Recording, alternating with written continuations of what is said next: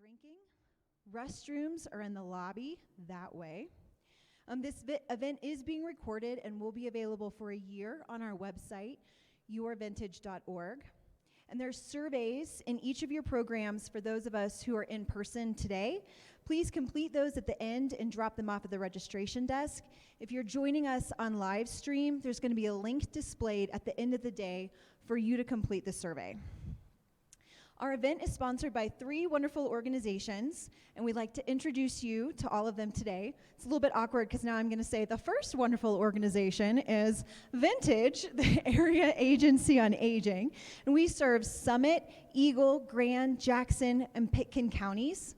We provide information, resources, and advocacy for people 60 and over and their caregivers.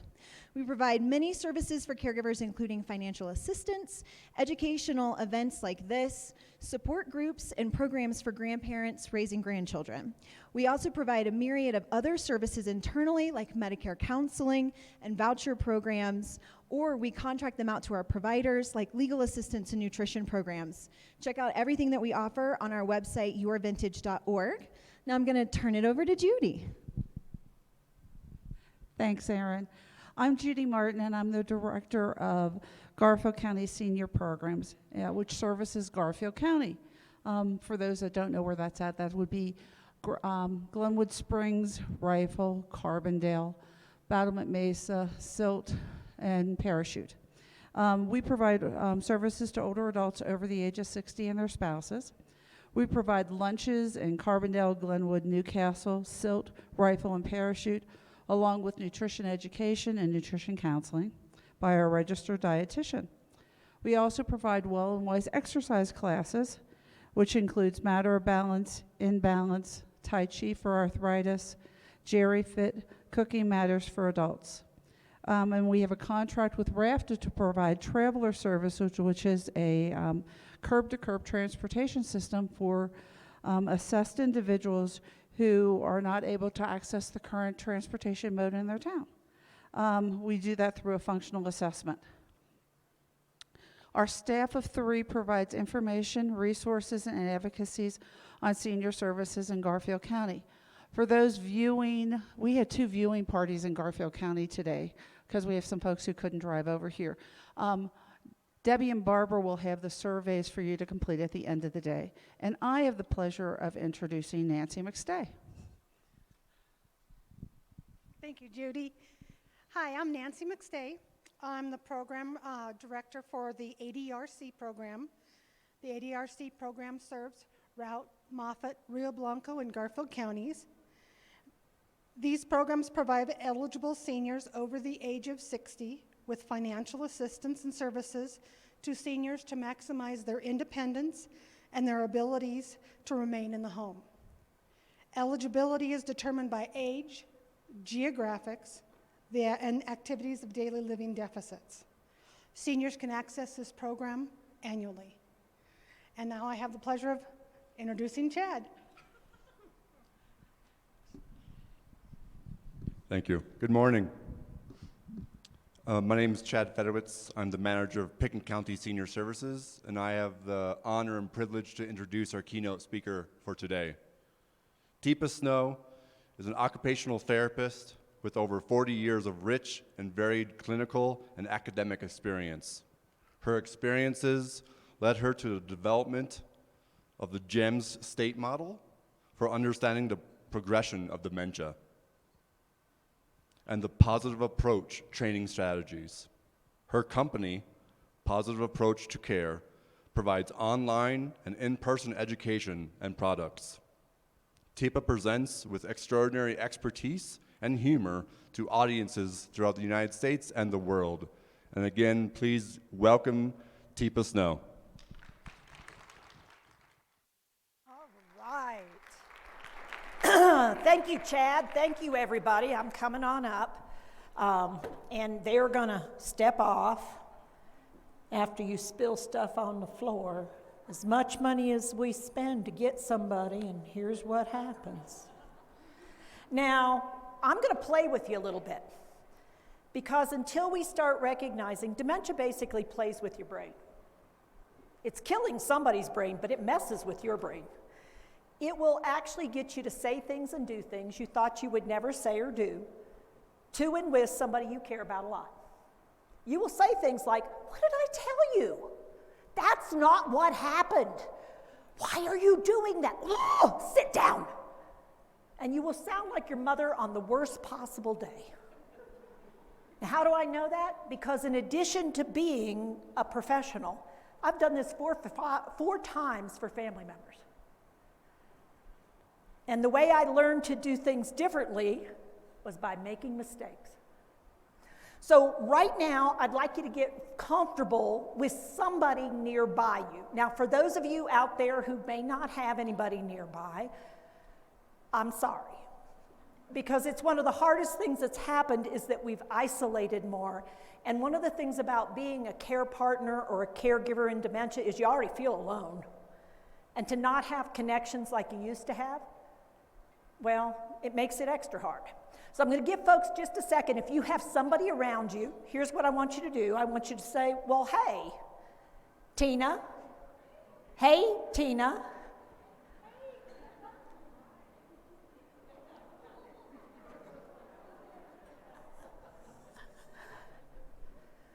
So a lot of what we're going to be doing today is demonstration. I'm going to be showing you things, having you try things. I'll try something. We'll try it another way. Because the reality is in dementia, a lot of it's trial and error. I mean, we can give you some ideas. I'll give you some strategies, techniques, but I also tell you each time you try something, it may or may not work in that moment. Put your hand right here. Here's what I'm hoping, though. And I will ask you to do things with your body. Because if you just do things with your brain and you don't do things with your body, you will not hold on to them for very long. Because our brains are designed to only hold on to that which makes a difference in our lives. In other words, if you don't use it, you'll lose it. Yeah, so I'm going to ask you to try to do things. So take this hand you have on the front of your brain, and now put it on top of your brain. And now take them and put them behind your brain. Now drop it down real low and wiggle a little bit. Just wiggle a little bit. Because down low back there, that's where you get cerebellar function, which is balance and rhythm kinds of things, which allow you to remain upright against gravity, allows you to bounce a ball without thinking, allows you to balance a coffee cup while you're walking. Do that. Comes from down there. And it's what you do without, what did I say? Without thinking. In other words, you can do it without thinking, but put your hand back there. You're still using your brain. But it's called the little brain. Your cerebellum is the little brain. Do this. Do this with your hands. Up here you have the big brain. This is called the big brain. But there are two parts to it. Okay? Two parts to the big brain. Do this. This is the cortex. The cortex is on the outside. It's inside your skull, but it's on the outside of the brain. It has different parts. Hand to the back, occipital. Occipital. Go ahead and say it too. Say it, Tina. Occipital. Occipital is where you process everything you see. Everything you see is processed by the occipital lobe. Now, where was balance and coordination? Little brain, cerebellum, not in the big brain, not in the cortex, it's down here further. But above that, occipital, where you process everything your eyes see. Now take your hands, spread them wide. Put them above your ears, spread them over the top, and if you didn't have a skull, you would fold them over and go down between the two halves of your brain, two halves, two hemispheres. Do this. You have to cross them over, cross them over. Sensory motor, sensory motor. Sensation in, movement out. So you get sensations from your body, they come up to your brain, and then your brain says, so do this about that. Now what do you notice I'm doing with my arms? Crossing them, because you were wired across the middle. The right-hand side of your body is controlled by the left-hand side of your brain, and the left-hand side of your body is controlled by the right-hand side of your brain, and you're wired across the middle. so they can talk to one another. Okay? Now let's get to this part. Touch right above your temples. These are called your temporal lobes. Temporal lobes. And the temporal lobes, put your hands right there, is where you process everything you hear. All audio messages are processed by the temporal lobes. All audio, temporal lobes. But your left and your right are different. Both of them, do this, take in half of the world of sound. Take in half of the world of sound, and then they put it together so I know where the sound came from. It allows me to figure out where that sound came from, any sound at all. It also allows me to judge distance. And then I can also start to figure out, is this something in the foreground or something in the background? Do this. Is this something that pertains to what's going on for me? Or is it just ambient background noise that's not about me? I don't need to pay attention to it. I can sort it out. Now, take your left and put these 3 fingers, your thumb, your index, and your middle finger, to your left temple. This is important. The only place in the human brain that you process language is in the left temporal lobe. It is the only location, there are little locations in that left temporal lobe. For 98%, that's the only place you actually process language. 3 skills. You ready? Vocabulary, stick your thumb up. Vocabulary, words. That is where you have your words. Take your index finger and bring it in. Comprehension, the ability to understand the words coming in. So your ability to take in words and give them meaning, value. Third, well, but if you use it in combination, do this, speech production. The ability to produce sound after sound in a sequence that allows you to have a word, to have a sentence, to have a thought, to communicate. So go over with your partner, or you out there, go over in your own head. What were the 3 skills of language that are located in the left temporal lobe? Talk to each other. What do you got? What do you got?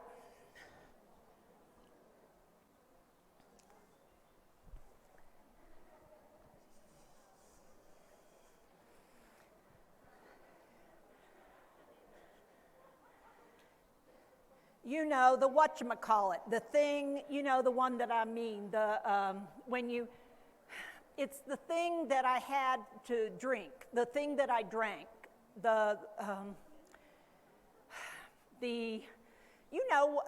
I just had to drink. So when I say that, what am I telling you I'm having a hard time doing? Finding a vocabulary word. Am I able to articulate? Can I speak? Can I comprehend?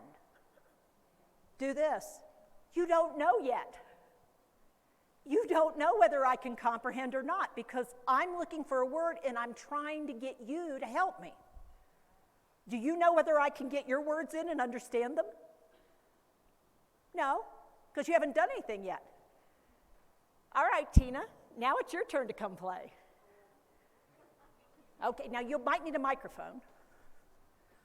Oh yeah, is this the one we should use? Or do you have something else we want her to use?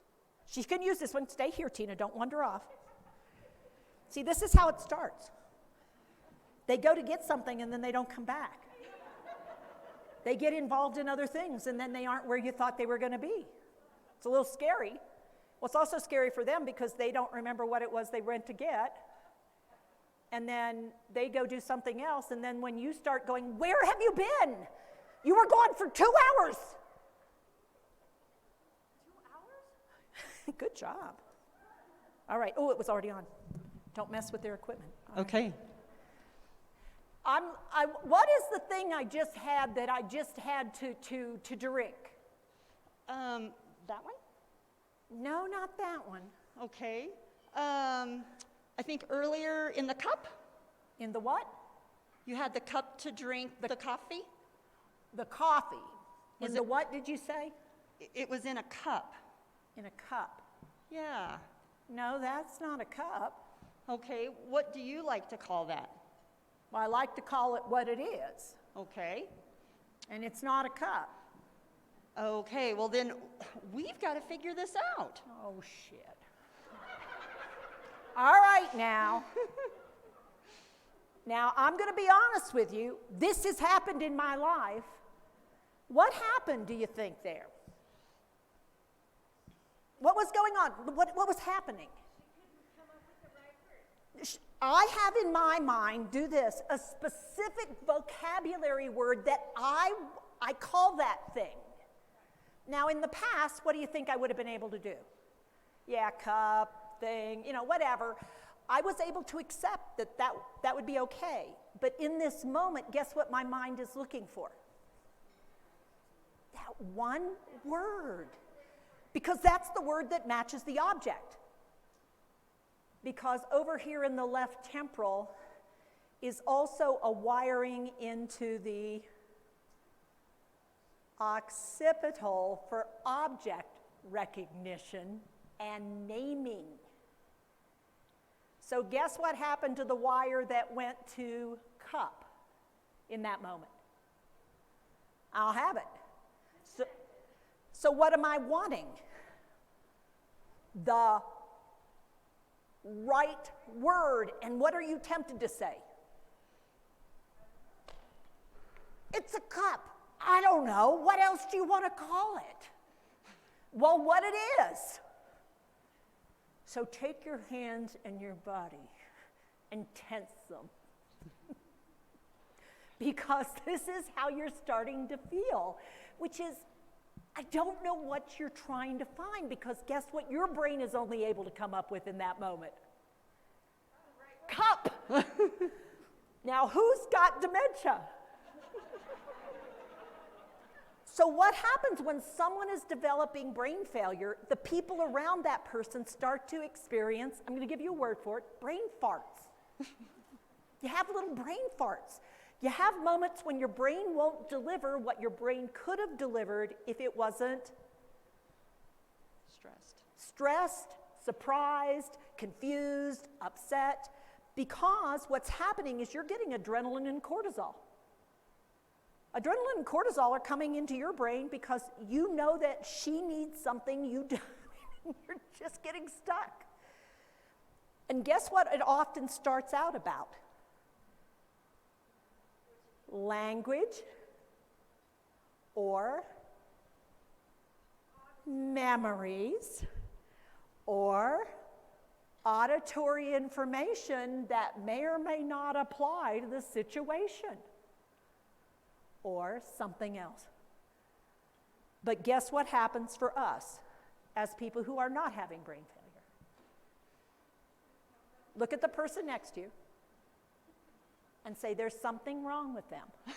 There's something wrong with her. Go ahead, do it. Get your index finger out too, because it's important, because what our brain is saying, well, I'm not having trouble comprehending, so it has to be them.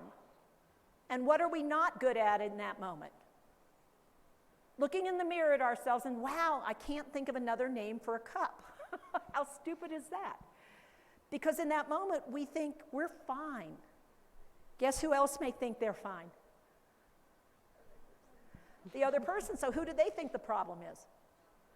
Us. And if we don't choose, do this, if we don't choose to do something different, guess how this is going to go? Do this. It's going to escalate. It'll escalate, because what happens is the more distressed I become, the more distressed they become, the more we're going into, now take your hands. I'm giving you a very rapid brain tour. How many of you get to take a brain tour when you know that somebody you care about is starting to experience dementia? Not very many. So you're trying to do this with no map. with no understanding of what's changing for them and what might be changing for you. So take your hands now, bring them together, and I want you to close up your little finger, ring finger, and middle finger. Close those down, bring them together, put your knuckles together. Take your thumbs and lay them down, and take your index fingers and crook them like this. Okay, you got it? Okay, now I want you to go rum, rum, rum. Go ahead and do that. Rum, rum. Now where we are is deep inside the brain. We're deep in the brain now. Still in the brain, but we're in what's called the limbic system. Under the cortical system is this more primitive brain. Yeah. Okay, so do this. Rum, rum, rum. It is the engine that runs you. Okay, now it has some very core important functions. It keeps you going without having to think, without having to take in a whole bunch of visual data or auditory data or sensory-motor data. It's just designed to keep you going. So I'm going to show you some parts here. Take your thumbs and throw them up. This part of the primitive brain is called the amygdala. Go ahead and say that, amygdala. Say it, amygdala. You're learning Latin and Greek because that's what it sounds like. It is a word like that, amygdala. The amygdala, there's two little areas in the brain, are designed to keep you alive. That is their job, keep you alive. Keep this organism alive. So they have 3 things that they do for you. Okay, you ready? When they pop up, one of their jobs, hold them up like this and hunker down a little bit. Threat perceiver. I see a threat to my well-being, to my existence, to my life. I feel threatened. And when I feel threatened, I go into defensive mode. I'm either hyper-vigilant, hyper-alert, hyper-aroused. How trusting am I in that moment? Now, how thoughtful am I in that moment? How can I? No. What do you notice about my language? Do this. It turns off the left temporal lobe. What's the point of talking? This is about survival. It's not time to talk. It's not time to come up with ideas. Is it time to think? No, it's time to survive. Do this. Narrow the field of vision to a little tunnel. How do I get out of here, or how do I take you out? Because it's about survival. And the only auditory I'm taking in, do this, I'm not. I'm putting out auditory. Wonder what auditory I might be putting out. You ready? Go to the right temporal lobe. Right temporal lobe. 5 rhythm-related language skills, do this, that are preserved. They're not only preserved fairly well, they're very active when a person feels threatened. So on the left, we had what? Vocabulary. Over here, you will have forbidden words. Every forbidden word you've ever learned. Words that are mean, that are ugly, that are hurtful. Go to hell. Get out of here. Not the. So there'll be swear words, sex talk, racial, cultural slurs, and ugly words. Hey, you fat one. Mom? What do you think? She doesn't know she's fat. Mom, you don't say that. I did. Well, what do you want me to say? She's an idiot. Hey, you are one of the stupidest. Have you ever had someone say that? I have. Usually when I was doing something that, whether I meant it to or not, they viewed as threatening. They felt threatened, and that's when that language pops up. The other time you're going to hear it is, I've got to shit. Now, is that because I'm being rude and inappropriate? Why? I don't have any vocabulary. I can't find the vocabulary word for the other word for the thing I need to do. I can't find the place that I need to go do it. We'll talk about that in a second. I'm asking for help. I need to shit. And what if you say, Teepa, huh? Shh, no! Is it going to help? Do this? No. Why do we do it, though? Do this. Because guess who else feels threatened by this disease? Who feels threatened? We do, because this person that I've always known isn't the same person that I've always known. My mother would never say that. My husband wouldn't do that. I mean, he would never. Those words, he would never, she always. True, absolutely true. So what does that tell me is happening inside that brain? It's changing. It's changing. And so things that would never now become the go-tos. And it could be as simple as, not only is forbidden words in this chunk, so are social chit-chat words. Okay. No, no thank you. Oh yeah. Well yeah, oh, well isn't that something? Well, I never. Well, bless your heart. Automatic chitty-chatty words are also over there. So if I were to say, Tina, I'm going to hand, okay? Okay? Is that okay? Yes. Yeah, okay, here we go. Now, what I did is robbed her of comprehension, not just vocabulary. I'm going to hand your hand. I'm going to hand your hand. Okay? And then I use the okay. She got the okay with a question mark. And she knows I asked her a question. And I was doing this with my head. What is the right answer when I do this with my head? And how you say, okay? What are you supposed to say in a conversation? Okay. What do I think? She comprehended what I said and was agreeing to having me do this thing. Because in fact, I wasn't saying it like that. I was saying it, so I'm going to help you change your pants, okay?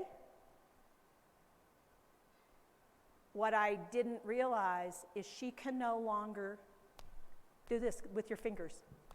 She is starting to miss the hard, sharp, fast sounds of consonants in speech.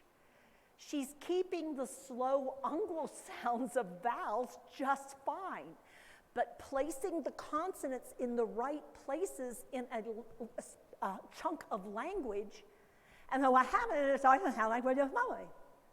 But now that you know that I am doing it, how many of you are better at comprehending?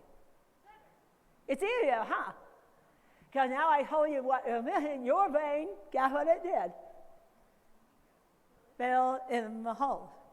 Until I get this talk to you. And then let's see what happens for Tina. So Tina, this time I'm going to take your time, okay? What did I just say to you? Have no idea. What did I say to her? I'm going to change your shirt. Okay, now, stay there. Hey, hang on. I'm going to have to do it, okay? What did I just say? Have no idea. Hey, here. I'm going to get you something to drink, Oh, okay? drink. What did I do differently? Put your hand back here. I used a part of her brain that's a little bit more effective when I noticed a part of her brain is having difficulty with comprehension. But I also created a greater distance, so guess what didn't turn on? The threatened brain. Because when I hit them home, after we've had a couple of incidents,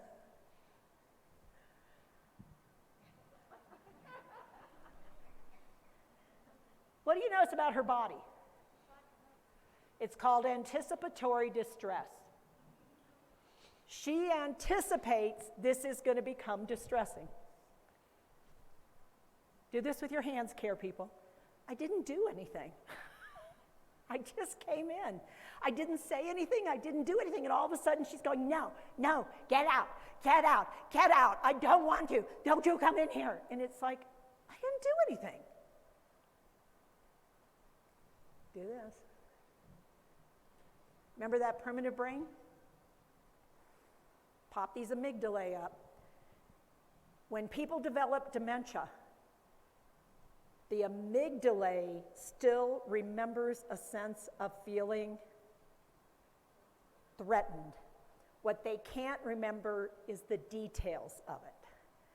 So what their brain may do is go to past experiences and something else, and they create an explanation that makes sense. It's called confabulation. Their brain fills in the missing details, and they'll say, well, you tried to rape me. No, I didn't. What are you talking about? You stole money from my account. That's not what happened. You come in here and you tell me I can't drive. Mom, I was not the one that did that. And you feel like, what are you talking about? Now, if I do that in return, what are you talking about? What do you think? Do this. Who just raised the stakes? Did I mean to? Am I frustrated? Am I also a little scared? Am I also confused? Yeah. Why? Because nobody gave me the roadmap to the brain, so I had a better understanding of why I might be noticing what I'm noticing, so that I have a chance to do something different. I can't fix dementia, but I could change some things. So go back to this. Missing consonants. Who else who's getting older might start missing consonants of human speech? Audiologists or speech language pathologists, you want to kick out in here? People who've been exposed to significant decibels of noise over their lifetime. Males who worked around motor sounds for long periods of times. People who exposed auditorily to high decibels over periods of time. One of the very first sound segments people start losing is language consonants. And how I feel like my mommy. And it's not a method, it's being hard of hearing and missing things in human speech. So what does it mean we might have a hard time sorting out? Is it being hard of hearing, or is it hard of comprehension? And so what we do is we think it's one thing, and when somebody hands you back their hearing aid for the third time, don't just fix the batteries and check for wax. Start recognizing they think it's a hearing problem because they've used a hearing aid for a while. What is it now? That's a comprehension problem. It's in their brain, not in the fine skills that are needed to pick up sound by the inner ear. It's actually damage to the brain. And can you have both? What do you think? Yeah, you can have both. So turn to the person next to you, and I want you to send a message to that person. I want you to try this out. So Tina's going to try it with me. She wants to send me a message. So she's going to try to get me to understand something. But what you're going to do is flatten your tongue out a little bit, deliverers of the message, because I want you to experience, to be on the receiving end and the giving end of this, how frustrating it can get. And the message you want to give is you want something to eat. So you're going to tell them what it is you want to eat. It could have been something you've already had, you want more of. It could be something different you would like to have. But you say, well, I would like to have, I would love to have and I like to have a, I'm going to go with that. Now, I think I know exactly what I've asked for. Because in my mind, what I said, hey, Tina, you know what I'd really like? I'd like a hot dog with ketchup and French fries to go with that. So that's what I want you to do with your partner, because I want you to first do it and then try the, huh? Carers, that's what I want you to go, huh? And I want you to realize what you will do is go, I will have a hot dog with and then what's our first instinct? Say it louder. Say it again and louder with emphasis, because we want them to get our method. Here's the thing you will not realize you do. You lean in a little more. You want to lean in a little more so you make sure you got it. So go ahead and try that with each other. So Tina, it's your turn. Go ahead and try it with me. Oh. Yeah. Silent? No, I am. And I have a lesson. What? Now, did you see yourself? Do you see yourself immediately? And what did you do with her? What did she do with her hand?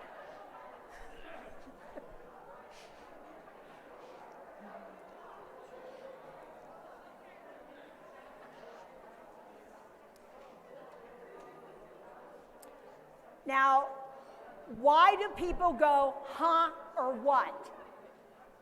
Why does the person, when you do that, the person goes, huh, or what? Because they think they missed something, and you think repeating it is going to help. If all it is a hearing issue, and they were not paying attention before, and now they can focus in on you, and you didn't have a mask on, you might be lucky enough for it to help if you don't trigger that primitive brain. But this time, what we're going to try is something different. Okay, so this is where we're starting to work on a little skill. So Tina's going to deliver her message to me.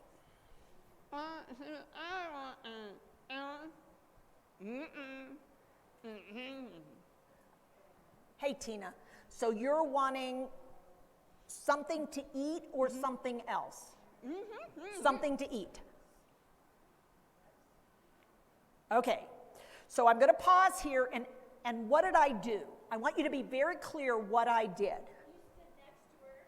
I got to where, do this with your hands. I created a shared space. Where is this for her eyes? Right in front of her. Where am I? Can she see me? Because I'll turn my face to her, but what we can also do is focus out here rather than focus here. So I want you to try turning and looking at your person that you're having a hard time understanding, and realize when you get right in front of them and share language, it's called confrontational.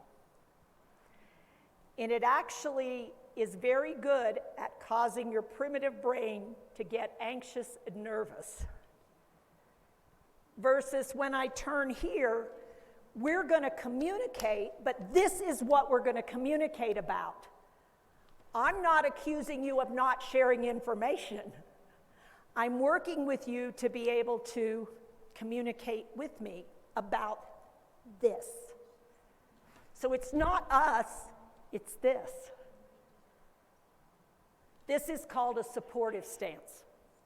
I am now in a supportive stance versus a confrontational stance. So with someone that you're with, I want you to really just try moving your bodies. So you can get up and move. You don't have to stay seated. You can stand like Tina and I are, and stand like this, and then simply stand like this. And your head, your neck moves, but your hands stay in this space. And you use eyes and mouth and face to show information. Try it out. See what happens for you. Give it a try.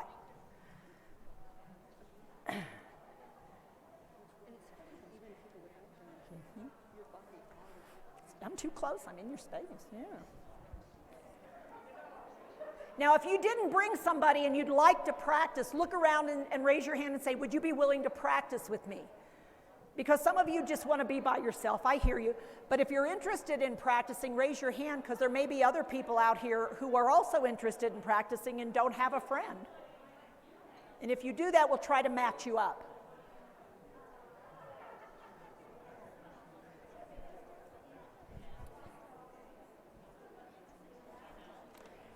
All right. So did you feel the difference? Can you feel the difference when you're confrontational versus supportive? All right, so Tina's going to give her message again. Now, I want you to be aware, one of the very first things is when I'm first learning to know about somebody, I use their name. And I use their name, do this, because your primitive brain, one of the very last abilities it will lose, is the ability to recognize your given name. It's one of the first things you come into this world with is a given name. When somebody gives you a name, your first name, whatever it is, your preferred name, Tina, when you hear that, your primitive brain goes, pertaining to me. Guess what's paying attention to it? Your amygdala. Your amygdala, when you hear your name, your amygdala goes, yes, because it might be important for my survival. Because the amygdala isn't all about threat. It has two other jobs too. You ready for the two other jobs of the amygdala? Let me tell you what they are, just so you know. Take your fingers and bring them towards you. Needs meter. Helps me get my needs met. Because if I don't get my needs met, what will happen? I die. So I need things to drink. I need things to eat.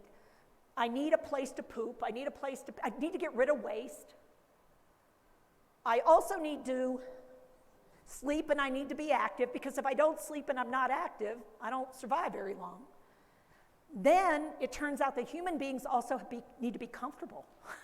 Humans need to be comfortable. If we stay uncomfortable very long, we can only be uncomfortable so long, which is why we hate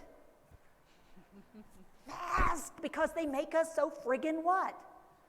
Uncomfortable. Humans don't like their. What else do we have to survive? Intake, output. Intake, output. Take in O2, put out CO2. Take in fluids, put out urine. Take in solids, put out poop. It's the way we work. I mean, humans are built this way. We are not an independent, no-function thing. We must have intake, and we must have waste. And in between, we make use of it so that we can rest and we can be active. And certain things make us comfortable, and certain things make us uncomfortable. And we can only stand uncomfortable for so long, because then it becomes painful. Humans cannot tolerate pain for long. I want to be pain-free. I do not want pain. I do not want physical pain. I don't want emotional pain. I don't want spiritual pain. I don't want to be in pain. I don't even like being uncomfortable. When it hurts, I want it to stop. And if our relationship is starting to hurt, my amygdala goes, this is starting to feel like a threat. And do this. Elopement becomes a real risk. Or hiding and shutting down becomes a real risk. Or seeking somebody to get me out of here, to get me away from you, seeking someone or somehow, seeking, hiding, seeking, fright, flight, or fight. If I can't do anything else, I'll fight you, because I think you're trying to threaten me. Looks sad. This is bullshit. I know what you're doing. So this is that really frustrating part of dementia. Guess what's preserved better? The damaged amygdala. Guess what they think, though? I'm a threat. I am not a threat. I'm trying to help, but how I'm helping is making you uncomfortable, and actually it may even become painful. So guess what your brain is saying? I'm not safe. Guess who else is starting to feel that way? You made this so hard. I'm just trying, and here's what she said. And they get so hard, let me just hit you up. Now notice what she did with her hand this time. You didn't mean to, did you? No, What were you doing, do you think? trying to deflect. Trying to get me off of her is all. Because am I supposed to be doing this in her mind? Now, have I actually harmed you in any way? Does your brain care? No. Do you still want my hand off your pants? Yes.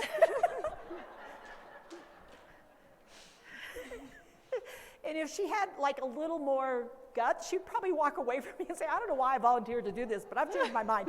Erin, it's your turn. Tina? So with the person next to you, I'm going to give you a few seconds, or out in the world out there, I'm going to give you a few seconds to think about this complex situation I've set up. Because when people are starting to live with the brain changes that come with dementia, in our effort to provide support and help without having a map to the brain about what's going on and why they might be doing what they're doing, for everything people living with dementia lose, they keep things. And sometimes it's not what we'd like them to keep, but they're still keeping stuff. So Guess has to realize, wow, she's still got that primitive brain that feels threatened, and what I'm doing is making her feel threatened. Well, this is not good. I need to take a step back so I can try some new, wiring in my brain. I'm going to need to build some new wiring in my brain because this is not how we used to do business. I mean, I'm going to have to change because she's changing. I mean, if I'm not willing to make the change, is this going to change in a positive direction? Because I don't have a way to stop her change. I've got to start thinking about, okay, so what could I try differently? What does she still have that works better? What can I, so we've got threat, needs meeting, and here's the third thing that your amygdala is also responsible for. And we want to keep it in mind. Do this. Human beings, to stay alive, have got to find pleasure in living. We've got to find something that satisfies us in staying alive. Otherwise, what we have is called failure to thrive syndrome.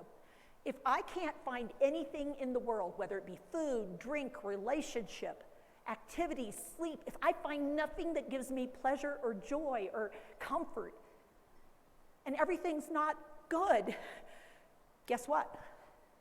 I'm done. There's no point in going through this effort of taking things in, putting things out, doing things. Why bother? Why bother? There's nothing of value.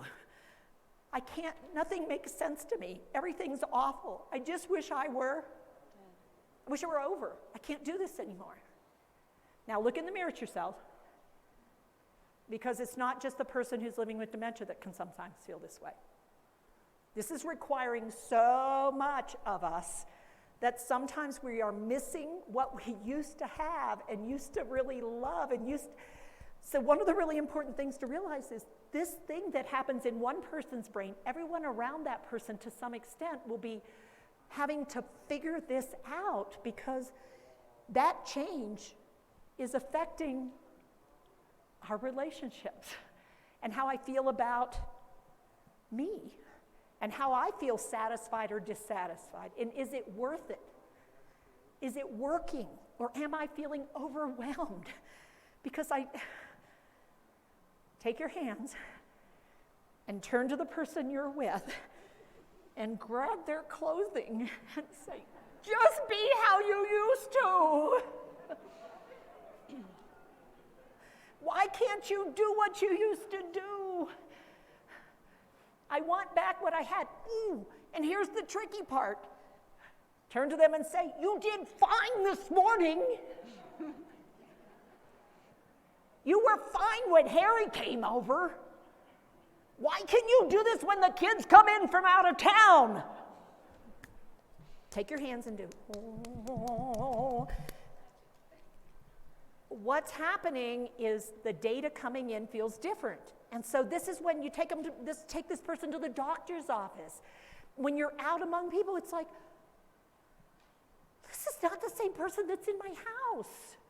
This is not, or the morning versus the evening, or the weekend versus the week. It's like, what happened? And it's like, well, they have a different brain in those situations.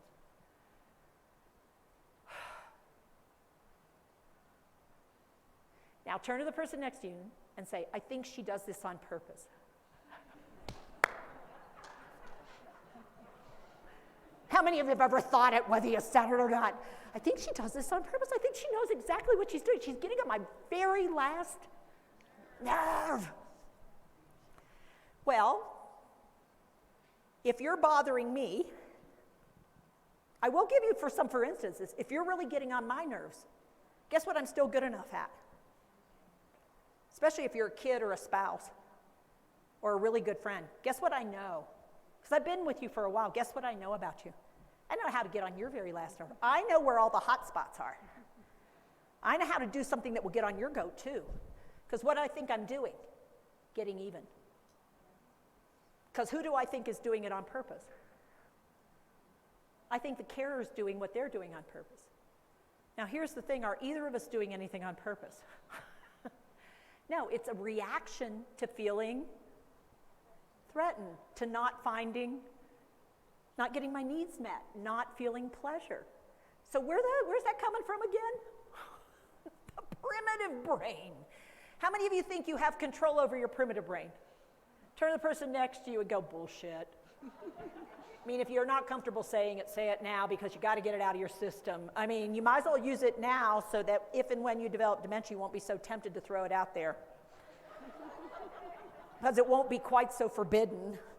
It's something you've used a little bit, so you're less likely to feel like it's the major word you could use in a threat situation, just so you know. Okay, so I'm going to pause, because I've taken you down lots of rabbit holes.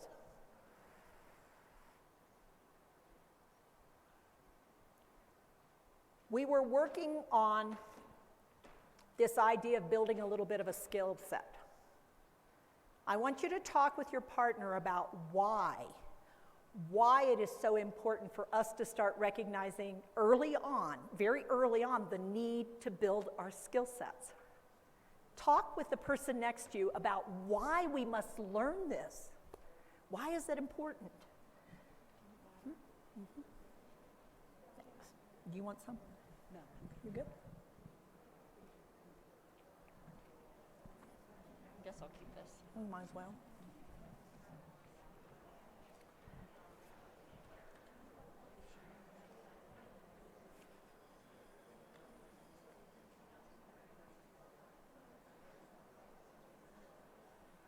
Why do we have to figure this out?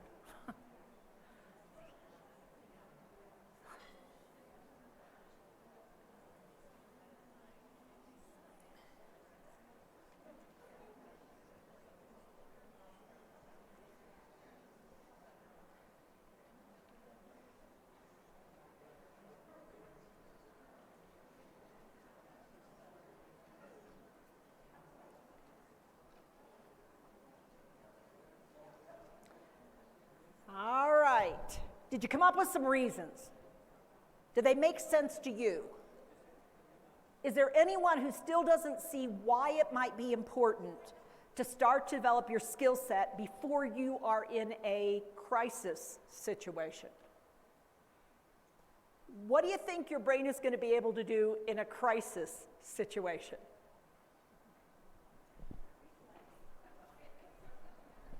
What will it be able to do? Fright, flight, fight, hide, or seek. Why? Because in a crisis, you feel threatened. The worst time to learn is in a crisis. So, Tina says to me, About your helmet? about your about your helmet. Helmet. Now, something is silent. Something that eat? Okay. Tina,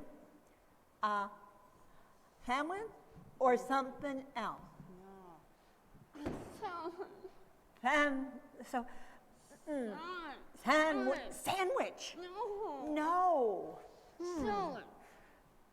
Salad. Yeah? Oh my gosh, I had such a hard time. I am so sorry. You were so clear and I did not get it. I am so sorry. You wanted a salad, not a sandwich. Oh, man. What was the new skill? Body language? I'm sorry. You're absolutely right. I am so sorry. You told me and I missed it. Not, well, if you would speak more clearly, I could understand you. Now, I don't understand what you want.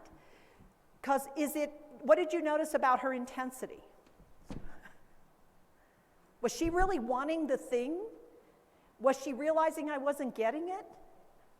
But did she have another way of going? Did she think, I'll show her, was her brain able to be flexible? Did I say sandwich? And when she said, I went, no, not the sandwich, not a sandwich. Helen, it's 2 syllables. It starts with a sound. Something you eat starts with 2 syllables. So how many of you feel like this is like playing charades? Yes, how many of you are really good at charades and sound-alikes? How many of you are going, oh my God, am I going to have to do this?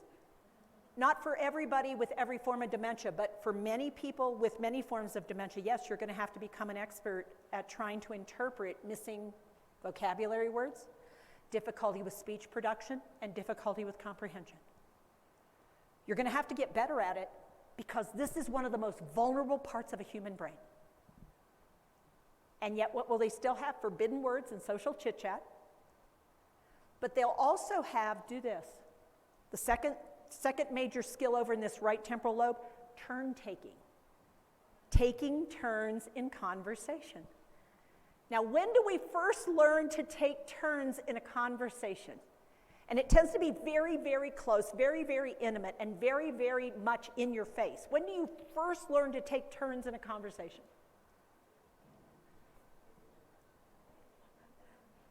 When you're a baby and your mom, you go, da, da, da. And what does mommy immediately do? What do mommy and daddy immediately do? Da, da, da. They copy you back. And what we're learning is this, I give, you give, I give, you give. And then we start to go, baba. And baby goes, baba. And what do? We get so excited. Did you hear that? Did you hear what? She said it. She said a word. You go, are you sure? Yes, yes. Go, do it again. Baba. And the baby goes, because they won't necessarily do it on command. It was in that moment, that back and forth, the back and forth. And then what does mommy want you to say next? Mama. What does the baby say? Dada. The baby says dada. Baba, dada. Baba, dada. Baba, dada. Those are the first couple of words that they're going to get. And what is mom doing the whole time? Mama. Can we say mama? Mama. Dada. Mama. Mama. Say mama. I'm the one that labored for 32 hours. Say mama. Dada. And then the kid finally learns mama. Usually, I will tell you how many months after they learn dada. About 3. 3 is the average number of months where the maturity of the neurological system to form the go ahead, form ma. Ma is a lot more difficult than da. Da. Ba. Ba ba ba ba ba ba ba ba ba ba ba ba. And it all starts with da da da da da, and then it becomes da da or ba da. But do the ma again. Ma is a very difficult sound to produce for most babies. So it's only when their mouths mature and they get more skill that they can do that. Now, I know you work with older adults, but let's keep in mind that as we learn skills, we'll reverse the order of losing skills. So we may have the wrong sound coming out when we mean another sound, but the wrong sound comes out. Could be a little frustrating. But let me just say, when they finally say mama, they never forget it. And you guys wish that they'd lose mama. But then for the next however many years they're around, mom. Try dad, see what that does. Just saying. All right, so we're in this situation. We tried it. I was using hammer, and she was going, no. By putting it out here and using physical methods of sharing, what is she frustrating with me? Yeah, but is she frustrated more with communication or with me, the human being? The difficulty with communication. What I did is I made it this thing that we're having trouble with, not our relationship. And especially when at the end I say, I am sorry, you're salad.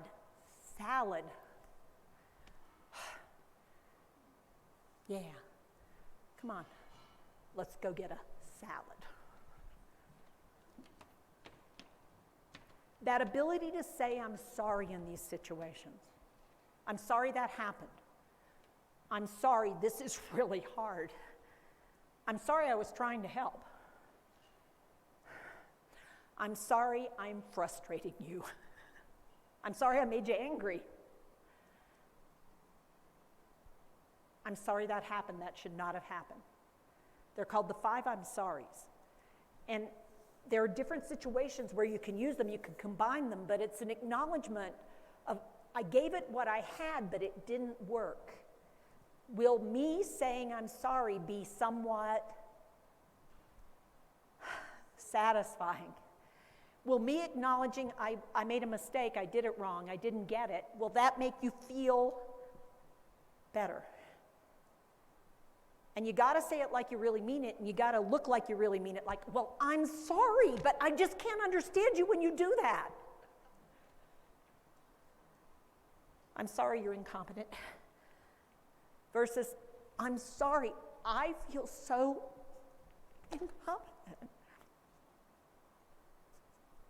What do you want to do right now, Tina? As a human being, what do you want to do right now? Yeah, I let you be the person who offers comfort. I let you be the person who's helping me. I give you the role of my partner instead of me always helping you because you're incompetent, unable, need support. I remembered that historically, that hadn't been our relationship before. You were the carer of me, you were the carer of others. And having this new transition, this isn't very comfortable. And in fact, it could be painful. So I'm going to have you try something just to sort of, let's say we don't notice early on that we need to change our skill sets. We miss it. We miss our cues all along the way until we get to a place where now the person's ability to manage output is becoming problematic. They're starting to have little, what do we call it when it first happens? Accidents. They're having little accidents. Or they're making mistakes about how frequently they're taking care of the output called sweat and bacterial buildup in the pits, the crotch, under the boobs, places where we build up stuff like bacteria when we don't routinely clean it off. Which should be a hint that I'm missing some other sensory motor data coming in, because I didn't used to be like that. So what it means is I am now missing significant olfactory data. I'm missing my own smell. I'm missing my smell of urine, of feces. I'm missing my smell of spoiled food. I might be missing the smell of propane. I might be missing the smell of smoke, of something burning. I might be missing the smell of things like chemicals or ammonia, or I might be missing the smell of bacteria. I'm not cleaning things. I'm missing all that, which means my amygdala is damaged, but I think I'm fine. So now I want you to turn to the person next to you. You decide who's the helper and who's the person living with, and only you know that. And I want you to do a little sniff test. And then I want you to look at where you think you might know that's coming from. Go ahead and do it, because I want you to see the instant reaction on the part of the other person when you look at a part.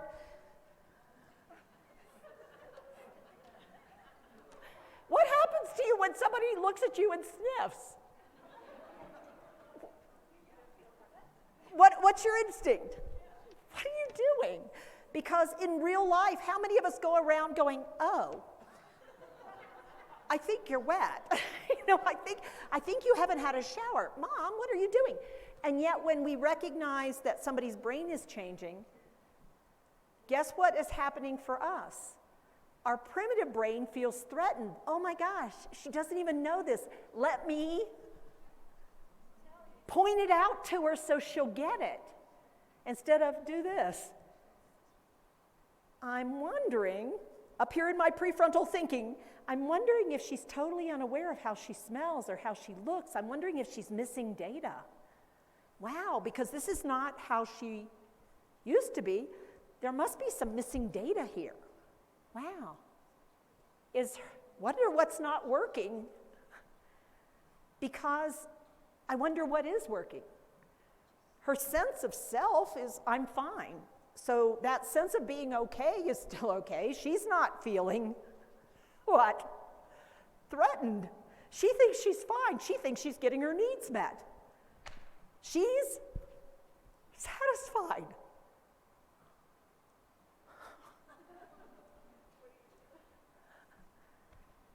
Well, hey, how's my favorite lady?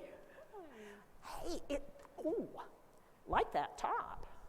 Nice. Ooh, look, oh my. Huh. Oops. Come on. Now, what did I do? Talk it through with your partner. I want you to sequence through. What did I do? I noticed she's missing what? Data. What did I do? Do this. Do this.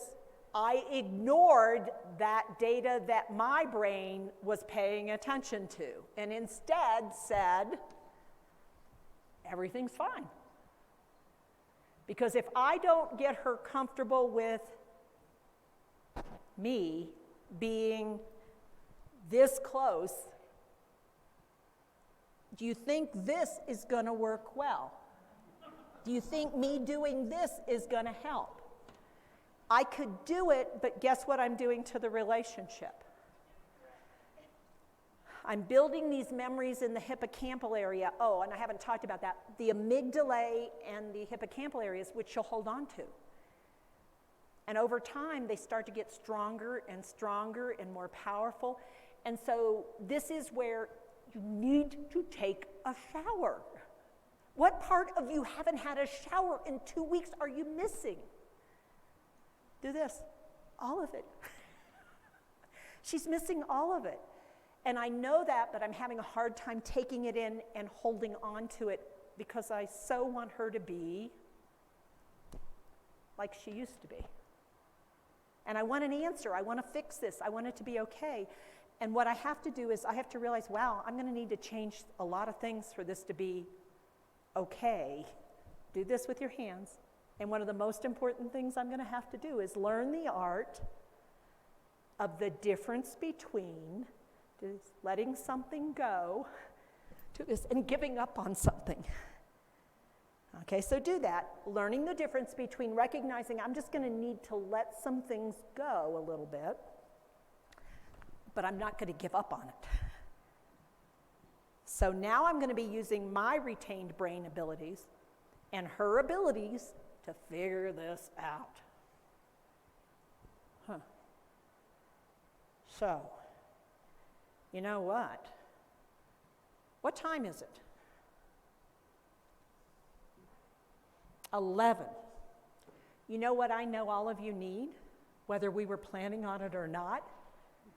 Because I'm noticing things about many of you that as I'm doing all this work with you, guess what has happened to many of you a couple times over the course of our work this morning? Did your amygdala turn on just a little bit? Just a little. Did it feel threatening, some of the things I was saying? Was it awkward? Did it feel uncomfortable? Was it some of the things that I said, you went, yeah, that's what happens. And you went, yeah, so what do I do about it? And so there was a little bit of adrenaline, a little bit of cortisol, and you ate stuff and you drank stuff before we started. And we've been working for a while, and you guys out there have been sitting for a while. So guess what I know that would be helpful? It's time for you to go take care of your amygdala issues. Go get some needs met. Go get something, go put some stuff out. If you haven't put stuff out, try putting it out. Now, there's a place to go do that. Guys, I know you might be tempted to try some other strategies. We're trying to use these rooms they have down the hall. You do have to remember which you are and which side you want to go to, but you know, if you go down that way, and then you can refill here. Now, for those of you at home, I'm so sorry we don't have refreshments for you, but you probably know where you dump it and you put it back in, but you know, think your sequence. And in between, you'll do some things that'll help you be more comfortable. But let's take maybe 5 minutes, just 5, to go take care of yourselves a little bit. And then we'll come back and we'll get some more work done. And I'll actually show you some brain slides, so you're not thinking I'm making all this crap up. All right, let's take 5. Cup of coffee. Hey, Austin.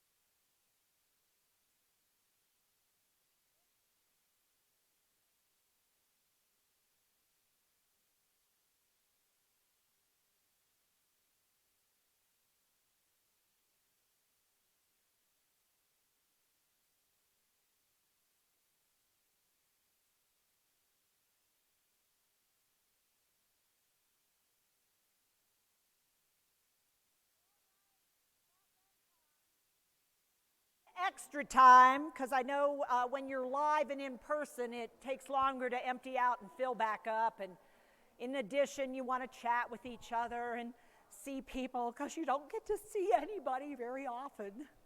So this is like a special treat. Besides, avoiding me is a skill. All right, we'll give everybody a chance to sort of situate themselves. Hopefully you did take me to heart and get something to put in, and you did take a chance to move around a little bit. Even you people at home, hopefully you did go take care of yourselves, not just sit in front of the screen wondering what we were doing. All right, I'm going to backtrack just a little bit, because sometimes when I use a lot of demonstration and language, I do want us to recognize that what I'm talking about actually comes from a place of real shift and change. So one of the really important things I hope throughout the day, my purpose in being with you is to acknowledge that as care partners, as people who are trying our very best, we are going to make mistakes. If you always want to be right, go find another job. It is not helping somebody living with dementia. Because what you're trying to do is take care of another human who's lived another life, who has another brain, and you're trying to interpret a failing brain the best you can possibly do it. And so you've got to give yourself grace. You've got to give yourself permission to learn from your mistakes. Not to not make mistakes, but be able to learn from them. And I'm going to encourage everybody to form a partnership with someone else besides the person you're trying to care for. Because there's going to come a time that it will work really well for you to talk about what's going on, so that somebody else's brain can help your brain try to figure something out. Because you'll figure out that I feel like I don't know what else to do. I've tried everything I know. It's like, sure enough, you have. I don't doubt it, because you are that committed to this. But it doesn't mean you've tried everything that's possible. It just means in that moment, that's all your brain can do. And so getting some support. So try the word, it's ringing in just a little bit, maybe. Try the word uh-oh. Go ahead and say that, uh-oh. Or go, uh-oh. Now go, ah.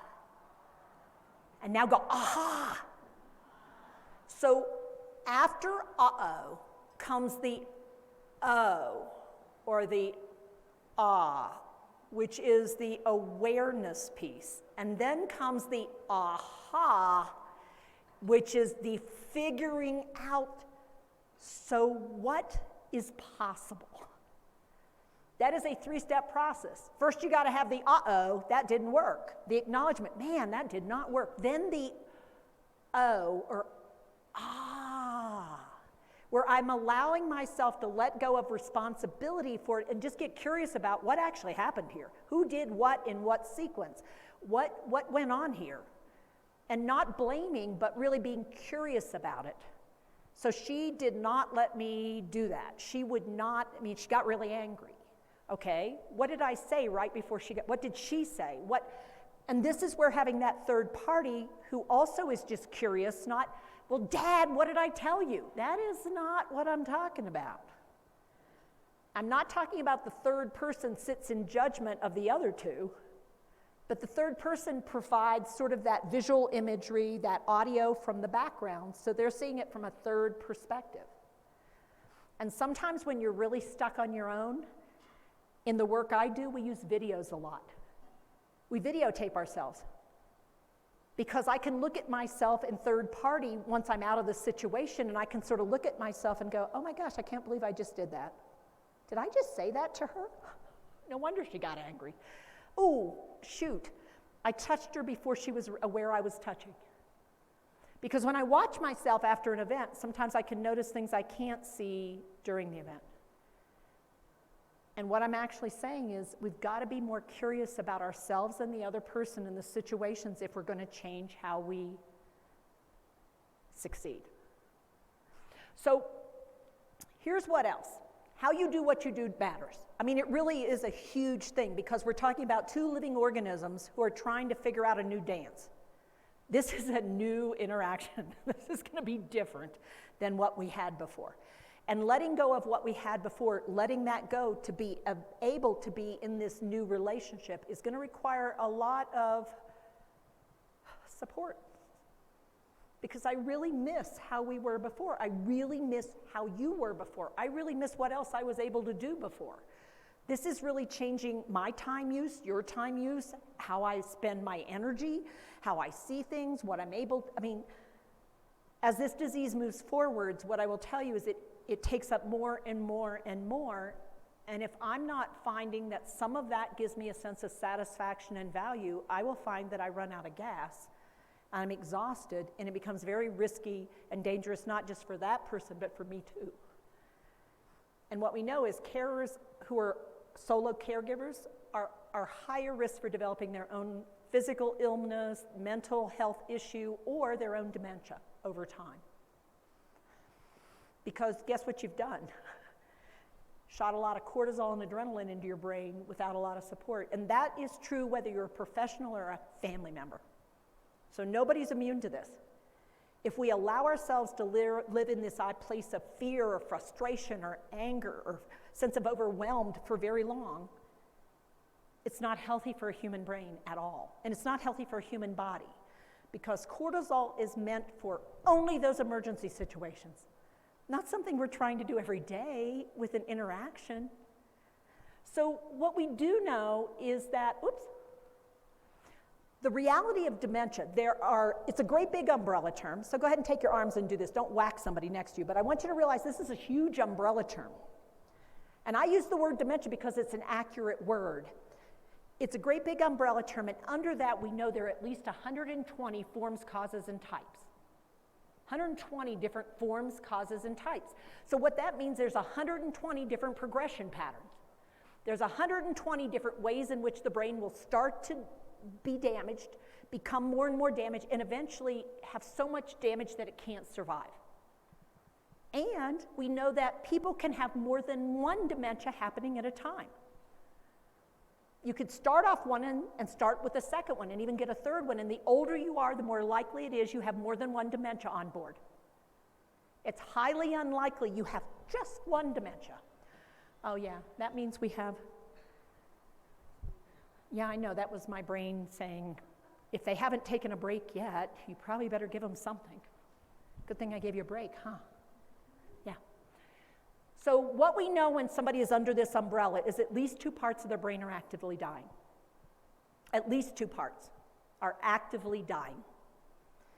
And they were sick before they got to the point where they were dying. So they got chemically damaged before they are now to a place where they're being structurally destroyed. And the destruction and the destroying will vary by dementia, in which area it attacks first and where it goes next. And certain dementias have certain pathways they like to follow. And other dementias have other pathways they like to follow.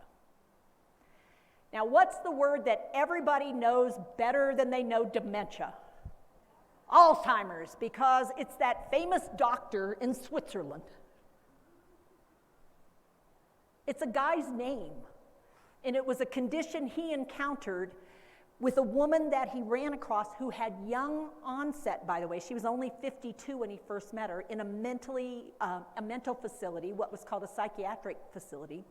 And she progressed very rapidly. She progressed very, very rapidly and died within a very short window of time.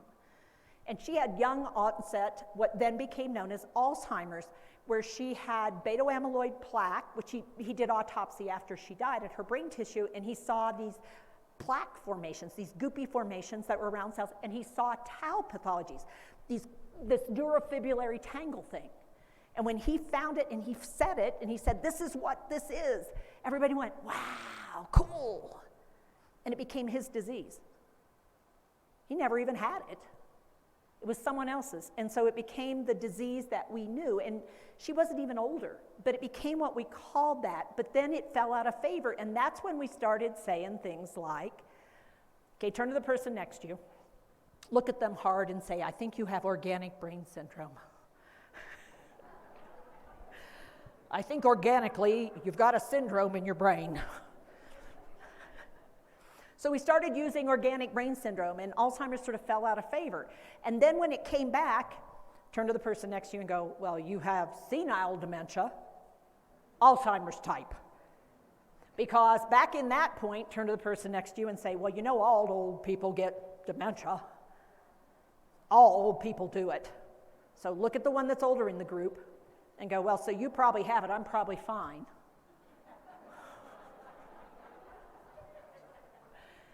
We now know that there are things called juvenile dementias that can happen at birth, in infancy, in childhood, in adolescence. People can develop dementia at any age. However, as we age, our risk goes up until we hit about 85, and then it evens out. And then it's about a 50-50 risk every year after that. Just roll the dice. Is it going to start this year? Yeah, maybe, maybe not. If I'm lucky, it'll just barely start and I'll be dead. I mean, it's not a bad outcome, but if you want to keep going, your risk goes up. However, there's a bunch of other dementias. What we do know is once it starts, once these processes, these abnormal protein formations or this abnormal change in your brain, the changes in your blood vessels, the fine blood vessels, the tiny little blood vessels in your brain start this shift, we really don't seem to have a way to stop this once it starts going. Once the cascade starts, what we're struggling with right now across the world is what starts the cascade. And what we're finding out is it's not beta-amyloid plaque. Those plaque formations don't help, but they are not what starts it. Tau pathologies, is that it? Well, we're not sure. Glial cell problems, cleaning, the house cleaning system of your brain. Glial cells, which we never talked about before, that might actually turn out to be a really important feature. Guess when glial cells are most active? When you sleep. So turn to the person next to you and say, how many hours a night are you getting now that you're caregiving full time?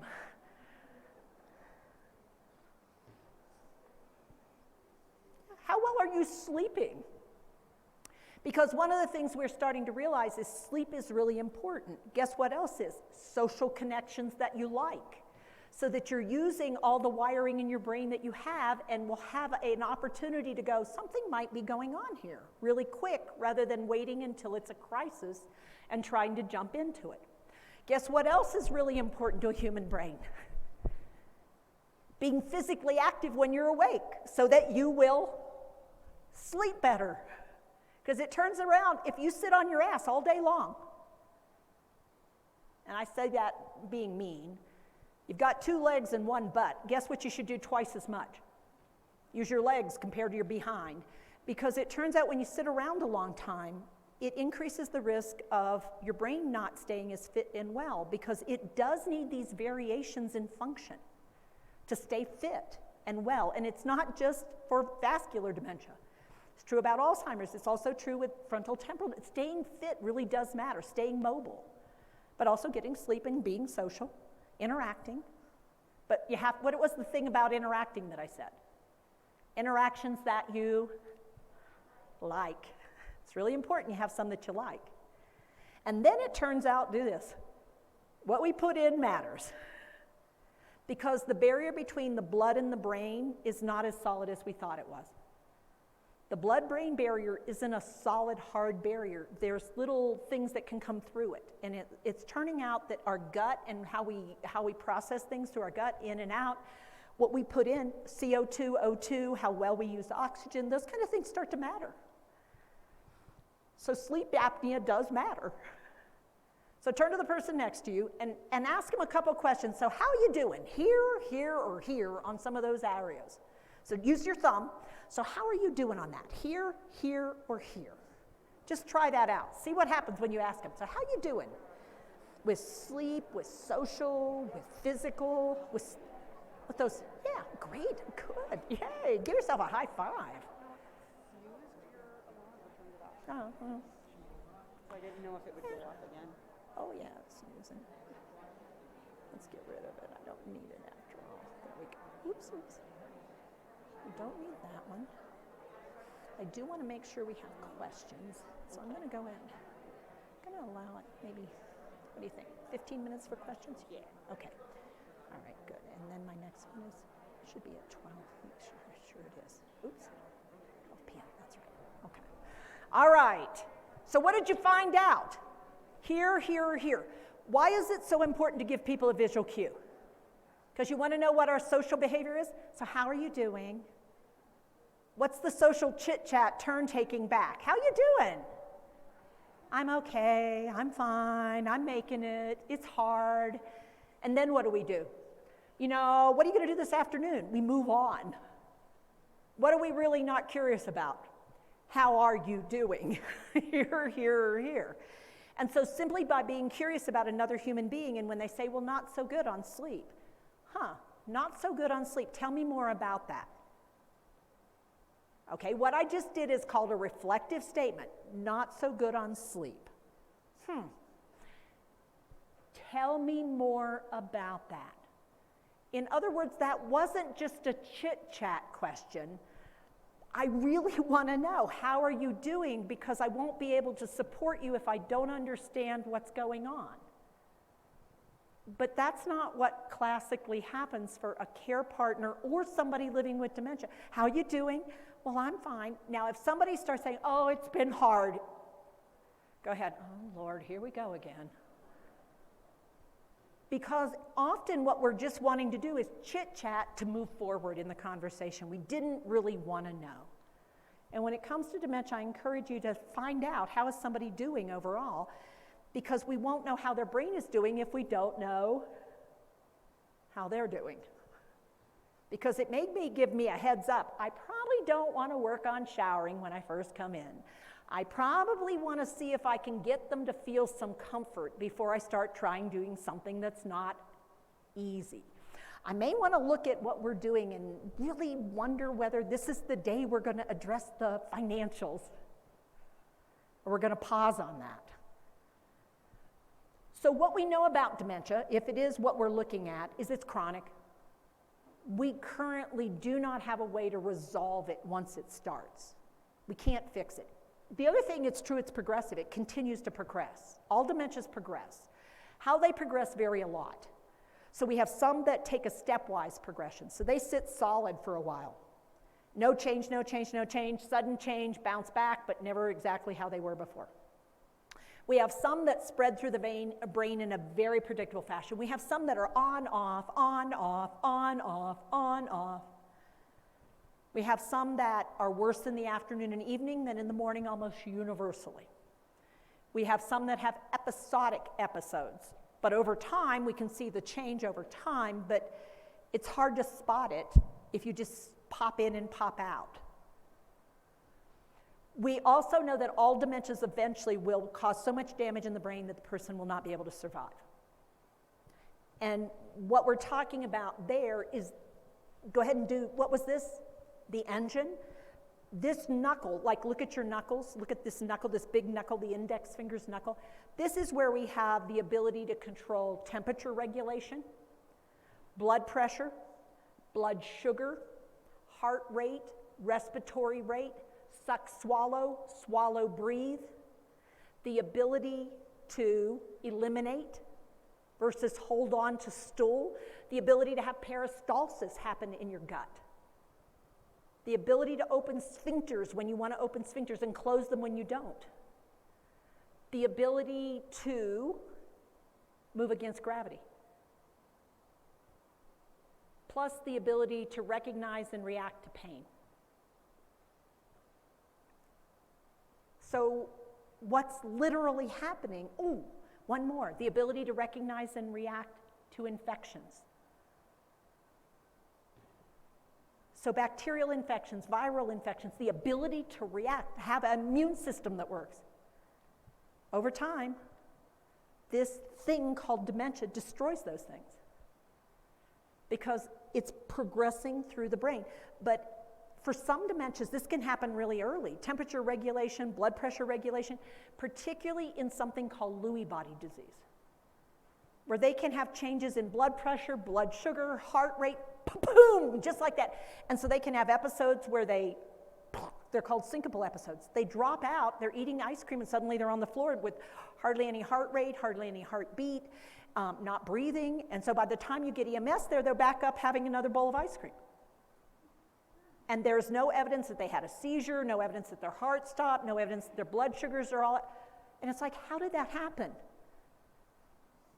The problem with Lewy body is it can be deep in the brain as well as all over the cortex. So Lewy body is this dementia For the longest time, we thought it was only 2 to 7% of everybody in the world that got dementia got Lewy body.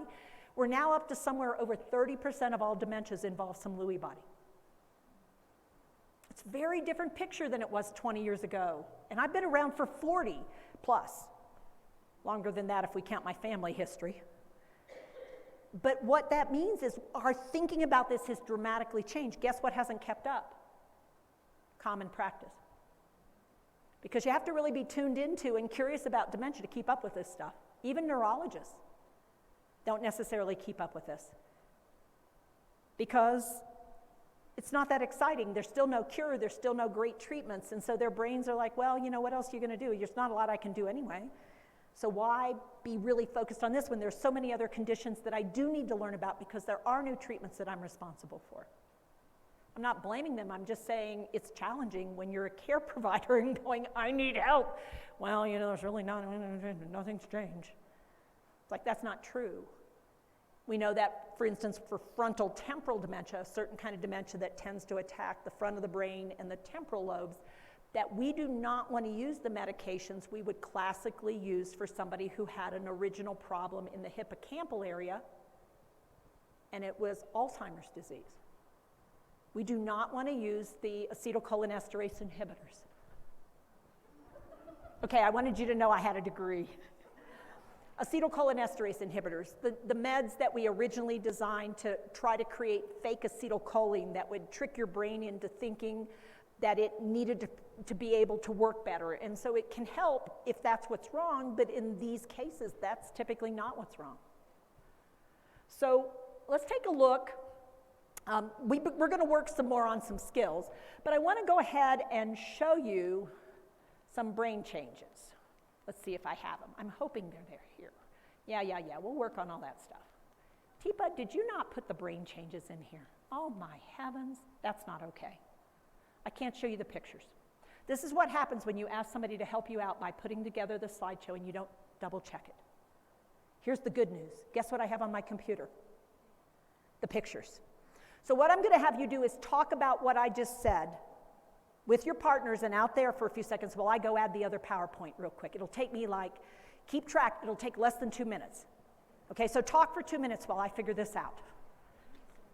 Yeah, you can for a few. Let me come over here real quick. Let's see if I'm as fast as I think I am. Don't go to slides because she's going to be working on it. I just File. went to it for now until Damon Open. gets started. There we go. Let me come up here. Let me go all the way up here. Come up here. Come up here. Come up here. Come up here, Teepa. Come up here. Oh, get up here. There we go. Documents. I'm going to do. Is this going to be a different PowerPoint? It is. I'm going to do brain pictures. Brain pics. Right there. Here we go. And I'm going to do brain pics with markings 1. Check. We're going to be right here, slideshow, from the current slide. There you go. Okay. All right. Cha-ching. All right, I'm back. Less than 2 minutes? Shh. Did I leave my clicker? No. Yes? No. I laid it down. I thought someone had stolen it. All right. What you see on the screen are pictures of human brains. You see 4 different human beings, 2 pictures of each person's brain. Okay? And all you're looking at are thin slices of their brain. And it's called a PET scan. It is one of the newest ways that we have to look at not just structures in the human brain, but chemistry in the human brain. Previously, we had to wait till people died, and we autopsied. And then we could look at brains. So this is 2 different people. These are 2 men, because this comes from the University of Alabama, Tuscaloosa University. Dr. Richard Powers was in charge of this work. He worked with families to see if they could get donations of brains so we could learn more about what was happening. And so this is in the 1980s, 1990s. That's how long we've had this technology. These PET scans are newer. But if you look at those two brains, what we're doing is we're actually looking at the cortex, the surface of the brain, and at the bottom of that screen is that prefrontal cortex. Temporal lobes are on the side, sensory motor is on the top, and vision is at the back. This is vision. This is sensation and movement. And this is thinking. And off here to the sides that you can't even see, that's where language is. And deep inside this brain, that's where you would find that engine. Okay? So these two men were the same age when they died. They were the same physical size, and they had the same measurements around their skulls. So talk to your partner. What do you notice about the difference between these two? What stands out to you? What are you noticing? Size. Take your three fingers, your thumb, your index, and your middle. If somebody lives to the very end of dementia, do this, they will only have 1/3 of their brain tissue left. They will lose 2/3 of their brain tissue if they make it all the way to the end of dementia and nothing else takes them out first. They lose 2/3 of their brain. Their brain is shrinking from the inside and the outside. What's the other thing you notice? Color. There is a lot of dead brain tissue up there because when your brain cells die, you don't get rid of them, they're still there. There's also a lot of dead blood vessels there because when your brain cells die, you don't need those blood vessels and those blood vessels die off. So we're seeing a lot of dead brain mixed in with the healthy brain. What else? Spaces. Yeah, literally take your arms and do this, and I want you to go. Your brain cells literally are shriveling and shrinking up. The dendrites, the axons are shriveling and shrinking back. The cell itself is shriveling and shrinking. That's the damage. Which is why sometimes the cells communicate and talk and sometimes they don't. The distance is greater, the damage is real. But over time, which of these brains do you think was working better right before the person died? Normal. The one over there, that guy died in an accident. There really wasn't anything. He had a healthy brain when he died. He was in a motor vehicle accident. There was nothing wrong with his brain at all. It's just an older brain. This person over here was at the very end of, in this case, Alzheimer's disease. Which brain do you hope you have? What do you sometimes act like? Why?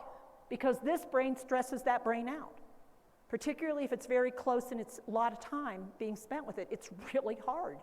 How about when you had a newborn? How many of you remember those days? Do this? No, you don't remember those days very well, which is why it took 2 or 3 years before you had another one, if you were smart. And some of you only had one and went, that was enough. I don't know what possessed us to do that. What were some of the characteristics of working with newborns? What do you know about having a newborn in your life? Sleep deprivation. What else? Do you get to eat and drink and poop and pee when you want to? Is it high stress? Do you feel like, oh my God, she's crying. I don't know what's wrong with her. She won't shut up. Oh my God, at 5 o'clock in the afternoon. Here, you take her. I'm done. Why is she crying? I don't know. She's just have this unmet need. I don't know what it is. I've changed her. I've walked her. I don't know what else to do. Anybody ever been there? Why is it we don't remember all that? Because there's so much joy in being around a newborn. It convinces you it was worth it until you do it a second time. And then your brain goes, oh my Lord. And then you always think the first one was so much better than the second one. Or the second one is so much easier than the first one, because what did you do on the first one?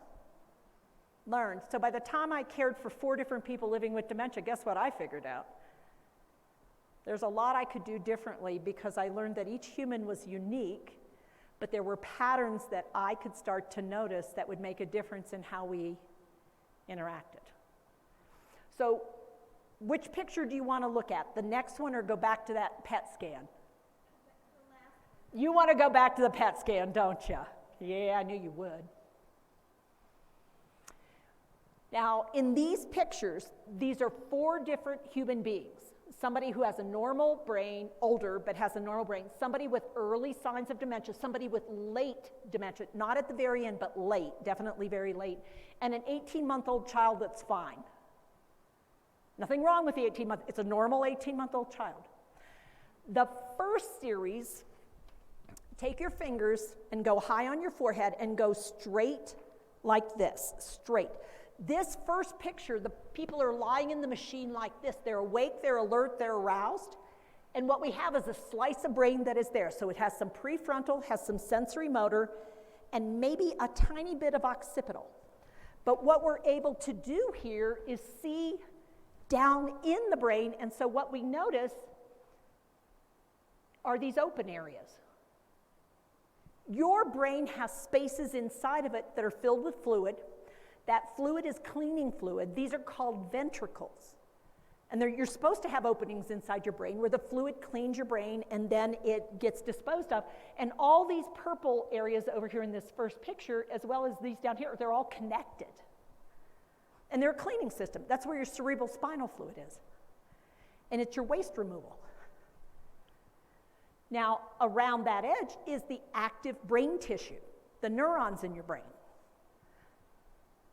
Now, what we're looking at in these, the second series, the ones down there, take your fingers, put them right above your eyebrows. Now, I want you to go at a slight diagonal this time, along the temples, back to the occipital. But keep it up high enough so you're just hitting the occipital. So it's slight diagonal. Here is the front of your brain. These guys are the temporal lobes. This is your sensory motor, and back here we have vision processing. Now, deep inside the brain, we have the limbic system. These guys here are your amygdalae. These guys here, deep inside your temporal lobes, like if you put your fingers to your temporal lobes, go ahead and put them there, tip them up. If you were to shove in about an inch, please don't do that, but if you were to shove in about an inch, you'd hit them. Those are called your hippocampus areas, hippocampal areas, hippocampi. That's where you take your index fingers, because we haven't talked about this. This is what everybody else talks about, so I put it off to now. Take your index fingers and go, learn and remember what you learn. Learn and remember. Take it in and remember it. Take it in and remember it. Guess what's damaged early on? Are little kids real good at learning and remembering crap when they're real little at 18 months? Hell no. Are we there yet? Are we there yet? Where are we going? What are we going to do? We're going to the zoo. When are we going? Now. What are we doing? We're going to the zoo. Are we going to the zoo? Yes, we're going to the zoo. You ever had a conversation with an 18-month-old? Repetition, repetition, repetition, repetition. And then they turn around and say, we're going to the zoo. That's what I told you 20 times. I wanted you to know we're going to the zoo. Yes, Mom. I know. Oh, my God. Okay. What do you think that oblong thing is? See if you were paying attention. What do you think that area is right there? What's that helping you do? Rum. Blood pressure control, heart rate control, respiratory control, suck, swallow, breathe, temperature regulation, blood sugar regulation, fighting infections. What do you think those ones are back here? These little guys back here. What do you think those guys are then? Threat perceiver, there's your amygdala, your pleasure seeker, your needs meter. So what if I told you red? Oh, what we're looking at here is how well your brain burns fuel to do its job. How well your brain is burning fuel to do job. And the fuel that your brain is burning, because it's your favorite fuel, because it's a very quick turnaround from fuel in to energy out, is glucose. So we're looking at your glucose metabolism. Guess what red means? You're burning a lot of fuel. You're getting a lot of energy. That's a lot of stuff going on there. Yellow, do this, about 50%. What you need to get by. What you need to do a thing you normally know how to do. Light blue. Where you see light blue, just enough fuel being consumed that I know that that part of your brain isn't yet dead. But I also know you can't do anything without help because it's not working well enough.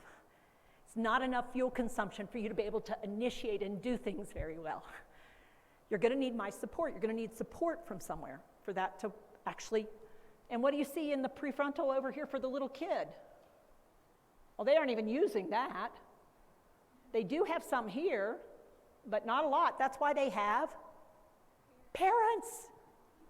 Because they're not real good at thinking about crap. They're not real good safety monitors. What they like, they like. What they want when they want it. Are they necessarily safe? No.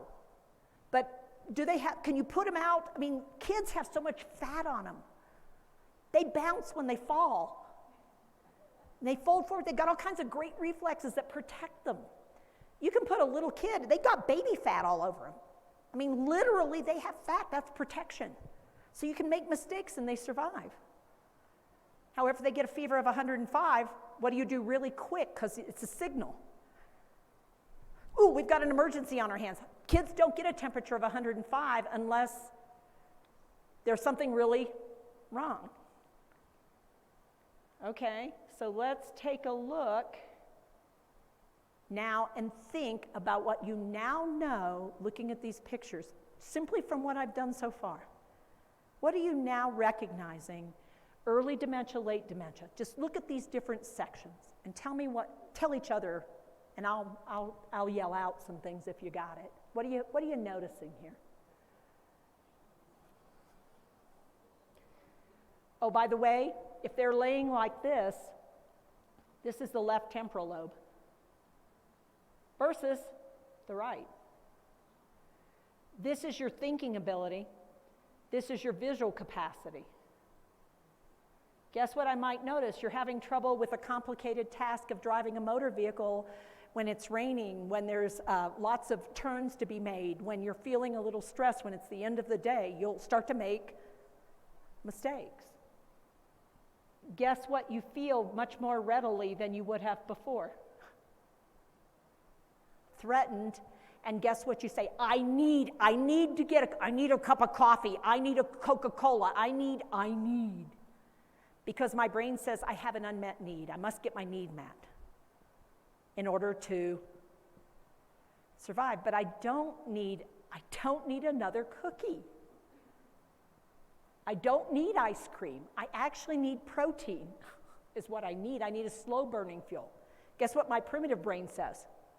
Turn to the person next to you and go, I want glucose. And I want it now. And what do I see of the person who won't give me glucose? They're a threat. And so what do I want to do with that glucose? I want to hang on to a bunch of it because you won't let me have it. And what will I do? I'll seek and I'll hide it. In interesting places. Which unfortunately, I won't remember.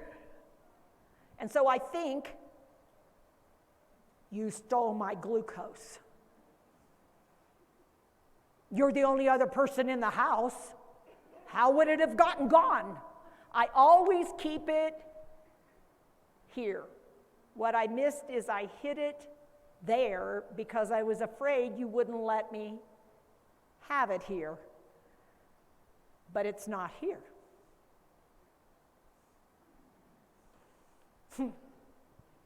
Tell me you're here for me. What do you notice over time about vision?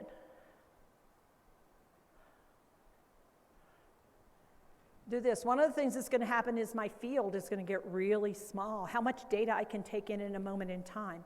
And then what's going to start to happen is I can't use both of my eyes in combination. I don't have stereoscopic vision in the late state of dementia. I basically can only use one visual image at a time, which means I have no depth perception. Which means I can't judge depth, distance, travel. I miss so many things, which means I can't tell the difference between this being a platform versus this just being a rug that I could step off of.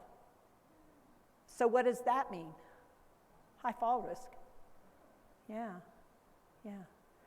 So we only have about 7 minutes right now before it's time for you to go put more stuff in. Now, some of you aren't used to having the breakfast you just had, so many of you are going, I don't know that I'm all that hungry. Doesn't matter, because this is when we scheduled lunch. You know what you're going to do? You want to know what you're going to do? Because I've been working your brain so hard, guess what you're going to go out there and do? Eat more than you need to. Why? Because your primitive brain is saying, this stuff is really... So just watch yourself. Try to go to the good stuff first, and I didn't mean the dessert. Go to the things that you know are good for you first, and try to pick a little of that up, and then maybe even go back for it later. Though some of you will want dessert first, just do it. It's just one day, what the heck. But we have about 7 minutes where I want to hear from you. What do you have questions about of what we've covered so far? What do you have some questions of, or what have I not answered that you would like to have me answer? And this is not just you in the room. Now, here's the tricky part. Because we have people not in the room who are here, I don't know how many of them are there, Austin, out there? Do you guys know? About 34 folks are not here, they're there. So what we're going to do is we're going to make sure that we have you speak into a microphone so that they get to hear your question. But we also are going to be asking people out there, if you have some questions, now's the time to put it in the type-in chat so that somebody here can take responsibility for asking me that question. And we'll do this again, so don't lose your question, but we want to offer it up. Does anyone have something they want to ask? We have a couple over here. A couple folks. My question is regarding nutrition of the brain itself, and if that is even an aid or deterrent to developing dementia or Alzheimer's, because I am a chef and in the community, so, or even, my mother, whoever. How does the sugars and how does the carbs, how does the high fat good, affect super the question. brain? Yeah, super question. So the question is, how does what you put in your body affect your brain? And here's a statistic that's a little alarming. What we know is that people who go from having pre-diabetes to having diabetes are 70% more likely than their peers to develop dementia within 5 years. 70%. So what does that tell you about your body and your brain's ability to continue to process glucose over a lifetime? So generally what we're talking about is people's ability to get that glucose to be managed.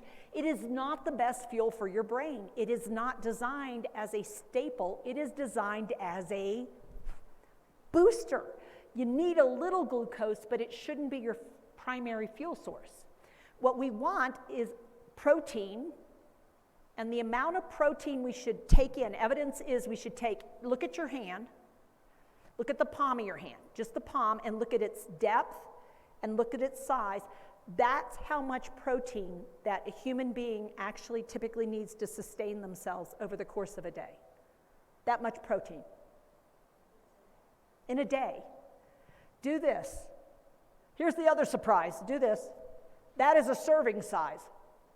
Turn to your partner and go, oh, hell no. This is how much is a serving size, right? So guess what the other factor is? Not only what we eat, how much we eat. We have become a group of human beings in many societies that have an abundance available. And guess what we have started doing? Putting it on board in case of famine, and so what we do is we store it as fat. We have a little extra, just in case. Some of us have it. Now, here's the thing about aging. If you've already got a certain store, what we don't want to do is trim you down too much. But we would like to trim a little bit off, because carrying around more weight and carrying around adipose tissue isn't necessarily the best thing for human beings, not the best thing for your joints or your function, because it tends to make you less active.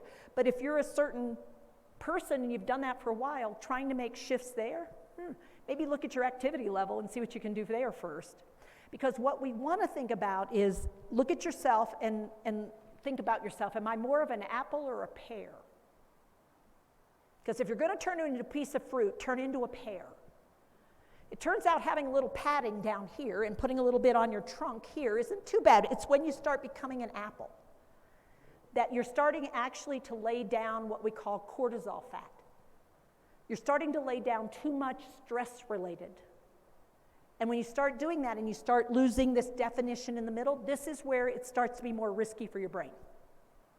Because it's more based on cortisol, and where you're starting to store the fat is in the interstitial tissue, often around here, and it's often driven. It starts to be also in other places you don't want it. So looking at some carbs, some complex carbohydrates, some protein, but a little less on the glucose. Once you develop dementia, though, guess what we need to learn the difference between? Letting go of that control versus just giving up. Well, I don't know what to do. What am I supposed to do? Well, let's look at what's possible. So looking at smaller serving size, changing the size of a plate so it looks like there's more on the plate when there's actually less on the plate. Looking at the possibility of serving things that have a combination of something that is very sweet, but it also has some protein in it, like the difference between custard and pudding. Looking at how I'm delivering what I'm delivering. And looking at, is it possible that they need some glucose so they get some jump, but what we want to do is modulate that a little bit by creating opportunities. So look at yourself in the mirror, because it's not just people living with dementia we need to be concerned about. Because it's a risk reduction strategy. The other one is sodium. We can talk later today possibly about the idea of what are they tasting less. They're actually tasting glucose less. So what their primitive brain going to drive for then? They can't taste it as well. Give me more. I hardly had any. I just had a tiny little bit. I need more. So to register glucose, to register as something is sweet, they have to have it sweeter. So this is where they start putting sugar in the coffee, sugar in the tea, and lemonade tastes too sour. You're not fixing this right.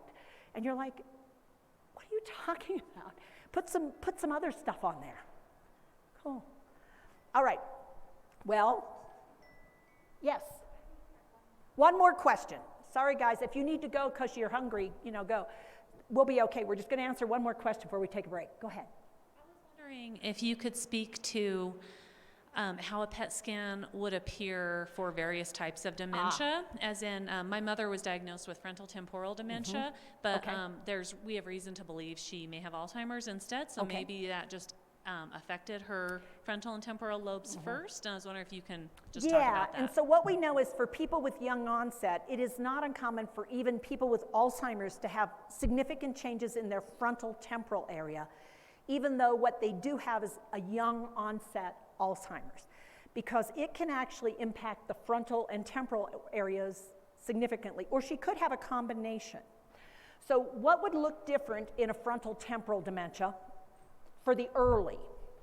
Late in the disease, that would vary by dementia as well, but early in the dementia, if with straight out frontal temporal, I would see significant more changes. I would see this being mostly yellow, or maybe even have some light blue in this area, or maybe in this area, for sure probably up in this area if I have a frontal variant. I would also possibly see, even though the amygdala will be enlarged, I might see some of it be more funky, not always straight red. I might see activity being different. I might also see a sustained function in the gross motor, fine motor. Sensory motor is really often not that impaired for people who have FTD early in the disease. But as their sequencing ability, which is in the front of the brain, starts to deteriorate, then they stop being able to do some things with skill because they can't sequence. But automatic things they can still click into, so they can still play tennis when the ball comes, and you're just like, how do they do that? Cerebellar. So late in the disease, we see a lot of things that would look similar.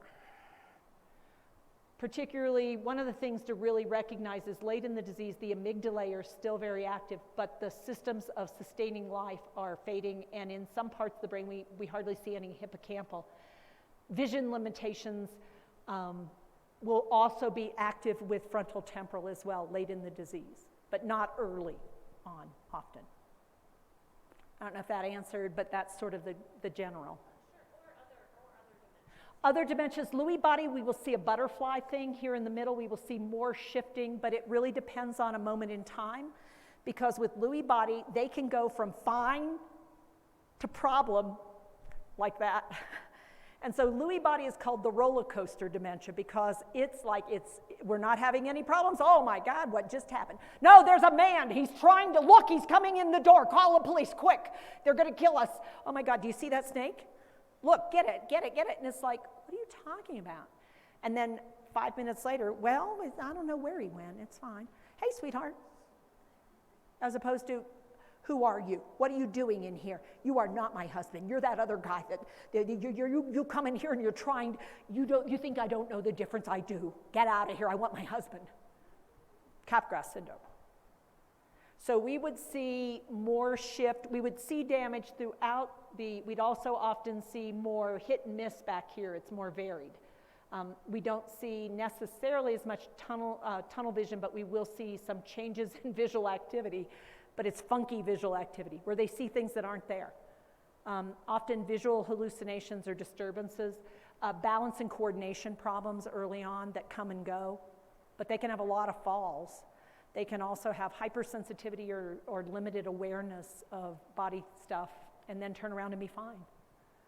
They can describe very odd situations, delusional thinking, where they think things have happened that have not happened at all, or that's not what happened. They think their spouse, this is a classic one, somebody I really care about is cheating on me. They're having an affair, and they're often having an affair with another person I care about. And so I think they're also conspiring. There's this paranoid kind of thinking, and so we see some differences in how that part of the brain looks on a PET scan. But it's inconsistent, even with glucose metabolism, because you've got to catch it in a moment in time. So we see it in behavior, and 95% of the time on autopsy we were correct. Lewy body results in synuclein protein malformations, different kind of protein than beta amyloid and tau. Frontal temporal is primarily tau pathologies versus Alzheimer's, which is a combo of the beta amyloid and the tau. You like when I just talk crap like that? Probably not, but I mean, that's what I have to know how to do when I'm talking to the medical profession, so they believe that what we do matters. And we need to get better communication patterns and translation so that we talk more effectively with one another versus talk jargon at one another that isn't helpful. Okay, well, it is time for us to take a break and you guys to have a big break.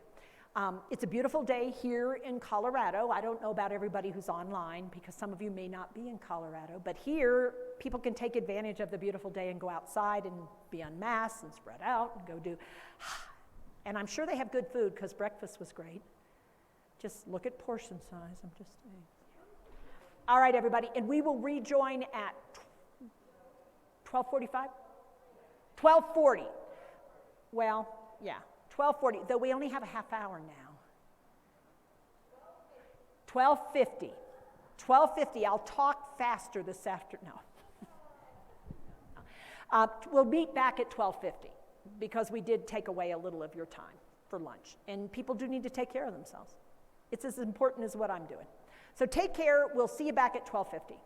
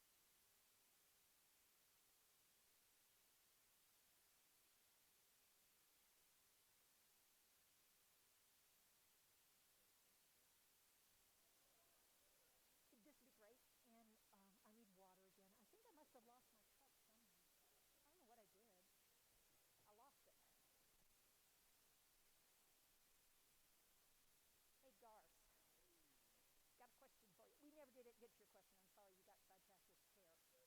Yeah. If you would, when I ask you to. Okay, if when I go here, if you could alt-tab it, oops, not like that, Teepa. We'll blue there, and if you just do one alt-tab, yeah, that should work now. One alt-tab, one alt-tab. Alt-tab should, it should, just alt-tab. Yeah, that, hold down alt and then hit tab. It should take it to the other. And we'll play this video. If, yep, and that'll take it to the other. That's perfect. Leave it there. And I'll say, could you show the video? And then if you'll start the video, and if I say pause it, if you'll pause it, I know. And if I say play it again, play it, and I'll say pause, so then they do that. You good?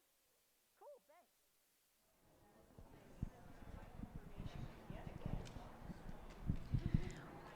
Welcome back from lunch. Gonna try and make a pun. Hope you had time to digest all the information that you received. Oh, and some lunch. Welcome back to those of y'all joining online. One exciting thing before we get back to Teepa, we have signed, autographed books to give away. So to know if you are a winner, take a look at your program, see if there's a star up on the upper right-hand corner. You got one. Great, Tina. We've got one over here.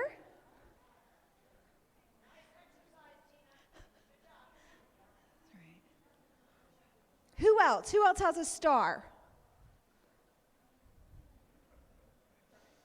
I know. Check your neighbors, and you can claim it if they're not here.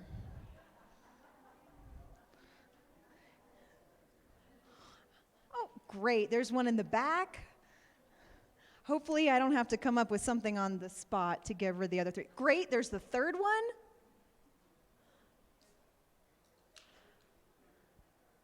Okay. Still looking for two more. Maybe we should use this as a quiz. Teepa, so the first person, oh man, what's a good question that we can ask?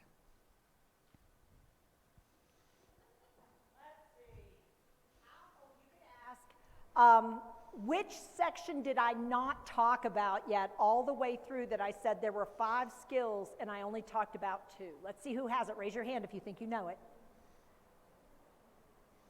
There's one there. One in the back? Is that Pat? Yeah, I did talk about the amygdala. That one I finished. Sorry, Pat. No, but it was a good guess. Right there in that person? Right temporal. Right ding, temporal, ding, ding, great. ding, ding. I did not finish right temporal. All right, we got one more to give away. Okay, this time, have I covered what skills people who are having trouble in the front of their brain lose? Have I talked about frontal lobe loss? Raise your hand, don't just shake or nod your head. That's the one I saw first. Did I talk about frontal lobe loss, specific skills? Yes, you, yes. Yes, you. No, I have not. Yes, you are correct. You get a book. Wonderful. Awesome. Thank you. That was a yes-no question, but you were accurate. I did not do that. Great. So we'll welcome back Tina. And just so you know, if you see food out there, it is up for grabs. Please don't let any of it go to waste. Take some of it home when you leave today, because we also have more snacks coming. But it's not called hoarding if you take it when we ask you to. That's right. And they're all hand size, so it's good to go, right? It's the appropriate size. All right. Thanks, Steve.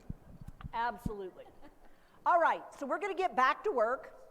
And 2 of the things that we talked about just a few seconds ago, I hadn't covered, we do want to cover. And I actually have a third one I haven't talked about, which is the hippocampal areas. There are 3 things they do. So let's do a quick review to see what we have talked about. This one back here, high, is visual cortex, occipital, where we process everything we see. This up here, sensory motor, where we have sensation coming in and movement going out. And that will change. This one over here, the left one, what primarily does it have? Language, which are vocabulary, comprehension, and speech production. What about, the amygdala? What does the amygdala keep track of? Threats. What else? Getting your needs met. And what was the third thing? Things you like, finding pleasure in being alive, getting satisfaction so that you're not failing to thrive. This chunk of brain, which is your core index, sort of what keeps you going, the core of your brain, that's where you control blood pressure, blood sugar, heart rate, respiratory rate, temperature regulation. So being hot, being cold accurately, whether you cut off circulation to your hands and your feet because you feel like you're cold, so you cut off circulation out there to preserve the warmth of your core, but the room's not actually cold, but your brain is giving you that data. And so your hands and feet are freezing, you're also not circulating well in your hands or your feet, and you're always cold, but actually the room is in a cold temperature. But it also means I won't get fevers because my immune reactions are so blunted. I don't get high fevers even though I have a massive infection. I don't register high fevers later in the disease. You could totally miss them, or I could have high fluctuations in temperatures that don't really match up with what else is going on, which can make it really tough, which is why for many people they're coated, another layer, another layer, another layer, but what they're doing is they're putting the layers on their core, and where they're really cold is their hands and their feet. And so then what they end up with is overheating. But if you try to take a layer off, they think you're trying to make them cold. So now that we know that, talk to your partner about a possible strategy for warming up their hands and their feet relatively quickly. What could you do? And I want you to come up with 3 ideas between all of you. Get to work there. I'm not going to help you right now. I'll give you a chance to see if you can figure it out. What could you do?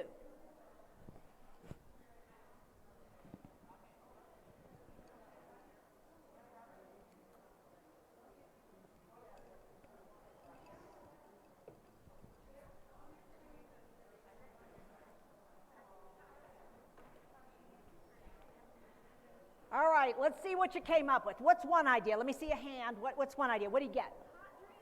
A hot drink in a mug. Give them, and actually hold the mug first and say, ooh, nice and warm. Here. And let them wrap their hand around something warm. Now, why do you want to hold it first? You want to make sure it's not too hot. And you want to make sure it's controlled, too, when they go to take it. Do they go, ow? Or do they go, ooh, that feels really good? You need to be just like, what do you do with babies' bottles when you first, you got to check the temperature because they don't have protective mechanisms. This can actually result in scalding if you don't change the water temperature in the water heater. They can get in a shower and unfortunately adjust the heat in the water and actually scald themselves to a point of second-degree burns over a large portion. And because their amygdala turns on and they panic, they just freeze and they stand there. Whereas any of us would not freeze. We'd immediately pull out of that hot water. They don't. Their brain is too damaged. And ow, ow, ow, ow, ow, ow, ow, ow, ow. But they don't let go of a piece of broken glass. They don't, because they get the panic and it freeze. There's no flight. They just freeze. So important. What's the second one? Oh, it's a question on that? We need a microphone, please. See, you get so occupied not paying attention to me. Aaron. What do you need to say, Aaron? I'm sorry. Well, you are. I mean, this whole situation is sorry. You said we were going to ask questions first, and you didn't even make me do that. So some poor woman had a question, and I never even got to it. Teepa, you're absolutely right. That shouldn't have happened. You're absolutely right. How frustrating can it be sometimes, though? Because, I mean, I'm the one that forgot to ask the question. She said right before, let's start with a question. Did you say we were going to start with a question, though? Oh, good. Oh, okay. Well, we solved that problem. I'm glad that got fixed. All right. Your question. Thank you for making me do this on a microphone, by the way. Sorry. I am so sorry that I just happened. wanted to confirm, what part of the brain are we talking about? What part of the For brain? the circulation, is it the cord? No, it is in the core of the brain. Can you do an Alt-Tab until you see those 4 brains? That brain picture on go a couple more. You have to go, do you need me to come over there, or, yeah, you're getting a little carried away. Yeah, okay, I'll come. You're trying really hard, Garth, but my computer and your hand aren't really enjoying one another. Okay, yeah.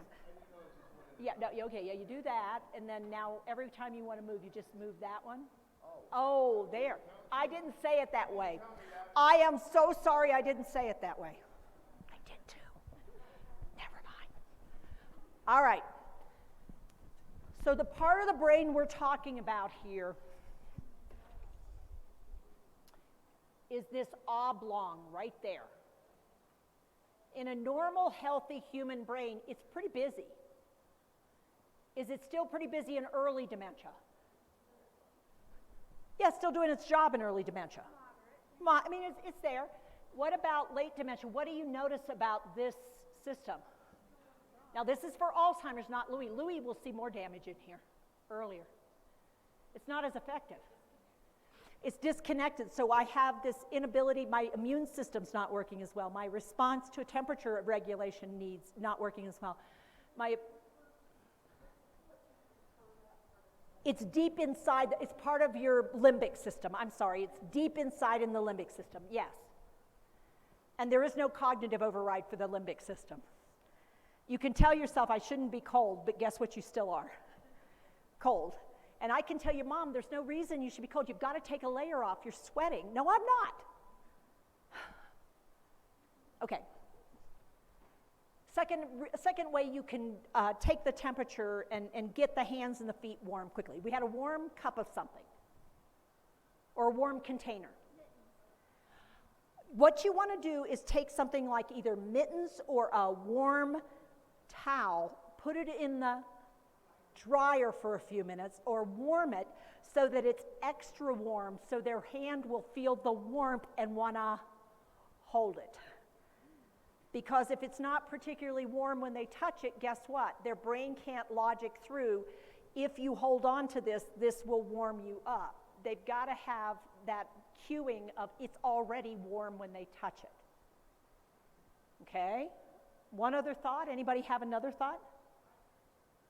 Washing dishes could do that. Yeah, so using warm water to wash the dishes. That'll be a temporary fix, but yes, absolutely, that's a great one. The problem with heating pads is we can possibly use heating pads. They limit your travel, but in a short window of time, it could be something that's warm like that. You got to keep an eye on it, because if they like a little bit of heat, what might they do? Turn it up. Yeah, so that gets a little tricky. The other one we can do is heat a rice sock in the microwave, make sure the temperature's okay, and let them hold it. So rice socks are really nice because you can also often add an olfactory element. Yeah. And you can also use it on the feet. Yeah. Cool. All right. Does that make sense?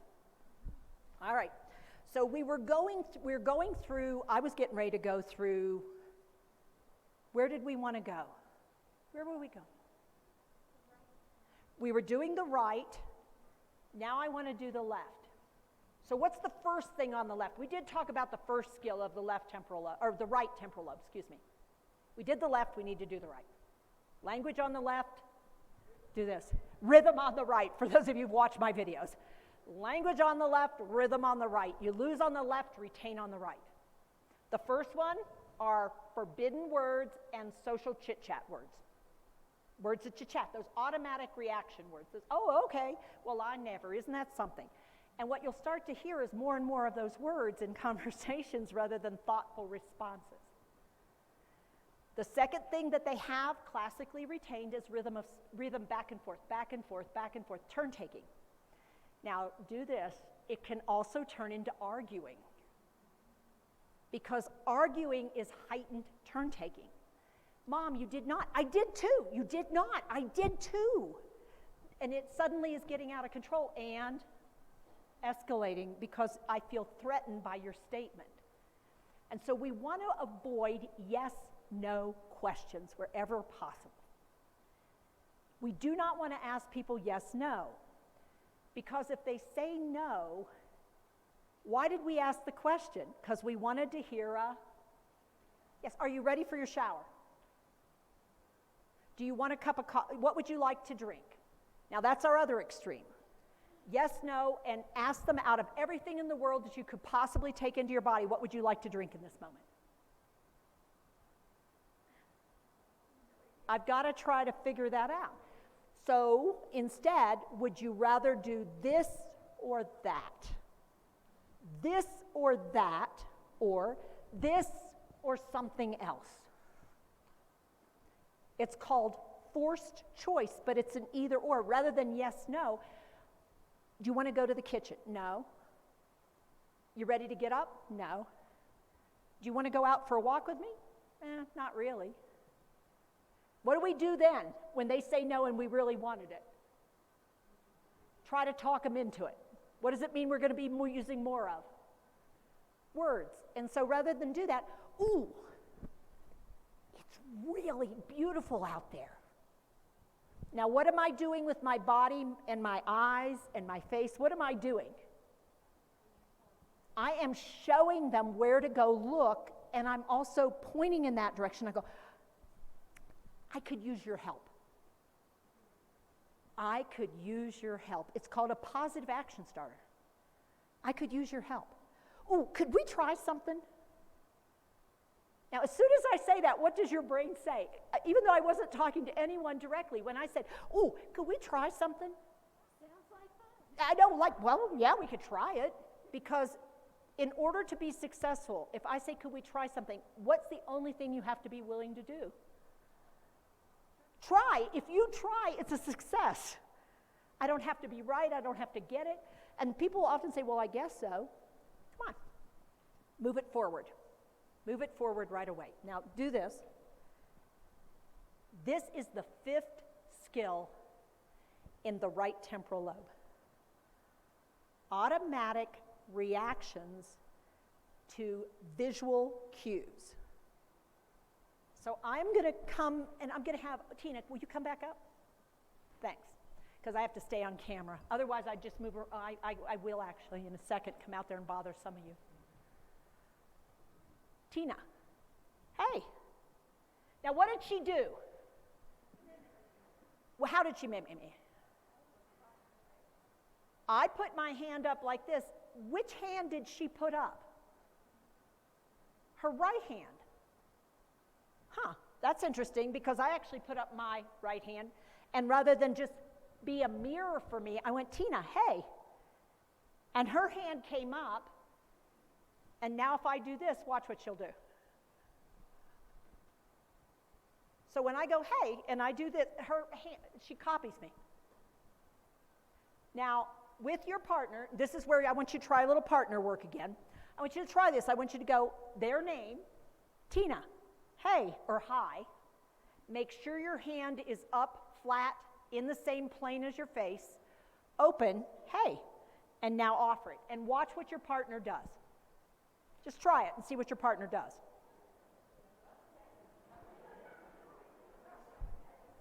Now, here's the thing I want you to do. Let them look away from you. They're looking away from you now. They're not even regarding you.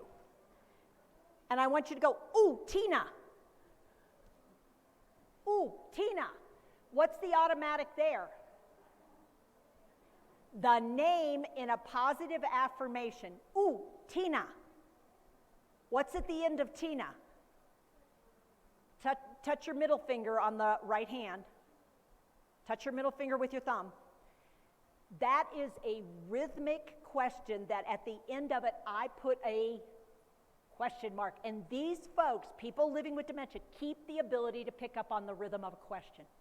They will hear the rhythm of the question. Ooh, Tina. And what's the next thing that's coming out of your mouth? What? Or huh? But what happened? If she was looking away and I did it, ooh, Tina. What was I able to do? Do this. I took her visual regard and switched it off of whatever she was looking at, whatever her brain was engaged with. She turned and she put me in the middle of her visual field.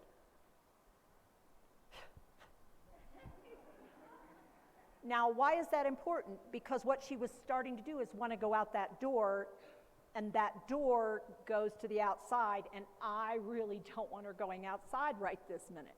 And rather than do the, Tina, honey, no, don't go out. No, remember, we're going. Now, how did I say Tina that time? Tina. What does that sound like? When I say that name that way, it's a threat. It's the threat. It's the boss calling you out. It's, oh, no. You'll get an autonomic kind of reaction to that. Because when I go, oh, no, your brain goes, what? And it does that panic reaction. But already I've gotten your amygdala turned on thinking, oh, this is going to be bad. Versus, Tina, hey. Now, what am I letting her do?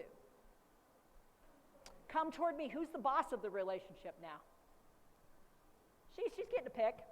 Now, when we get here, go ahead and shake hands with somebody. And do you have your sanitizer? They gave you lots of sanitizers. Did you take some? Okay, I want you to have your sanitizer, because after you shake hands, go ahead and do that. Shake hands with somebody. You guys didn't take the sanitizer? Man, you guys got sanitizer out there? Go pass it around. Here we go. So shake hands. Now keep holding on to somebody's hand and see how uncomfortable that gets. Keep it and realize you don't like it. Why don't you like somebody holding your hand? Especially for 90% of us, our dominant hand. Why don't you like somebody holding you like that? It's a restraint. Because this thing right here, this thing that she has, this is her tool for interactions in the world around her.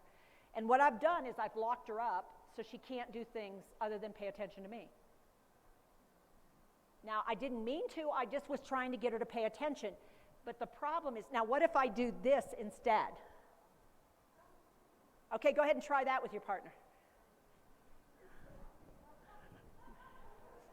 But what if I try to get you to move and you're not moving? What's your inclination? When I take your hand and I pull like this, if you don't like it, what's your inclination? Pull back. And now I'm in a tug of war. And what will be, I know her balance isn't great. Guess what my next inclination is? Are you ready? Let me get my other hand, because I have her like this and she's pulling back.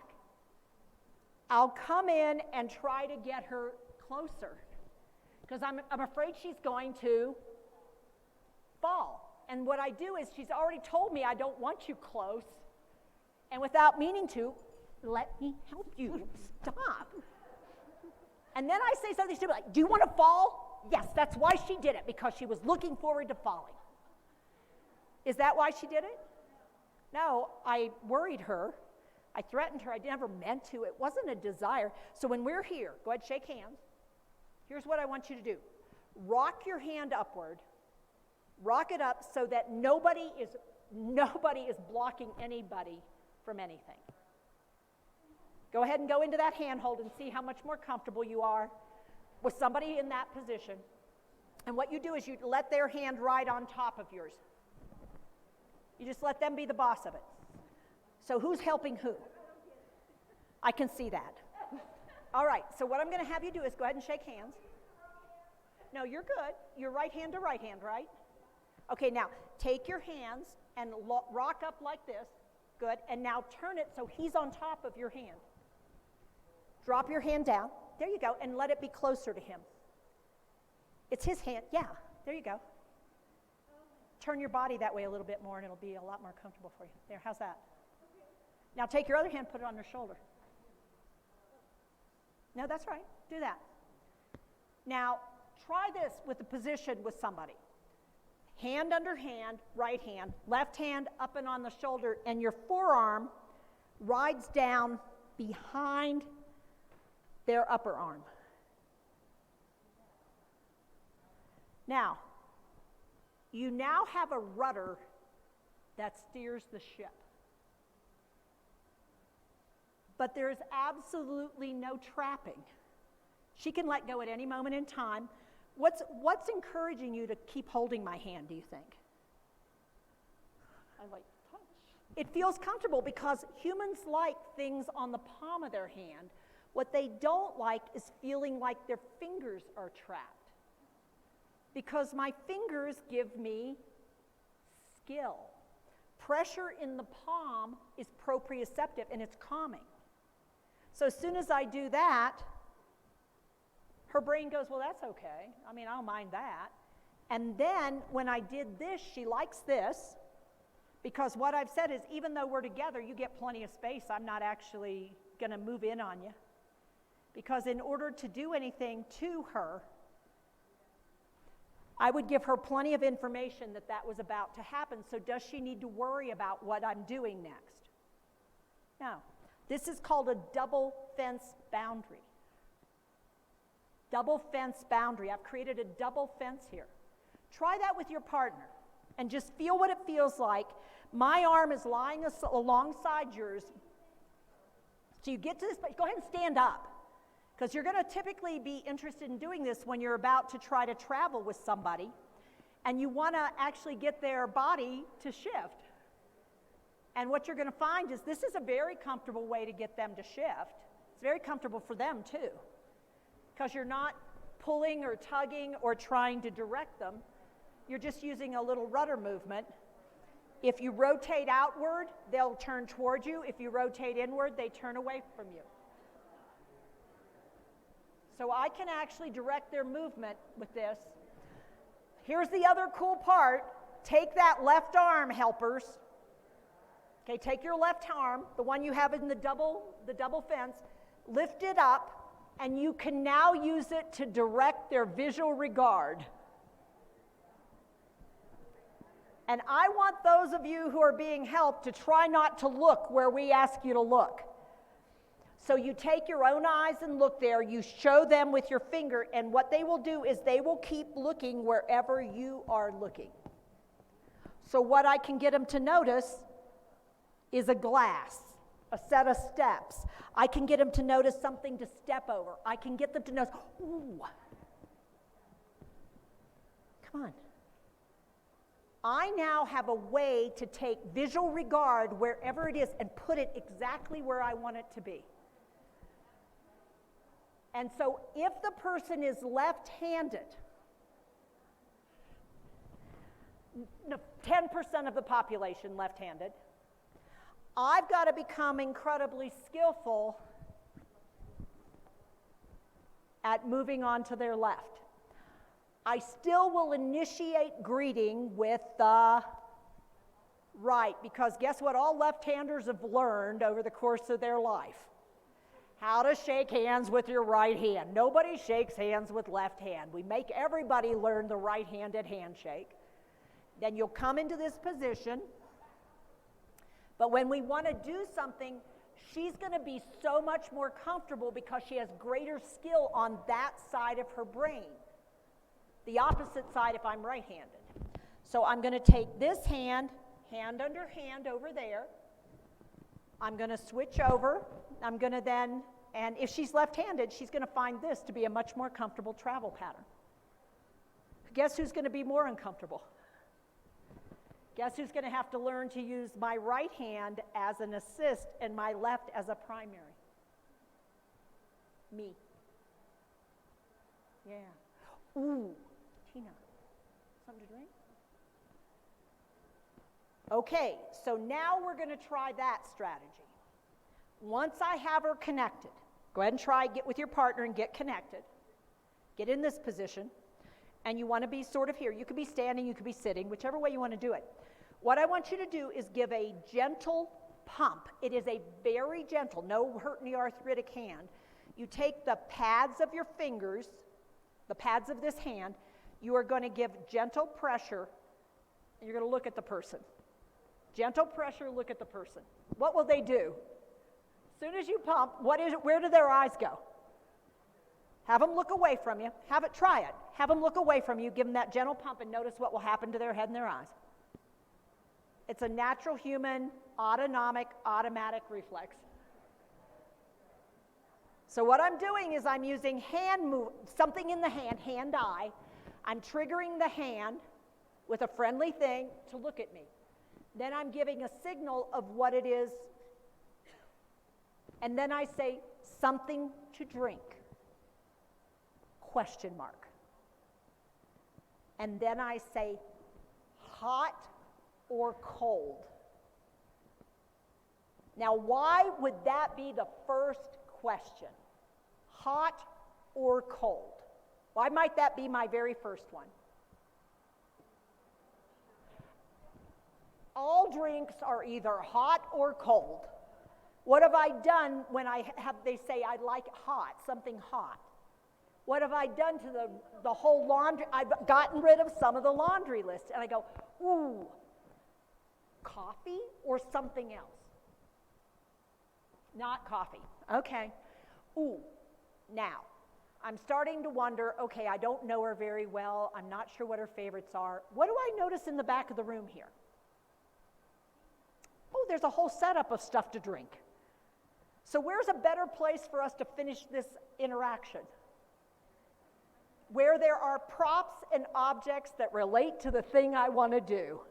Why have a conversation here when the thing that we're talking about is over there? What is good for human beings during the course of a day? Moving. So what I can then say, ooh, let's go see what they have. Let's go see what they have. A positive action starter. Not, do you want to, could I get you something to drink? None of that. Let's go see. Come on. And now, I'm going to make sure, when I did that, what was I saying to her? Hold on there. And then I can go, ooh. Now, who wants to go down slightly in front of? Me. Because I want to be prepared if she is not really skillful at this. Well, you know, I think she's okay. Now go ahead, go back up. Do I want to, go ahead all the way back up. Put your hand on the rail. Come on.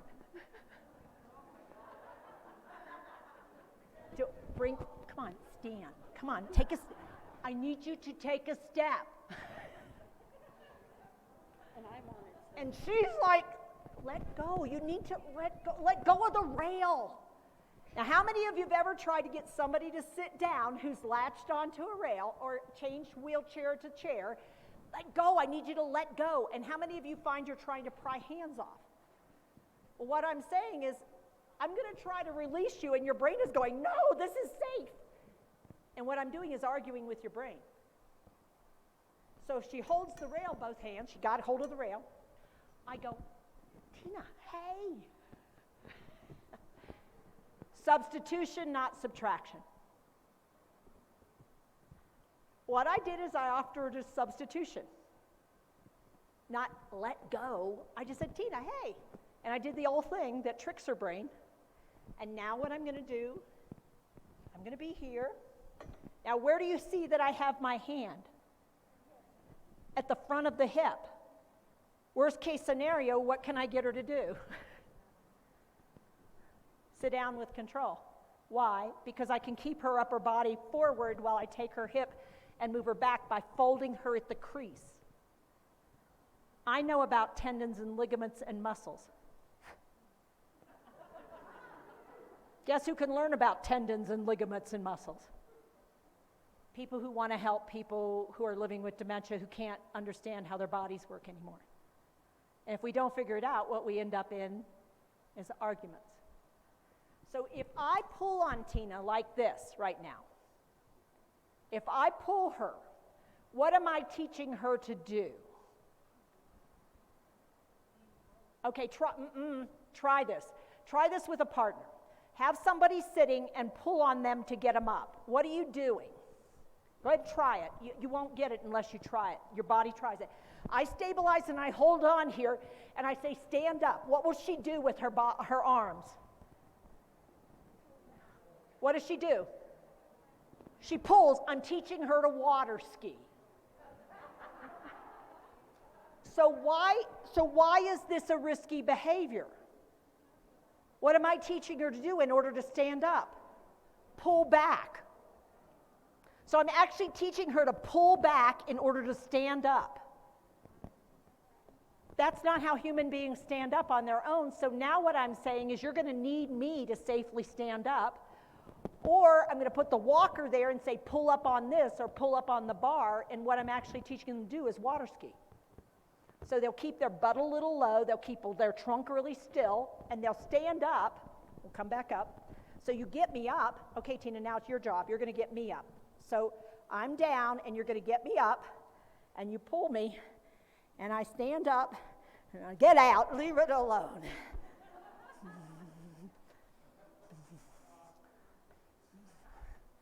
Even if I have the walker. So what do you now know about my upright posture? I'm standing, because you got me up in a water ski posture.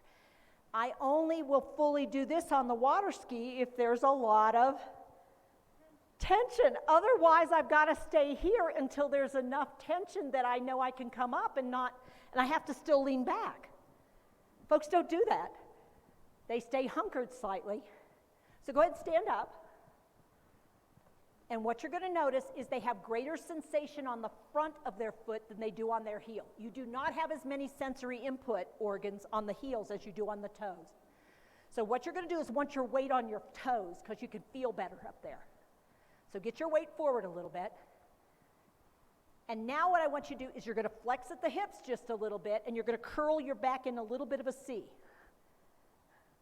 And now imagine you have a walker out in front of you.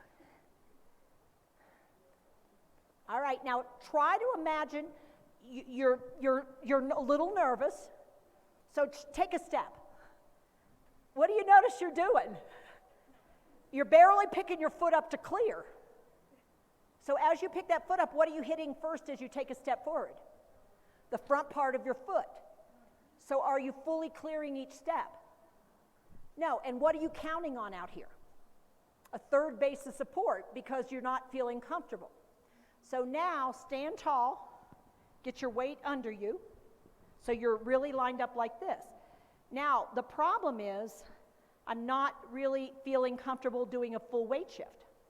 So go ahead and do a full weight shift so you feel like what it feels like to have a full weight shift. You have to shift all the way through your hip. And now pick that foot up, and you will realize, oh, that's how much your weight has to shift to do a single step. But now I'm only on one foot, and now go back onto the ball because I can't feel the toe as much. Is that feeling like something you want to do? No. So what ends up happening is I start doing this because I start to feel safer doing this. But in fact, is it safer? No, because now things that shouldn't have been an obstacle could catch the front of my foot. And because, take your hands, put them around your eyes like this, and now look down where you're going. Because you want to see where you're going,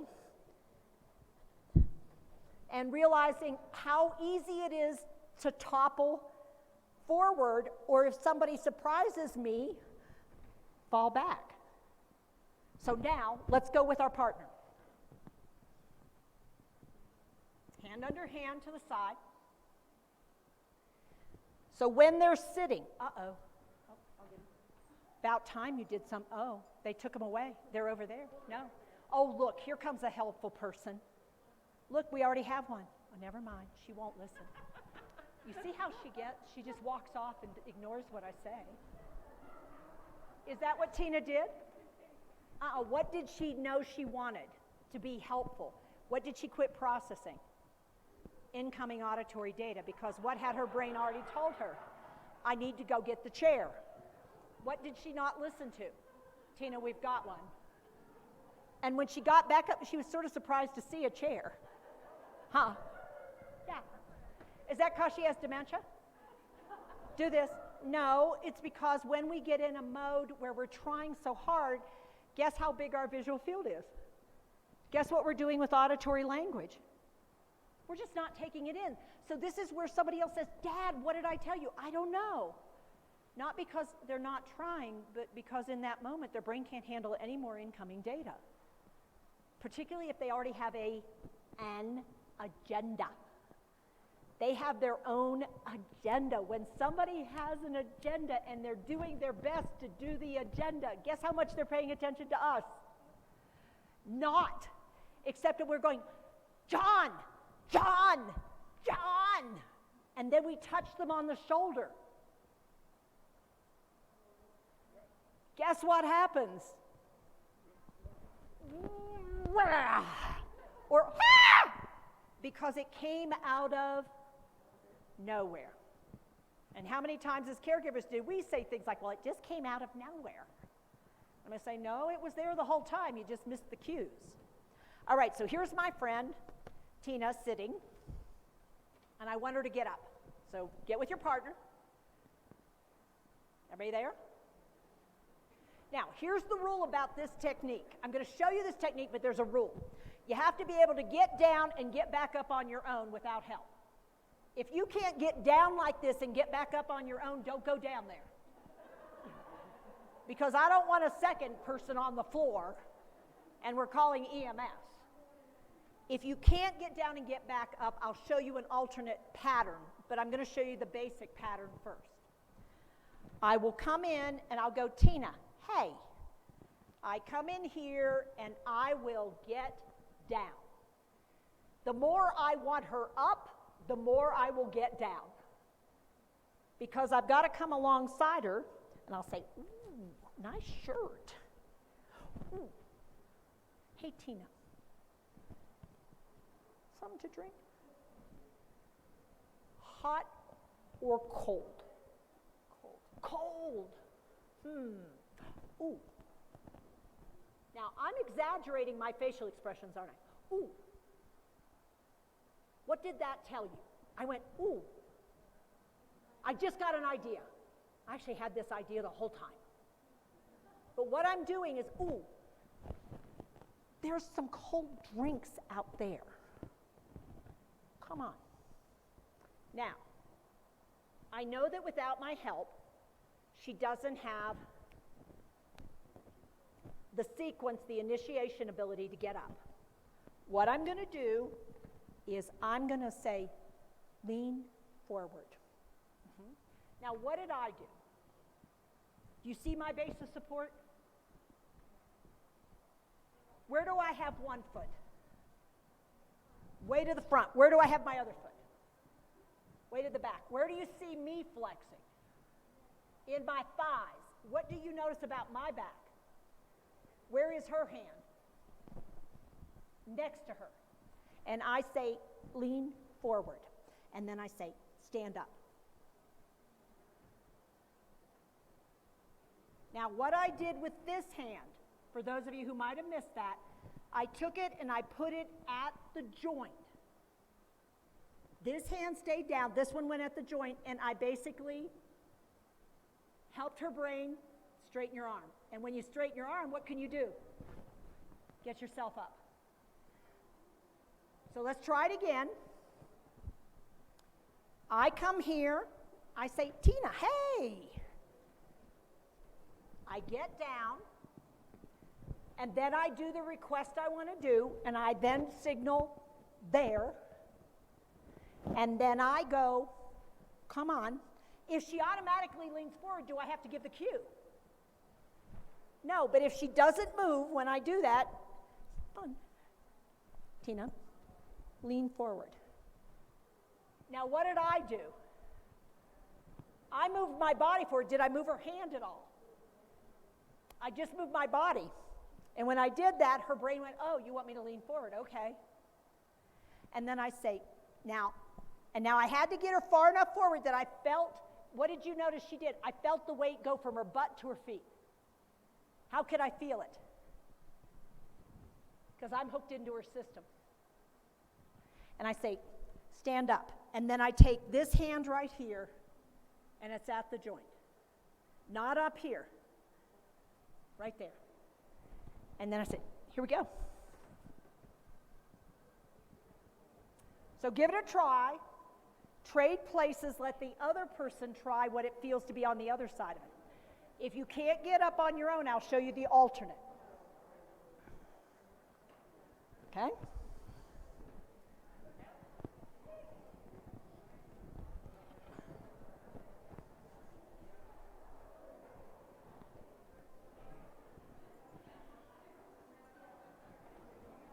There it is.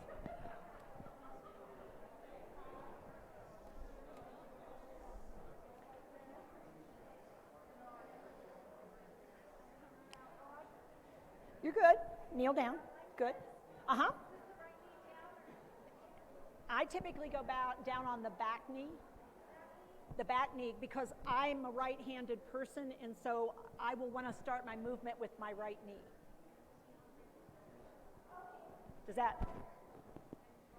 Lean forward. Okay, now where do you need to be when you give this cue, though? You need to stand up before, uh-huh.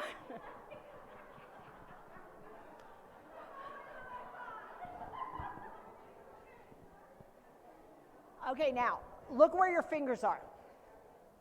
Are they where, my fingers weren't there. So, if you cannot get all the way down. Now again, is this something you would need early in dementia? No. If you're going to continue to provide support for somebody as they move further and further, column 3, are you going to need this? Oh yeah. By column 3, you will definitely need this because their brain will not tell their body what to do. They are not following the cues that they're getting from the environment. They're missing cues. They are sitting on their sacrum for way too long. And you know what they're not doing that you guys are doing constantly out there?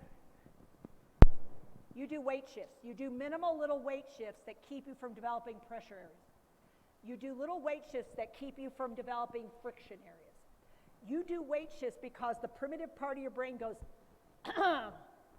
we have oxygen occlusion in this vessel. Because in the capillaries are sending information, I'm occluded, every 30 seconds they send a message to your brain.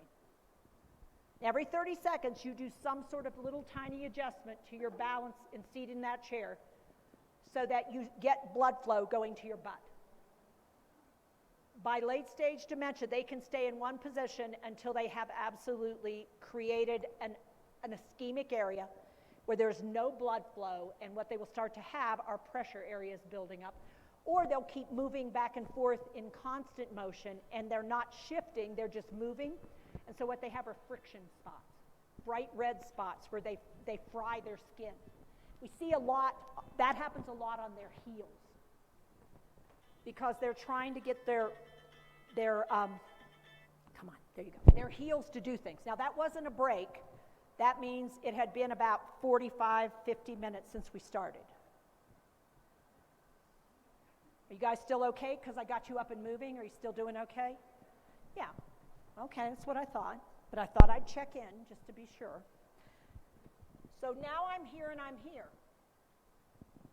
Lean forward.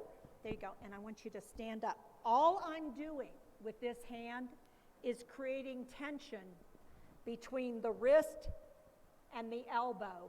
It's called compression. I'm giving her a little compression. What I don't want to do is wrap around in here because her inclination. Go ahead and take this hand and put it on the inside of your partner's upper arm and wiggle your fingers around a little bit. What's your instinctive reaction when somebody messes with that part of your body? What do you want to do? Don't do that. And the more you mess with a muscle mass here, the more likely you are to get somebody to want to pull their arm away from you and pull away from you. So by being on joints, I reduce that probability. When I take my forearm and lay it on the back of your upper arm, though what I'm creating is a pressure system that allows you to tolerate my touch and my guidance. I'm also keeping you from kicking back like this, which I don't really want to have happen. If you start to push back on me, I'll know I need to pause a second because there's something you're not liking. But I can also guide your movement through the shoulder girdle. By which side of my hand I use. Now, how many of you would have thought that you had this much ability to help someone who didn't have language? Who didn't know how to move anymore? How many of us feel helpless and hopeless when we get in those situations and we start tugging or pulling or trying to get them to understand or get a second person and use a gait belt that is placed around the part of the body that has the most mobility, and what we're going to get stopped by is a rib cage. And unfortunately, what we're doing is we're pressing up on the rib cage, which also means we're tying up the diaphragm. And if we tie up the diaphragm, what does that do to breathing? So what does that do to anxiety? And what is your tendency when I'm doing something like this? What's she going to try to do? Stiffen up, or she's going to go ahead and do me, and I'll show you what the most common. What do? They sit on you, and you're going, no, don't sit down, don't sit down, don't sit down. Bring the chair, quick, bring the chair. Anybody ever there? Now what are you going to do?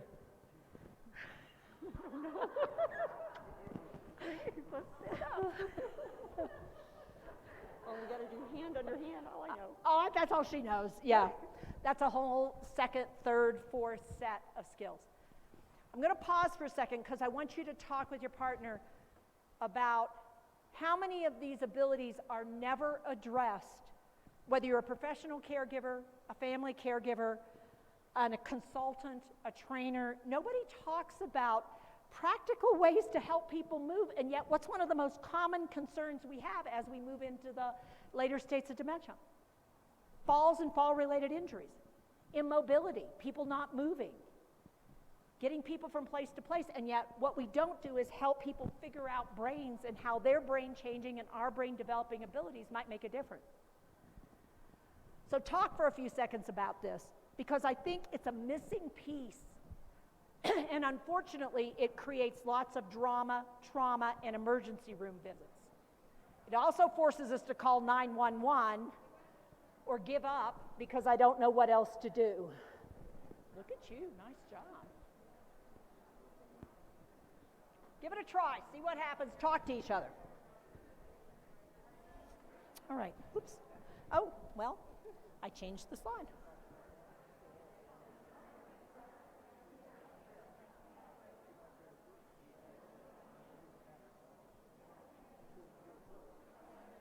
Let's go to this one. Oops, that was not what I meant to do. Nope. Teepa.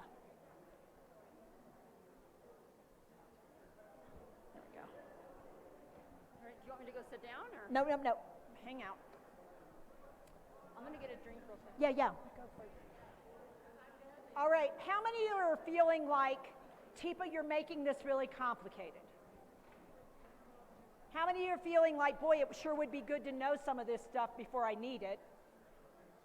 How many of you are feeling like if I knew stuff like this, maybe I wouldn't have gotten in so much trouble when I was trying to do something? Yeah. So one of the things I want us to work on, what did I have you focus on? Getting up. Guess what's actually harder for people first? Sitting down. Talk to your partner or people out there, think through this.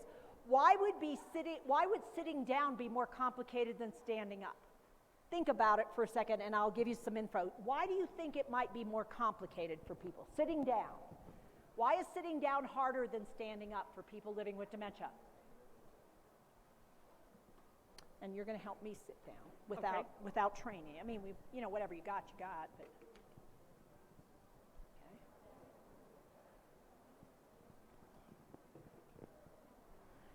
What do you think? What are some of the reasons it's going to be harder? Okay, stand up. Let's explore it, because I want you to learn how to think on your feet, quote unquote. Okay, so get on the balls a little bit, because that's where you like your weight. Now try to move it backwards. Try to move yourself backwards. And realize, what don't you have behind you? Eyes. How often do you move backwards like this in a day versus move forward like this? We're much more comfortable in forward movement than we are in backward movement. Now, when you move back, what you have to do is you have to unweight, weight shift, and then get your weight on that foot and then do it this way. Now, sitting down, get in front of your chair. Be in front of your chair. And I want you to, and I'm going to give you the cue that gets used 90% of the time. You get somebody in front of a chair, and your next statement will be reach back for the arms of the chair. Reach back for the chair. Reach back. Now, as soon as I do that, what have I told you to do? Lose your balance. Because I took your upper body and moved it back. Here's what you should say. Lean forward, reach back, and sit. You missed one step in the sequence, but it's a really important step because my goal is I've got to keep their weight over their forefoot. And if I don't do that, what's going to end up happening is if their weight goes too far back, then when they do sit, it's more of a fall than a sit. And if it's on a toilet or they're surprised by it, what they'll tend to do is get right back up and take off. And you leave it alone. Don't you. And then the next time we go to sit somebody down, we get that resistance to sitting.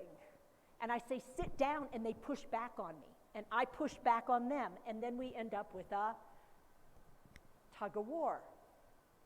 So we're going to see what happens with Tina's ability to take all this data and see what she automatically comes up with.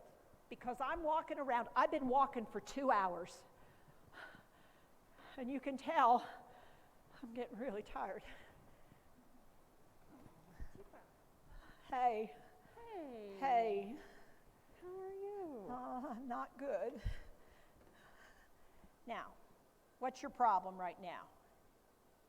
Oh, I'm on the wrong. Go ahead and say it out loud. I'm on the wrong side. I'm on the wrong side. What you've done is you've caged me, but you actually want to flip your body around over to this side so you can support me. Y'all see that? Okay, let's try it again.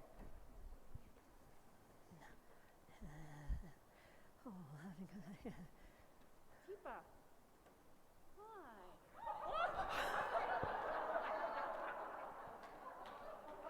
What happened, Tina?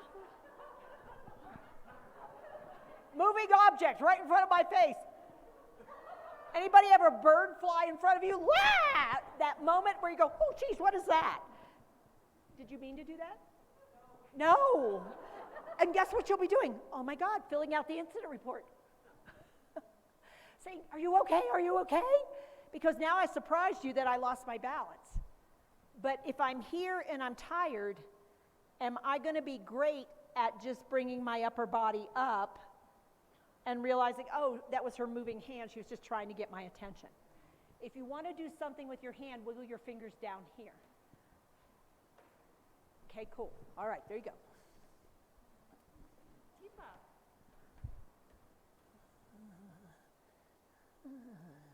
It's Tina.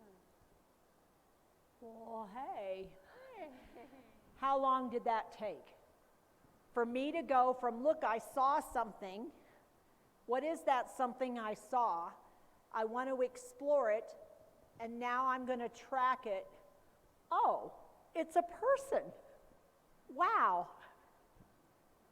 Now, if this seems really extreme for you, it means you're fairly early in your progress of dementia.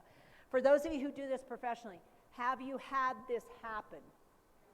It takes a long time for people to figure things out, and we've got to be patient because all they're doing, well, hey.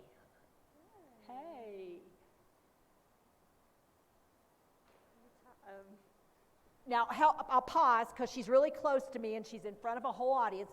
Who out there thinks we know what she needs next? Does she want to be confrontational? She needs to move into that support stance. Why couldn't your brain think of that, Tina? Because she's in front of an audience, it isn't comfortable, it's not something she does every day. And in that moment, her brain went, oh, what do I do next? Put your hand right here.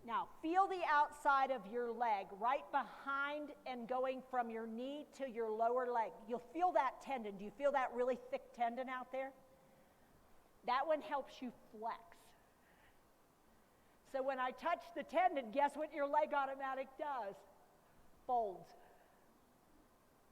So now I have a way to help you when I lean you forward. If I touch here, you'll sit. Guess what I want you guys to try?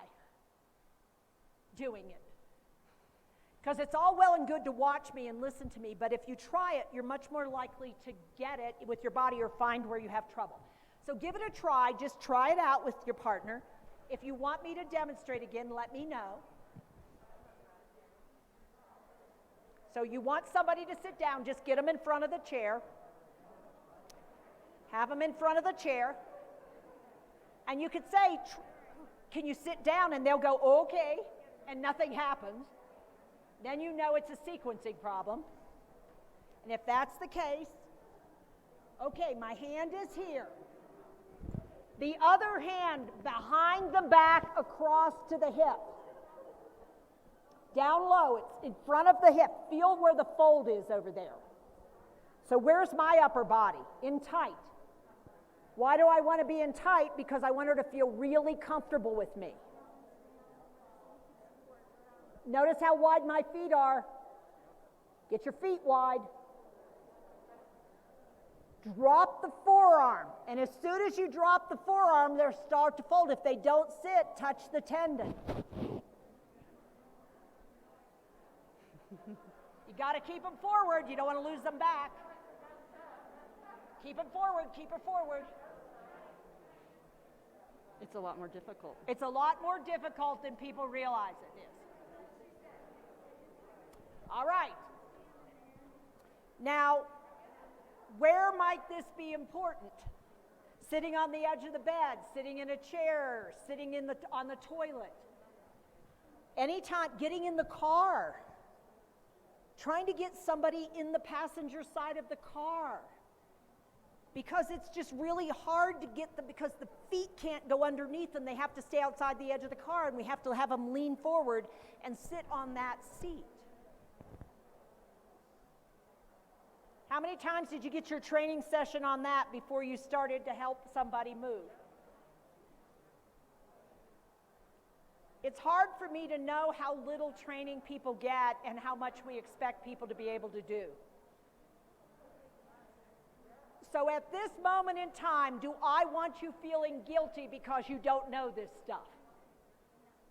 No, it doesn't do me any good. What I want you to do is, wow, there's a lot of stuff I could possibly learn that might make it possible to do things differently. If you don't know better, you can't do better. And if nobody provides you with anything to know, you're not going to be able to do anything different other than just get flustered and frustrated and then feel guilty for yelling at somebody. Don't. Because the reason you were using that voice is you were frustrated that you couldn't help anyway, and you were hoping by sit down, just sit down. That's all you have to do, just sit down. And all it means is I see desperately how tired you are, and I want you to sit down so you don't fall. That's all I'm trying to do, but I'm trying to use words, and I'm being confrontational. I have no idea that. I didn't know I was doing that. Nobody would do it on purpose. But the person knows you're upset with them, and I don't know, and people will literally say to you, I don't know what you want me to do. I don't know what you want me to do. Why? I don't know. What do I do? And then we will again say, sit down. Just sit down. I don't know. And we're both desperate in that moment because we're both feeling so overwhelmed by this thing. It's just like, sign your check. Sign what? Sign the check. I don't see any sign. I'm not talking about a sign, Mom. I'm talking about signing the check with your name. Well, I know my name. I know you do. I mean, this roundabout conversation, I'm making it about movement, but it just isn't about movement. It's about these moments where we just want to go, oh, I need help. Because you do. Because this condition is brain change. Now, in this slice of brain, take your fingers, put them up on top of your head, and slice down, and then move back about a half an inch and slice down again. And now pick that slice of brain up like it's a slice of bread. Okay, so we've got a little slice of brain, and what you're going to do is you're going to turn, and no, you're going to keep it like this and put it up on the screen. Okay, so what'd you do with my clicker? I wish you'd quit moving it. I'm sorry. Well, you are. I mean, I put it somewhere and you move it.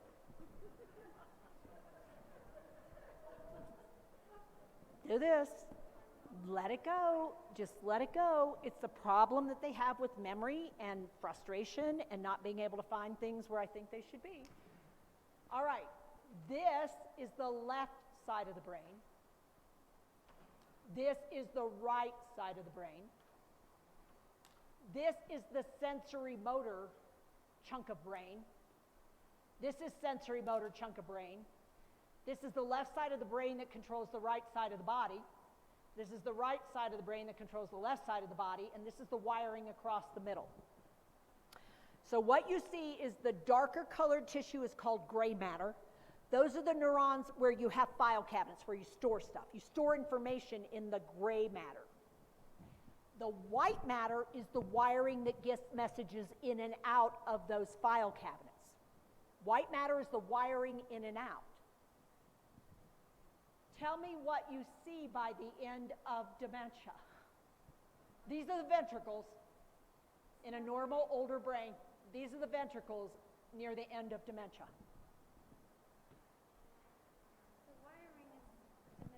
The wiring is hugely diminished. That rich wiring I had across here that did all this connecting, wow, this is my sensory motor wiring. So damage in and out, data in, data out, huge amounts of loss. There are only certain parts of my body I'm still even aware of. This will be a hypersensitive area right around here. So mouth care, face care, shaving, teeth, anything in this area I could be really very unhappy about and very sensitive with. Tips of the fingers, particularly these three, tips of my thumb, my index, and my middle, tips of my fingers, still really, ow, ow, you're hurting me. Fingernail bends. Palm of the hand more than the back of the hand. Fronts of the foot, the toes and the forefoot and the nails on those toes. Ow, ow, ow, don't do that. Oh my God. Ow, you're killing me. Almost nothing on the heel. High intensity in peri with no awareness of sacral. And how well am I going to know whether what hurts me is my left hip or I'm hurting, but I don't know where and I don't know what and I don't know why? And I say, ow, ow, ow, ow, and you go, Teepa, what's wrong? I don't know, I don't know. And it's not because I'm being ornery and not trying to help. I truly don't know what's wrong except ow, ow, ow. And the reality is it might be a physical pain, or it might be emotional pain, or it might even be spiritual pain. So what can you try? Shifting around mobility to see if that does anything, so you can sort of go, okay, well, I don't know that it's that. Emotional.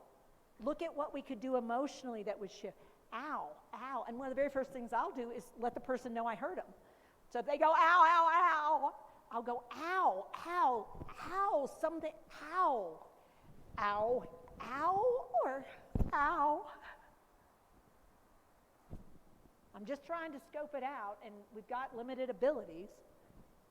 Now, also, what it means is, in those areas I am very sensitive, guess what I might perceive you doing, and you don't mean to, but it feels that way to me. Ouch, ouch, oh, oh, that's too much. This is particularly, you'll see it a lot with Lewy body. They get hypersensitive to being touched, to being assisted. Oh, oh, oh, oh, that's too hot. That's too, ow, you're hurting me. And you're thinking, I didn't. I mean, it was really gentle touch. This is where that assisted hand under hand. So if I'm going to touch down in this area, I take her hand with my hand. So who's touching now? And if she tries to get my hand loose, it means too much. If she's okay and we keep going, if I'm going to do pericare, guess where I always start? On the thigh. Do I want to find out whether she's okay with it before I get to this part? Oh, she just gave me a cue. She's not okay with it. If I want to do something around her mouth, I want to give her a cue that I'm moving toward her mouth, and I might touch here or here first to see whether, because I know that right here is intense. So I might start over here to see if that's okay. Now, what do you notice about this other hand that I've got? I'm blocking. The other thing I can do with it is hold on to the other one so that I know that she's pretty stable and I know we're connected. And if she's not liking it, this hand isn't going to come around and let me know about that in another way. But it also means if we're here and she needs a little more guidance, I can do this and I can do that. And she can do a lot more because I'm cueing her close to her trunk.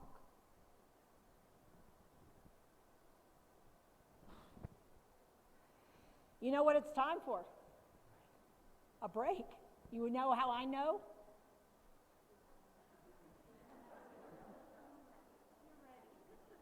No, you guys are sitting there going, oh yeah. That makes sense. So what we're going to do is we're just going to take a brief, let's see, what are we doing? We're going to take 15. 15, we're a little bit early. We were supposed to go to 2:30, so we're just going a little bit early, but I can see, do this. You guys need a break before I talk about the green circle and the blue circle a little bit more.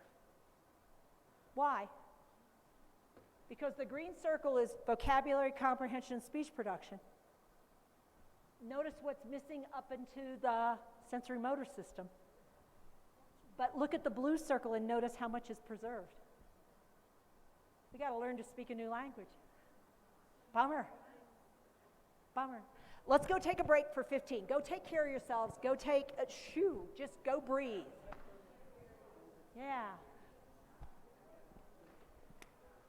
Cool.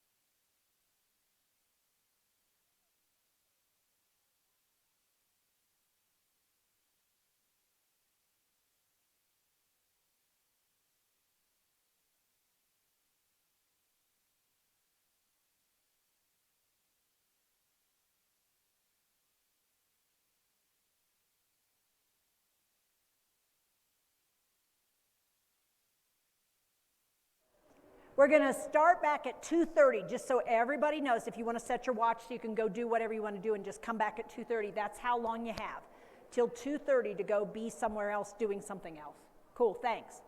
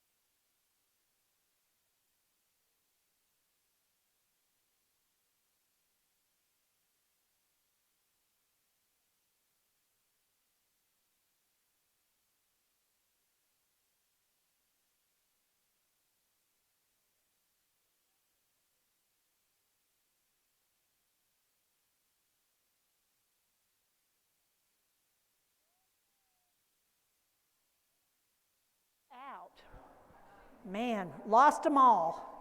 They must be having a good time out there. Or they're out in the sunshine. They never even heard it. 2:30 was when we were starting back. It's first anybody said anything.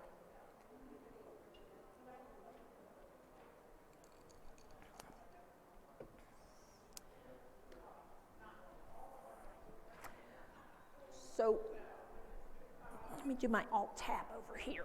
Let me try an Alt-Tab to see if I can get where I want to be.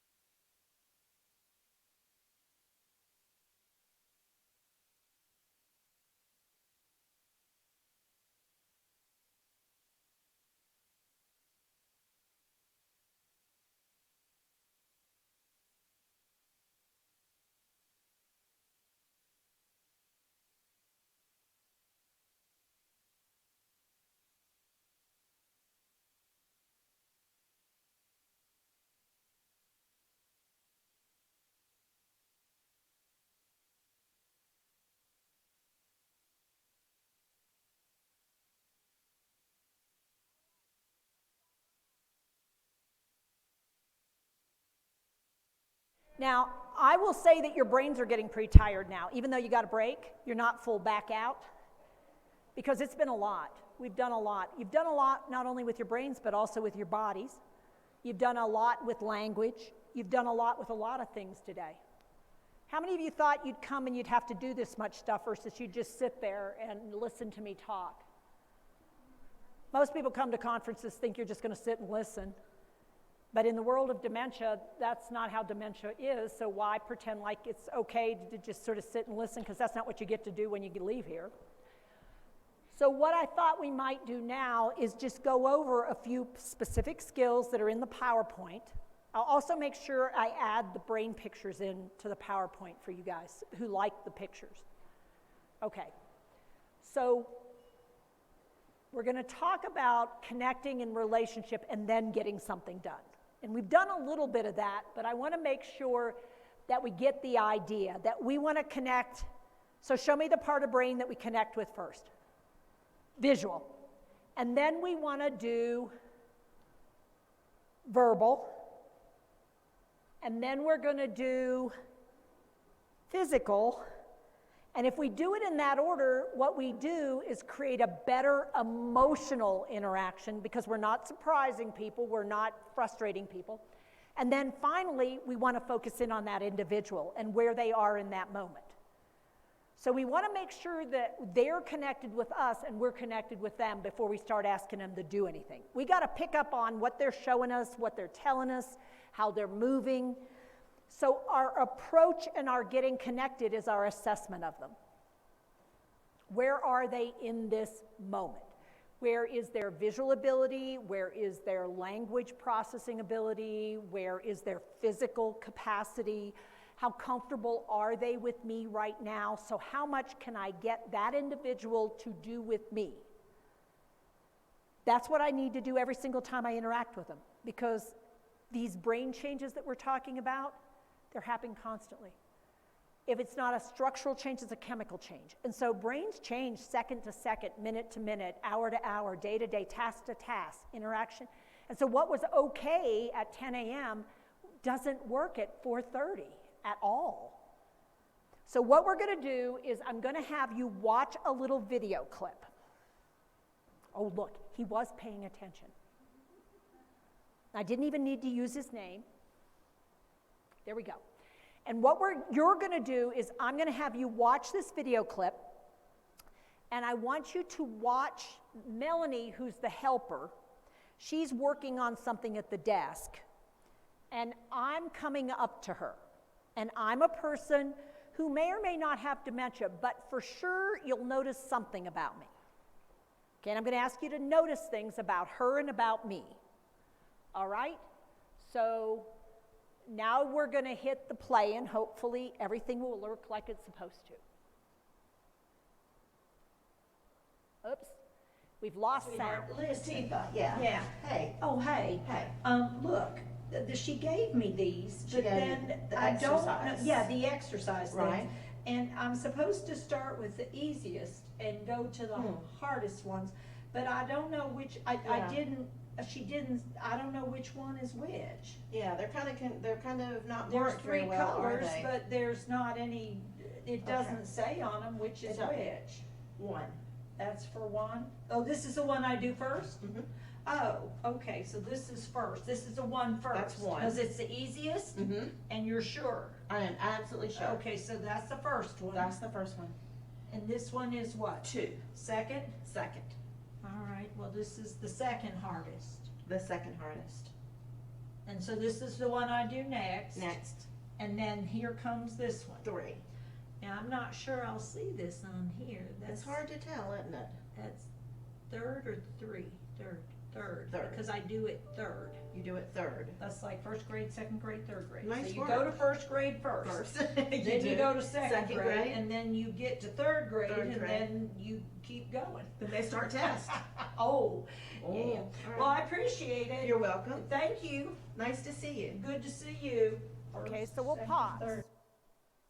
All right, so what did you notice about Melanie, and what did you notice about Teepa? So what kind of things? Talk to your partner for a few seconds. You guys out there, think for a few seconds. What did you notice about Teepa? What were some things you noticed about different parts of her brain and what she was or was not able to do, and what you might have picked up on her?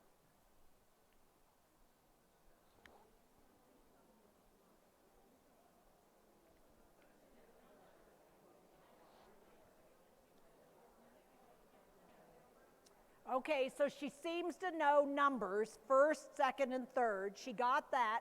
Did she have a little bit of one or first, two or second, three or third? One is called ordinal, and the other one is sequential. And so she gets the 1, 2, 3, but first, second, and third. So she had to actually think out loud. 1 equals first, 2 equals second, and 3 equals third. Right? So what does that tell you about her self-assurance? Really pretty low, because she continues to check in with who? Is that right? Is that right kind of thing? Because what do you think she feels in this moment? Insecure and uncertain. What initiated that for her? What makes her feel uncertain and insecure? She couldn't remember what the lady in the exercise class said. So she found the 3 bands that she got, and at the time she got them, guess what she thought she'd be able to do? Remember. She thought she'd be able to remember because they had just finished the exercise class, and the lady said, well, until we meet again, I want you to keep working on this. And so what her brain said is there's a right order to this. Because what did she remember just enough? There was an order. She remembers there was an order. What can't she find right now? The order. She can't remember the order. Now, what else is not quite right with Teepa? What did you see Melanie doing with the bands? What did she do with, yeah, you got it, she tested them. And we're gonna watch it again. What could you see very quickly when she tested them? Because Teepa actually knew which one was supposed to come first. Which one was supposed to come first? The easiest. What couldn't Teepa figure out on her own or even watching Melanie do those? That which one is the easiest? She could not logically leap from what Melanie did with the band to which one was the easiest.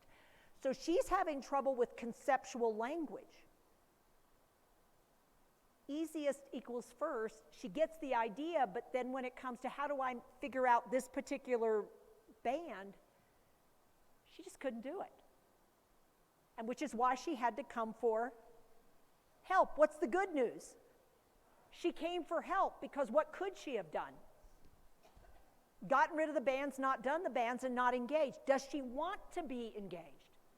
Does she see value in doing the activity? But when she couldn't think of the sequence and she couldn't figure it out, what part of her brain got a little active? The amygdala. The one that said pleasure or the one that said threat? Threat. I feel really stupid. I know I should remember this, but I can't remember it. Crap. The good news is she had enough of a relationship with Melanie, even though she did not remember. Hey, sweetheart. Hey, listen. She could acknowledge I need some help, and she could share enough of the story that Melanie could figure out some of the story. Was Melanie at the session in the morning? No. Does she know if they actually went from the easiest to the hardest? No. Does it really matter when you're only going to stretch the bands 10 times? No. So why is Teepa getting hung up in which one goes first? Turn to the person next to you and say, because she's high detail. Say that, because she's high detail. Go ahead and say that. That's just who she is. She's high detail. She needs the details. If the details don't match, she can't do the task. She's got to get the details right. What does she recognize? I don't know the details. So I can't do the task if I don't know the details. If somebody was just a big picture, would they be worried about this? So who is likely to have a lot of anxiety during a day when I cannot get my brain to hold on to details? Accountants, they're a big group. Engineers, oh yeah. Nurses, oh my Lord, nurses are horrible. Sure enough, if they're a detail nurse, who else? Librarians, who else? Lawyers, who else? Doctors, who else? Any but technicians, people who like to have, mothers, people who make lists, people who've always been big on the lists and want to know, what do you do, what's next, what happens next, what's this detail? They do laundry lists, they have this list, they have to have it. And when they can't think of it, they can't figure out, do this, how to get started. They get stalled out. So the part of their brain that is not working is the prefrontal cortex. In the front of your brain, the front of your brain has 6 skills, 6 core skills to help you function. The first one, grab the reins, take both hands, grab the reins, and go, whoa. That's it. Go ahead, grab the reins and go, whoa. The front of your brain is the part that allows you to have impulse control. Don't say that, that's mean. Don't do that, that's stupid. That'll get you in trouble. Don't do that. Don't. It's the don't part of your brain. It's the part that says, what happens when you do that? It's not worth it. Don't look at somebody's crotch, that's rude. You know, don't touch somebody's stuff that's theirs. As I develop dementia, what do you notice about my impulse control? I have no filter, and so whatever I see, I say. Wow, you're bald. Have you always been bald? I bet you were handsomer with hair. And you're just like, Teepa, and that's that. Well, without thinking, guess what your impulse is? Teepa, don't say that, that's mean. Don't say that. Teepa, no, don't go in there, that's not your room. Don't touch that, that's not yours. Teach me, you got to keep your mask up. Teepa. So what's that sound like? That's lecture again. Why do we do it? Because we notice that mismatch, and our brain is just like, what are you doing? And without meaning to, we sound like we think you're an improper person. And what's our favorite word? She's being inappropriate. I mean, she's inappropriately touching. She's saying inappropriate things. She's behaving inappropriately. And what I'm going to tell you is she lacks impulse control. The front part of her brain isn't working. Ooh, can you switch to the slide on the brains again for me? Let's see if he's getting better at this. Now, he's doing pretty good for a guy who's never used my... There you go, stay there. Yeah, great. Here's the next slide. Okay, so slice off the front part of your brain and pull it away from your head, and let's take a look at what's on the inside. What do you notice about the white stuff in that chunk of brain? Whoa. The front part of your brain has incredible amounts of wiring for connections. You have more wiring for connections in this part of your brain because the front part of your brain can't do shit. It can't do anything.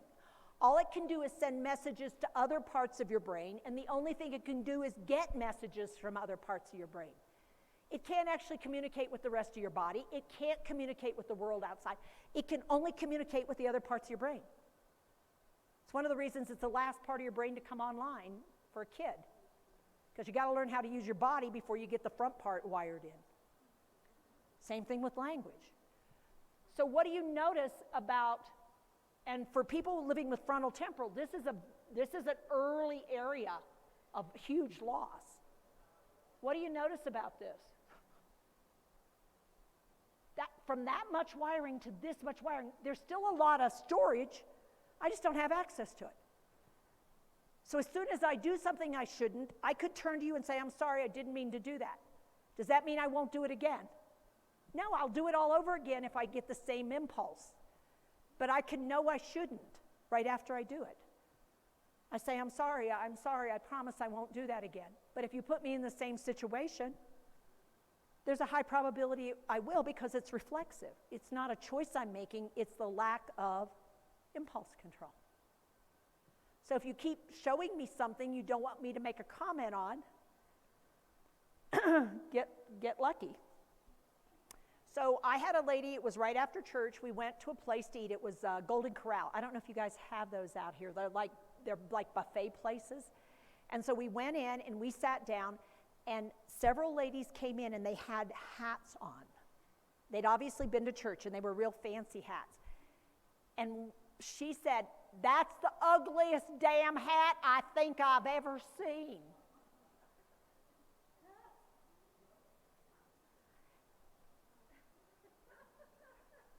And I said, "Millie, you don't like that hat at all, do you?"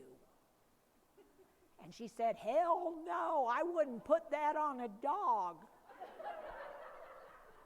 But what had I gotten her to do with the way I used my voice?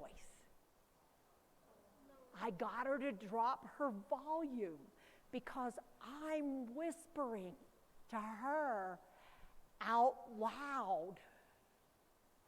And I said, "Hey, Millie, we need to go wash our hands before we get our food. Come on." And when we came back, I seated Millie on the other side of the table. Because am I going to fix Millie? Do I really want to have a meal where she's going to keep noticing this? Because it was a very flamboyant hat. And I have to agree with Millie. It was one of the ugliest damn hats I'd ever seen. But I would never have said that, and neither would Millie. Millie was a sweet lady, but in that moment, her brain just told her what she thought of it, and she said it out loud, full volume. So what I also did was, I have companion cards that I carry with me. And it says, "My companion has brain change. Please excuse us for any behavior that disturbs you. To learn more about brain change, visit." So I offer that. The person could believe it or not believe it, but at least it gives them a chance to learn from the experience, and other than thinking, "My God, that person is so friggin' rude." Because until we become an inclusive society, what it does is it limits where and how and when people have interactions, until it's their life coming apart and they're trying to figure out, can't they go out to Golden Corral after church on Sunday? Nope, they got to go straight home because they can't trust Millie. And it's the one time we get to go out. All I want is a day. All I want is one little thing. So, second skill in the prefrontal cortex. Take data from the occipital, do that, send it to the front, send it up to the front. Take data from the temporal lobes, send it to the front. Now take data from the sensory motor system, send it to the front. Take data from the memory storage unit, hippocampal area, send it to the front. Take data from the core brain functions area, Send it to the front. Okay, you got all that data up there now? Okay, now do this. Cha-ching. Do that. Cha-ching. It allows you to take the gathered data and process it in such a way as you reach a reasonable, logical, and rational conclusion based on the incoming data.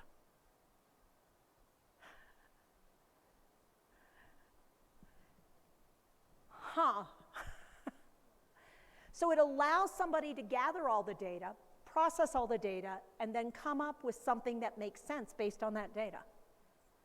So turn to the person next to you and say, I don't understand why I can't drive. Just go ahead and say it. I don't understand why I can't drive. Now, without thinking, what's your first instinct? Explain why it is they are no longer safe to drive.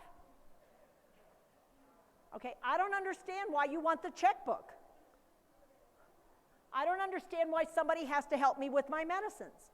I don't get it. Why are you saying I'm not safe to go outside on my own? I don't understand why. So what are they telling you, even with their words? What are they saying to you? My prefrontal cortex isn't working. So what do we say? Do this, take your hand, shove it at them and say, make it work. Because what we do is we try to go over the data again to see if we can't get them to get it in there so they can make sense of it. Here's what we're going to do instead. So, hey Tina.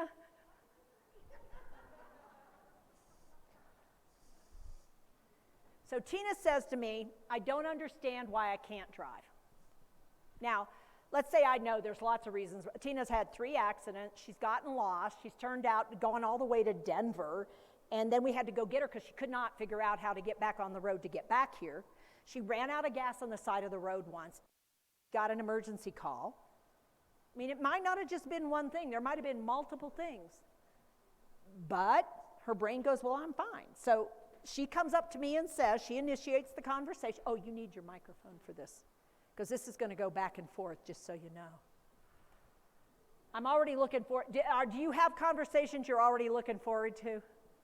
Yeah, this is one of those conversations, because guess how many times we're going to have it? Don't mess with it, they already have it working. Now, did you mess it up? See, well no, it was already on, wasn't it? No. Did you turn it off? Yes. All right, are you ready? So you're going to come up and you're going to say, How come you're trying to take my car away from me? you need to talk a little louder because they can't hear Okay. you. How come you're trying to keep me from driving? So you're thinking that I want to keep you from driving. Yeah, you just And want it's- me to stay at the house. You want don't want me to go anywhere. Wow, so it feels like I'm trying to keep you trapped here in the house. Yeah, you just want to take away everything. Oh, wow, everything. That's not Yeah. good. And it feels like I'm the one doing that. Well, yeah, you talked to the doctor. I know you're the one. Oh, wow. So I talked to the doctor, and that's how all this started. Yes. Okay. Wow. And you Wow. don't know nothing. And I don't know anything. I No. sure am not remembering exactly that conversation. Wow. So that's what happened. Was Yes. that I talked to you're feeling like I talked to the doctor Behind and- my back. Wow, behind your back. God, Yes. Mom, I don't remember doing that. Well, somebody had to, and you're the only one. So somebody did it. As far as we know, something happened. And now, did somebody say no driving, or you were just thinking no driving? No, you're always just, Mom, be careful. Mom, be careful. Oh, And you're so- just always worried. I do that. Yeah. Yeah, I'm in your business, Yeah. and you don't like it. No. I want to go see my friends. I want to do what I You want to do. do what you want to do, and it feels like I'm trying to sit on you. Yeah. I'm sorry, Mom. I'm not in a prison. You don't want to be a prisoner, No. and I'm sorry. I made you feel like a prisoner, And don't go behind my back. and you don't want me going behind your back. No. It feels like I'm not involving you in things. No, you're secret and calling people and telling them Wow. all sorts of stuff. Wow, Mom. So it feels like I'm doing all this stuff. This is crazy. So it feels like I'm actually doing all this. Man, it's not what I'm not remembering doing this stuff. Well, somebody had to, because I agree, somebody had to do something, but boy. Now I'm going to pause. Is this going exactly the way any of us want it to go? No. Am I diffusing some of this, though? Am I acknowledging her messages over and over and over? It's called responsive listening. When she tells me something, I change the words a little bit, but I let her know I got what I think she said. And notice how many times there's a little question mark at the end of it. So you're thinking that I'm the one keeping you prisoner. Now I want you to see my face when I say that. How do I look? Like I'm thinking, but I'm sort of confused about that. So I'm not arguing with her, which is, Mom, why would, that's not what happened. Do you not remember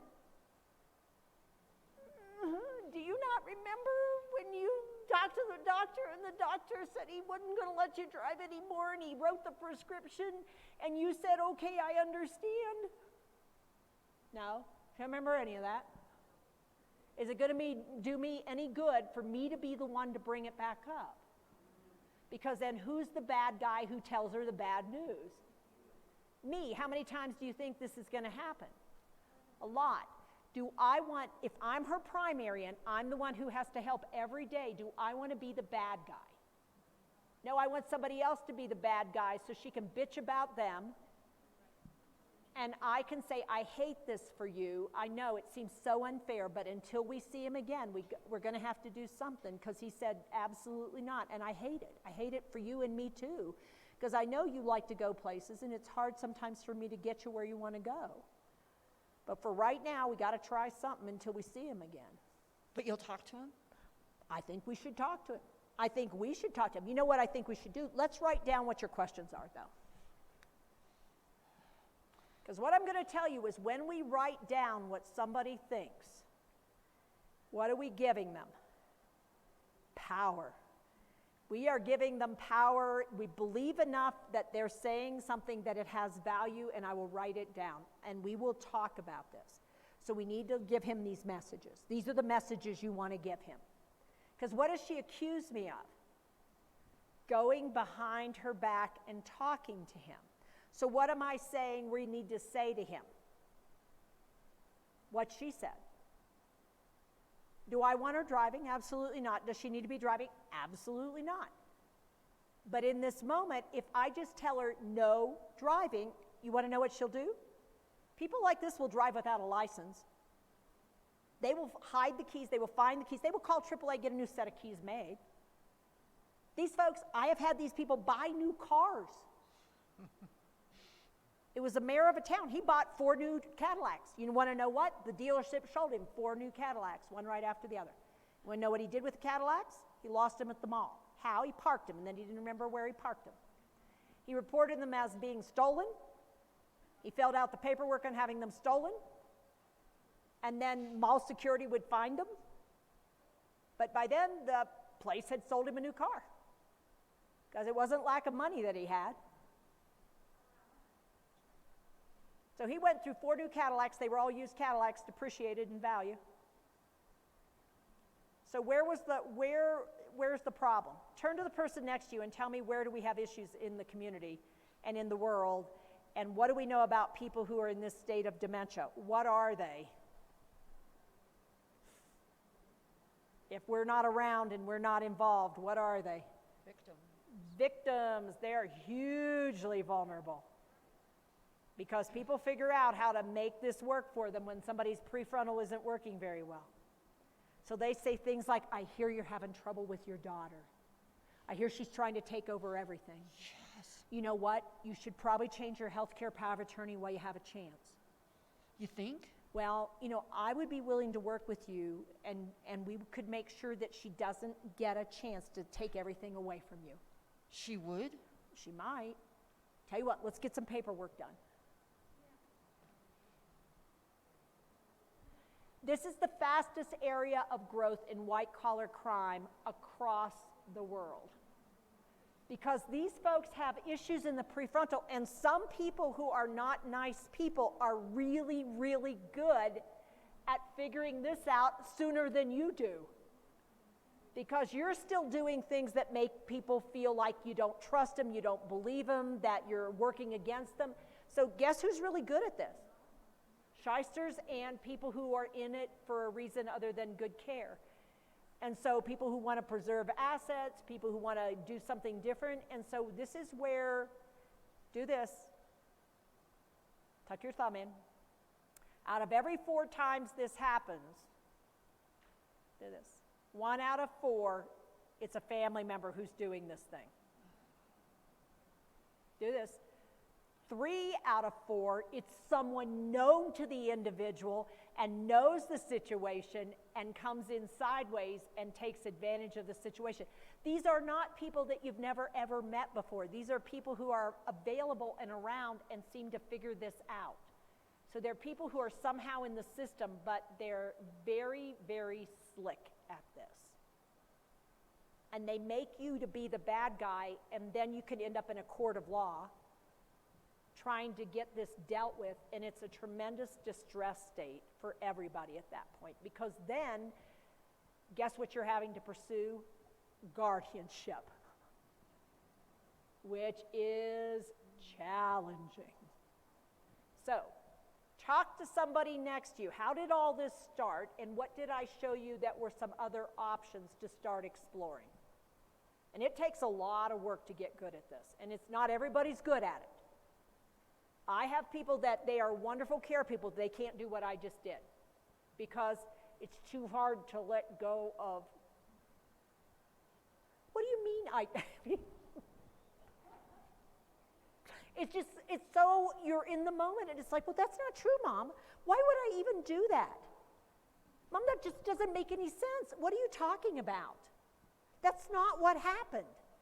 Because I feel so disregarded, particularly if we have a history of conflict.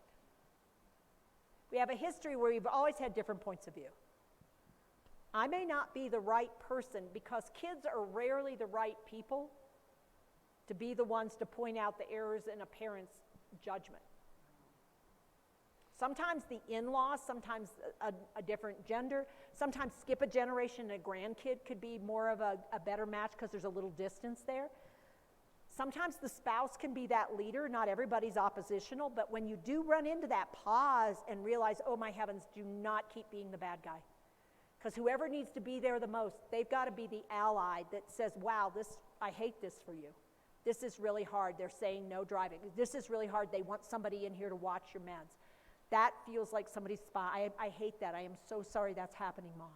But for right now, I mean, let's see tell you what, I want to write down what your concerns are. Somebody's got to take that role on. Because if they start feeling isolated and we're all against them, guess how well this goes? That primitive, that frontal lobe that's already damaged, guess what turns on like nobody's business? The amygdala, and this is where you start getting symptoms of paranoia. You'll see refusals, you'll see flight, you'll see people do things that they would never have done. They're trying to get out, they're hiding. They don't want anybody in the house. They lock the doors, they won't let anybody in. They won't even let people bring food in. They can't trust anybody. Somebody's trying to poison me. And it can escalate relatively quickly in a situation where the person feels isolated and vulnerable. And it's because of all the damaged areas that we get. And then all it takes is a UTI or an upper respiratory infection or an all-nighter 3 nights in a row where I can't figure things out and I'm up all night and then I see lights and I think somebody's trying to break in. And so pause for a second and think about where is your skill set. Talk with somebody that you're near and talk with your partner about what's my skill set right now and am I going to be a good person or do I need help in this area? Because if you have somebody who's always been a strong detail person, this is a high-risk area. If they've always been independent and strong. And guess what I know about Colorado? Alaska, Colorado, North Carolina, places where people, West Virginia, I'm from West Virginia. What part of I said no did you not understand? Do you hear me? I'll go out of here feet first over my dead body. Go to hell. Dipshit. Go ahead and talk to each other, because that's not the language you would have heard from me necessarily, or it might be exact the language you would have heard from me before. But think this through while you're not in crisis right now. Go ahead and talk about it just a little. I get calls all the time about somebody's trying to poison me. Yeah, it's that lack of skilled sensory anymore and misinterpreting what people are trying to do, which is usually help. Okay, how are we doing? 5:05, 3:05. We have till 3. We want to do questions. Okay. Okay. All right.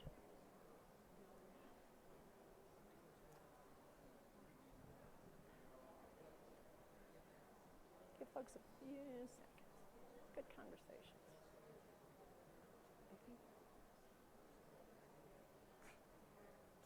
You know, like how this was such an important, because I've been in that, like the lady that was mad that we were in her house. I had no idea what to do. I know. Yeah. Yeah, so you could be a lady who's mad that I'm in there. Yes. Okay. All right. So far we've only talked about 2 parts of the prefrontal cortex. I said there were 6 skills. How are we already feeling? Third skill in the prefrontal. Do this. Making a choice. Making decisions. Making a decision and moving forward with that decision. So what you're going to find is if I'm having trouble in my prefrontal, I become really indecisive, or I get really impulsive in my decision making. It's not based on any logic. I just keep, it's like, what did she just do? Oh my God. She what?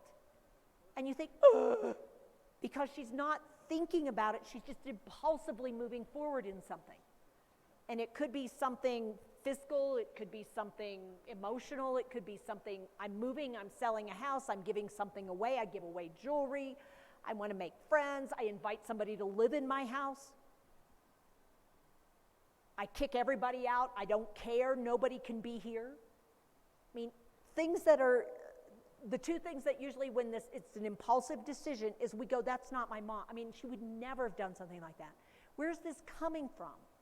Or indecisive. So let me show you indecisive. We're in the restaurant. Classic. So what are you going to have? So say what you're going to have, Tina. What are you going to have? Chicken. Chicken. No, chicken, it gets stuck in my teeth. So what are you going to have? Chicken. Oh, well, I don't want chicken. You've liked beef before here. Do you want the beef? Beef? Mm-hmm. Well, what kind of beef? It looks like a roast, so it's been cooked for a long time. Roast. No, I don't know that I want a roast. What else have they got? Let's see. You've had soup here before? Soup. No, I don't think I feel like soup. A salad? Huh? Salad? Salad? No, I don't know that I want salad.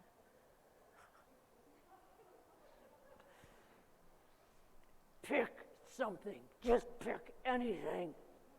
Because this is, even if I'm looking at the menu, I get overwhelmed by the menu.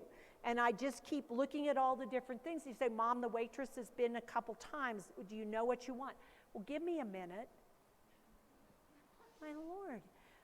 So this is where what you're asking me to do this with your finger, you're asking me to read words on a page, take the words on the page, turn them into a visual image of food, and then recall whether or not that particular visual image is something that I might be interested in tasting, smelling, and feeling in my mouth.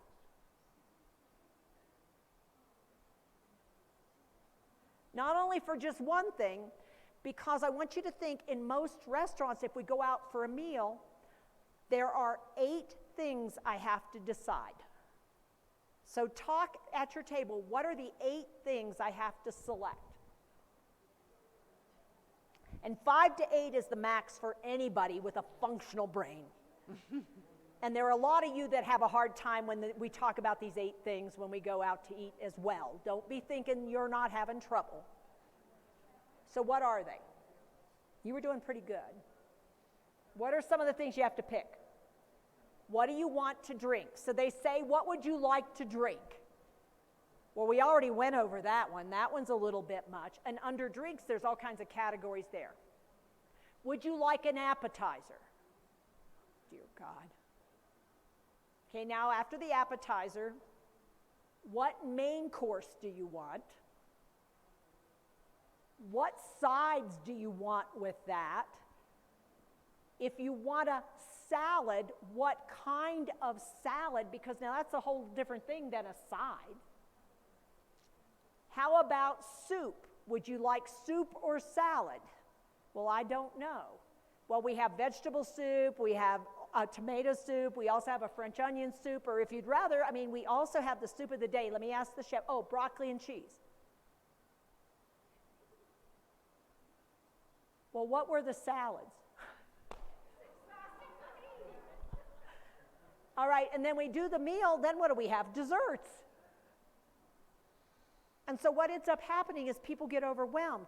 And so we want to start thinking about, okay, well, what if when we go, we start taking pictures of meals that we have, and then the next time what we say, Mom, take a look at these 2 meals. These are ones we've tried before. Why don't you take a look at this and see which one you want to try?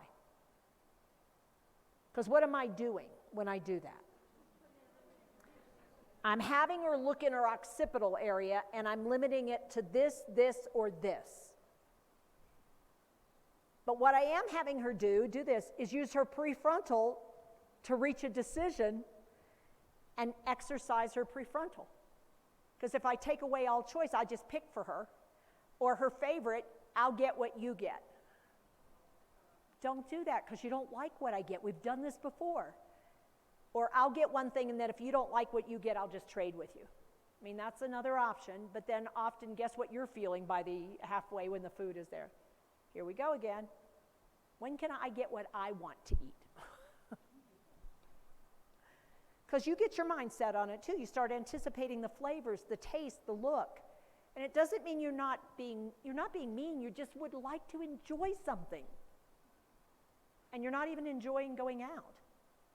What kind of places do you think you don't want to eat at anymore? Buffet. Buffets. Where else? Cheesecake Factory. Oh my Lord. Yeah, nobody should eat there because you always overdo it. Where else? Red Robin. Or any of those places that have a lot of background noise.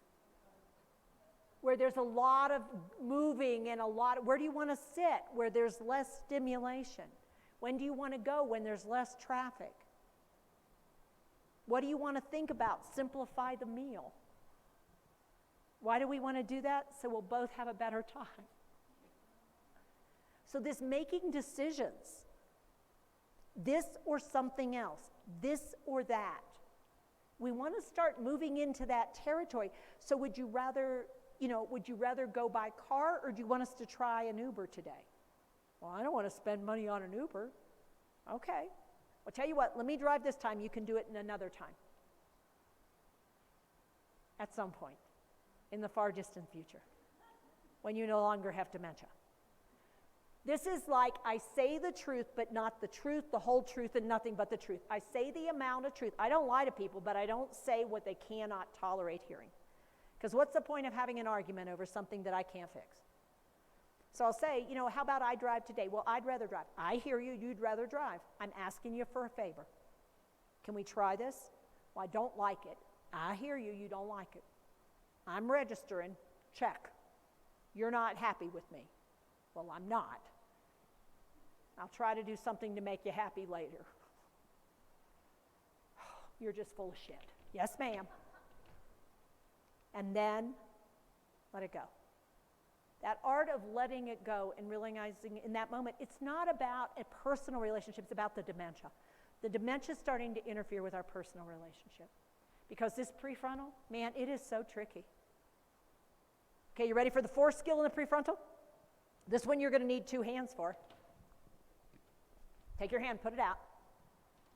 In order to have a decision and then do something about it, you have to initiate, And then you've got to sequence through. You've got to do it step by step by step. You've got to remember step by step what comes next, what comes next, what comes next.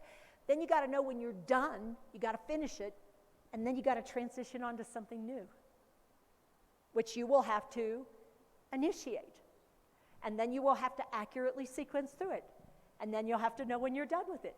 And then you will have to transition on to something else. That's how we go through a day. We go from thing to thing to thing. And so what happens is I start roaming about and I pick something up. Oh, my drink. Yeah, I was really thirsty. I'm glad I saw that. So, how have you been, sweetheart? Doing really good. Well, you look good. I like your glasses. Oh, you know, I should pick that up there. Let me go get this. Oh, you know, that carpet needs moving. And as I travel, I get captured by what I see, and I go from place to place. And as I see something new, I interact with something new. Where did I leave the thing I had? And so I have incomplete, incomplete, incomplete. So what you're going to start noticing are piles. You'll start to see everything coming out, and it'll be in little piles. And what I think is I know where everything is. And when I was detail-oriented, I did. But things are coming out of closets and out of cabinets because I like seeing things to know what it is I need to do. But then I see it and I get overwhelmed by it and I say, I'm going to work on that later. And then I start sorting through and then I notice something that needs to be somewhere else and I take that something to go somewhere else. Where are my glasses? Well, wherever I laid them down because I was looking for something else. And even when I come back and they're laying right there, I might not be able to find them foreground, background with my glasses. And so I'd say, where are my glasses? And what's our temptation? They're right there. You're looking for your glasses. Are you looking for these or another pair? Oh, those. Okay. Well, wonder how they got there. I'm not sure. Huh. So do this. Initiate. Sequence, terminate, transition. So let me see how my friend Tina deals with this. Ready? Hey, sweetheart. Hi. Hey, what do I do now? What would you... Now, what did I just announce to her? I just announced it. What do I do now? What did I say to her? You're initiating a sequence. I don't know how to get anything started, and I don't know what comes next, and I don't know how to do this, and so I'm coming to you as somebody I can trust who would tell me what comes next. And then her first statement, she almost made it, and I paused her. What are you going to say to me? What were you about to say to me? What would you like to do? What would you like to do? If I knew that, would I be here with you? What would I have done if I knew what I liked to do and could get, I would have just done it. Well, I see it's 3 o'clock and I'm about ready to go do some laundry. Would you like to go do that with me? Huh? What'd she do? Blah, blah, blah, blah, blah, blah, blah, blah, blah, blah, blah, blah. I said, what do I do now? And she gave me, I'm about to go do laundry. Would you like to help me do that? Which requires another decision. And actually, it's in another place. So now, would you like to? Yes or no question. And I say, well, I don't know. And she says, would you like to do something else?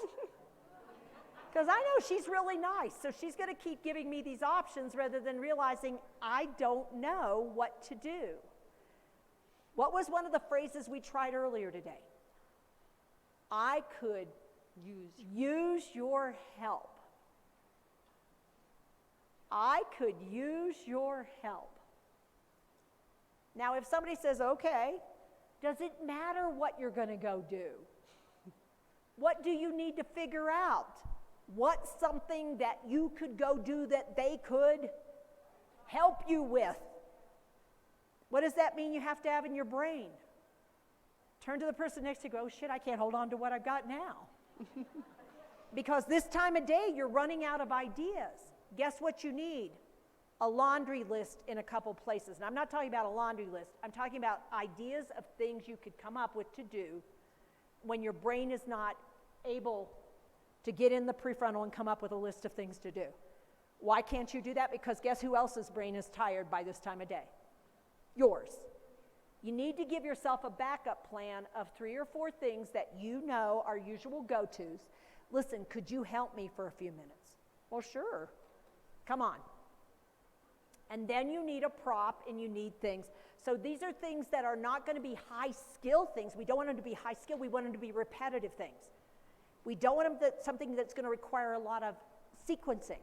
Because guess what the person has already showed me? That's not going to be it. Could it be something we're going to fold sheets together? Why folding sheets? Because guess who's going to be copying the whole time? And we're far enough away. What we might be able to do is, how about washing dishes? What do I have to be willing to accept? She may not rinse them. If I want it to get done right, I have to be really careful here because she's already showing me her ability to do things is impaired. So I want to really be thoughtful about what can we do. Oh, could we try something? Yes. Come on. And what I'm going to do is whatever we're going to do, it's going to be a try thing. Here, tell you what, we're going to take all the tablecloths off. We're going to put the clothes in the washer. We're going to pull things out of the drawer. We're going to do this. We're going to do this. Something that's visual motor, gross motor, not high skill. Listen, could you fold the socks for me? Could you help me get the cans off the shelf? What's nice about that is it's gross motor, but it's also work. Could you help me rake? Could you help me sweep? Depending on skill sets. But could we wipe the tabletops? Could we vacuum? Those kind of activities that are repetitive motion activities, they require a certain amount of rhythm. Ooh, you know what I'd love to do? Yeah. Will you dance with me a little bit? Sure. Yeah. What's another one you think you could come up to with it now? Sing. So this is where if you know what their musical genre is. Ooh, how about this one? I could have danced all night. I could have danced all night and still have begged for. You guys are better than she. She doesn't like to sing in front of people. Or how about, ooh, you know what? We're going to have the kids over soon. Now, you were worried about me, weren't you? Yes. You gave it away. What'd you look? At the glass. At the glass. What'd you think? I was impaired, huh? You did. You almost grabbed for the glass, huh? Mm-hmm. Did you get yourself to stop? Mm-hmm. How? By understanding that you're plenty capable. Okay, so what if I spilled that glass instead? What if I wasn't capable and I spilled the glass? Do this. So what? So what? What would have been more problematic to say, ooh, Teepa, wait, you've got a glass down there. Oh, well, how did that get there? I hate it when that happens. Me too. Is that my glass? I don't know. Well, why'd you put it on the floor? Well, that wasn't very smart, was it? It sure wasn't. Boy, I was thirsty. Ooh, it got right in it.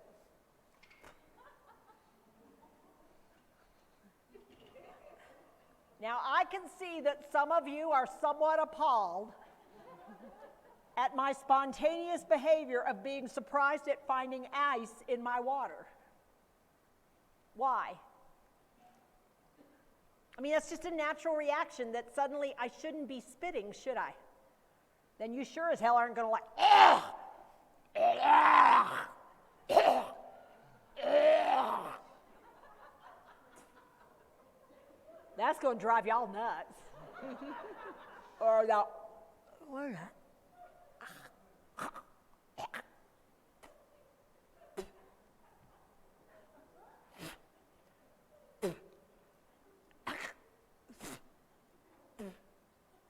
little bits and pieces that get in my mouth, that get lost in my mouth, and then when I find them, I don't want them in my mouth anymore.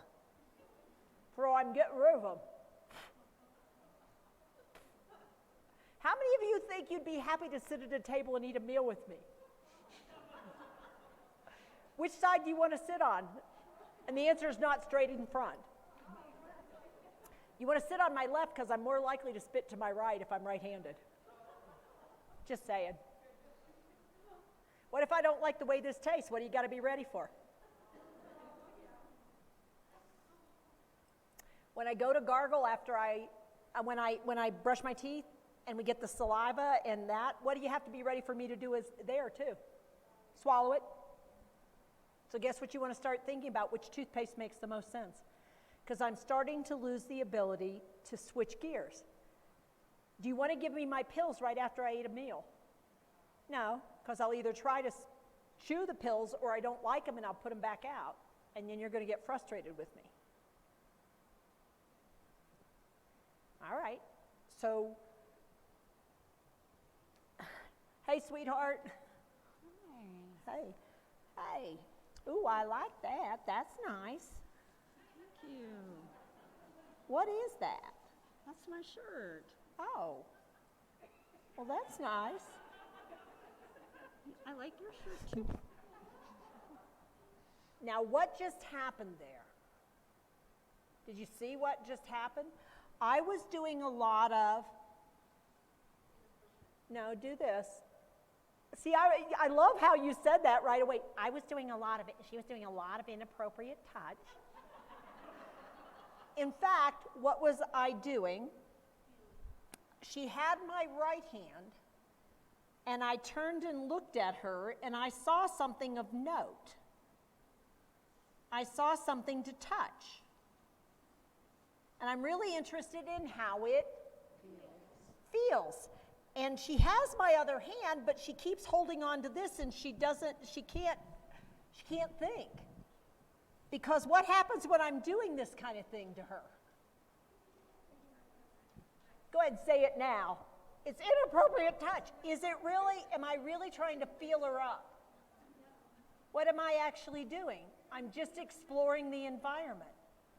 Oh, what might I also do? Tina Strang. Tina Strang. Well, what's this? That's my name tag. Now, here's the tricky part of Tina. Tina, do you know I'm right-handed? Yes. Which side are you on? Left. Left. Guess where I feel a little more vulnerable? On your left. Yeah, so guess what I want to do with everything on my left? Make sure it's safe. Make sure it's safe. So if you want me to do less of that, when you get here and I do this, what do you have to be able to think in this moment and do? You might want to watch that water. Somebody put it there. Yeah, because now, what am I less likely to do? Any of the things that you didn't like me doing. And what can you do with your other hand?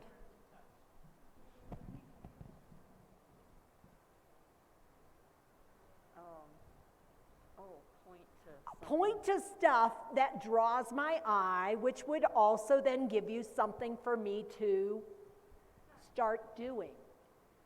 See, this is where we get in relationships and we don't know how to get out of them, even though we're not enjoying the relationship we're in, and we keep talking and we end up in arguments, or we can't figure out what to do. I keep doing this touching that you're uncomfortable with me doing, but you can't figure out how to get out of it. And when you're doing touching with me that I don't like, you just want to get the job done. And it starts feeling like you don't care about me, and I go, whoa, whoa, whoa, whoa, and you go, well, it'll just take a minute. I'm not sure it was how long it was taking that I was objecting to. So this idea of being able to transition through substitution. Transitioning is such an important ability for us to have. Now, people out there call it redirecting. I won't. I'll say it's transitioning. And so what I got to do is use an interjection. Ooh, hey, Teepa. Now, why, ooh, hey, Teepa? Because it's positive, but what will it almost always do? Yeah, and then you can use that, because what did you just do with what I was doing before? You tricked me out of it. There you go, thanks. Now, what does that mean? Ooh, it's 3:30. That's what that means. So, very quickly, you have 2 more prefrontal skills before I open it up for questions, because this next bit is about questions. It's about what do you want to get out of the rest of today. I'm going to show you a couple more videos, really quick ones, but I want you to think of questions that you have. 2 more prefrontal skills. Look at yourself in the mirror. Take a look at yourself. Admire yourself. Boy, you have some good points. You have some talent, some skill, abilities. Pat yourself on the back. Now, most of what you think about yourself is based on what's come before in your life. And so you have a judgment about yourself. This is you looking at yourself and saying, I'm pretty good at this. I'm really good at that. And then what do you know about yourself as well, though? Some things I'm not so good at. There are some things I don't do a lot because I'm not very good at them. I don't really like doing them. I don't do them. Now, when you look at yourself again in the mirror, and look at yourself, it's based on past experiences. But what you're doing, look straight out in front of you. You're in a situation in this moment. And you've got to assess your abilities and go, do this. I'm good, I can handle this, versus, I think this is beyond my skill set. I think I need help. So what we're talking about here is self-awareness. The ability to be accurate in your self-awareness is a prefrontal cortex skill. It's slightly to the left of midline. We even know where it is in the human brain. And it turns out this is one of those things that for about 50% of people living with dementia, they have damage in the self-awareness area. They think they're fine when they're having changes in ability that, given the situation, they actually need help, but they think they're fine. I'm fine. Why are you saying that? I've always driven. I know how to do this. Our biggest mistake is not we don't think to say, you're right, you have always been a good driver. You're absolutely right, you have always been the manager of your money. You're absolutely right, you have always been an independent person. We don't affirm the past. Because what they're saying is, I don't understand. I still have these abilities. And because we're noticing they don't have the abilities, we try to use logic and reason to get them to understand that's then, this is now. And instead of acknowledging how important it is for them to hear, you have always been good driving. It is really hard to hear that somebody doesn't want you to drive now. I hate that for you. This is really hard to hear that they're saying that that's not, for right now, they don't want you doing that. For right now, they don't want you doing that. Well, that's stupid. I know it doesn't feel right. It feels really awful. But what we're dealing with, this is not denial. And it is a really important thing to understand. This is brain failure in and of itself. It's called anosagnosia. Anosagnosia, the inability to be self-aware. Anos, A-N-O-S, agnosia, A-G-N-O-S-I-A. They literally have a part of their brain, prefrontal, that's broken. And you keep thinking, how could she not figure this out? She doesn't know that she's becoming incontinent. She doesn't realize she's hiding the incontinence things when they're wet under the mattress. She doesn't get that she's not safe to cook. She leaves the stove on. Anosagnosia. So what we try to do is use, and shaming and those kinds of things, and what it does is it starts affecting our relationship. And she starts to think, God, I'm so stupid. How could I not have known in that? I feel like an idiot. Oh my God, well here, you take everything then, because I don't know what to do. I don't know how to do anything. So what do I do now? What am I to do now? And so I become incredibly dependent on you. And I won't do anything without your okay, your approval, your next step. And so what I become is a shadow. And I start shadowing you. Not everybody who has anosagnosia, they don't realize what they can and can't do. Not everybody becomes antagonistic and resistive. They actually can be very compliant. But what they want, this is what they're going to want. They want you to be this much in front of them, so they can always keep track of where you are. Because if you disappear on them, they don't have a brain anymore. And so this is where you start to get the phone call after the phone call. When can you come over? I think something's going on. I need you to come. I don't know what to do. What do I do? Where are you? John? John. And it's like, I'm in the kitchen. Well, come in here. Which means in that moment, my brain has so panicked that I can't even figure out how to get myself to the kitchen. Or if I go, where have you been? Why did you come in here and leave me in there? I told you and without thinking, you'll say, I told you I was going to go fix lunch. You never told me. I'm sorry, I didn't mean to argue with you. Please don't be mad at me. Now, when I start going, please don't be mad at me, please don't be upset at me, what I'm afraid of is, I'm afraid if you get upset with me, you won't be here for me anymore, and I'm really scared. But I can't stand to have you out of my sight, so start walking. So what you'll notice is I start to get right behind you all the time. And I like to touch you just a little bit. And I like to touch you so I know that you're there and I can keep up with you. But if you turn around to talk to me, no, let's just go. Because I don't really know how to talk to you so much anymore. I get nervous when we have to talk because I'm afraid I won't be able to carry my end of the conversation. But what are we going to do now? What's next on the agenda? Are you going to the store? Can I go to the store? But then sometimes I'll peel off and go do something and you're like, oh my God, where did she go? Because I get interested in something and I disappear and it's like you find me down an aisle and you go, I'm sorry, I didn't mean to scare you, I'm sorry, I won't do it again. And then before too long, your brain is going, oh my God, by the end of the day. Okay, so you follow me and I'll show you the end of the day. Mom, I want you to go sit down for just a few minutes, okay? You stay here. I'm going to turn on I Love Lucy. You love I Love Lucy. You watch that. I'm going to fix dinner. It's okay. No, you stay here. I just need a minute. Because when you're in the bathroom, guess what else? Knock, knock, knock, knock, knock, knock, knock. How much longer are you going to be? Oh, my God. Mom, I'm trying to have a bowel movement. Well, don't bother because you won't have one right now. So this idea of being constipated, of being overwhelmed, of feeling like I can't, and when I go somewhere, where have you been? You were gone forever. I was gone 10 minutes. I don't want somebody else. Don't bring somebody else in here because you're my brain. I don't want somebody else. So how soon do I have to start with somebody who is someone who needs support? How soon do I have to start with a third party? A lot sooner than you think. Because by the time I'm realizing I need a break, it starts to feel to the person like you're trying to get away from them. And then their anxiety goes up. And they'll call and call and call because they're scared. Now, on the other hand, you have the people who are argumentative. You know about those folks. But these folks we often miss.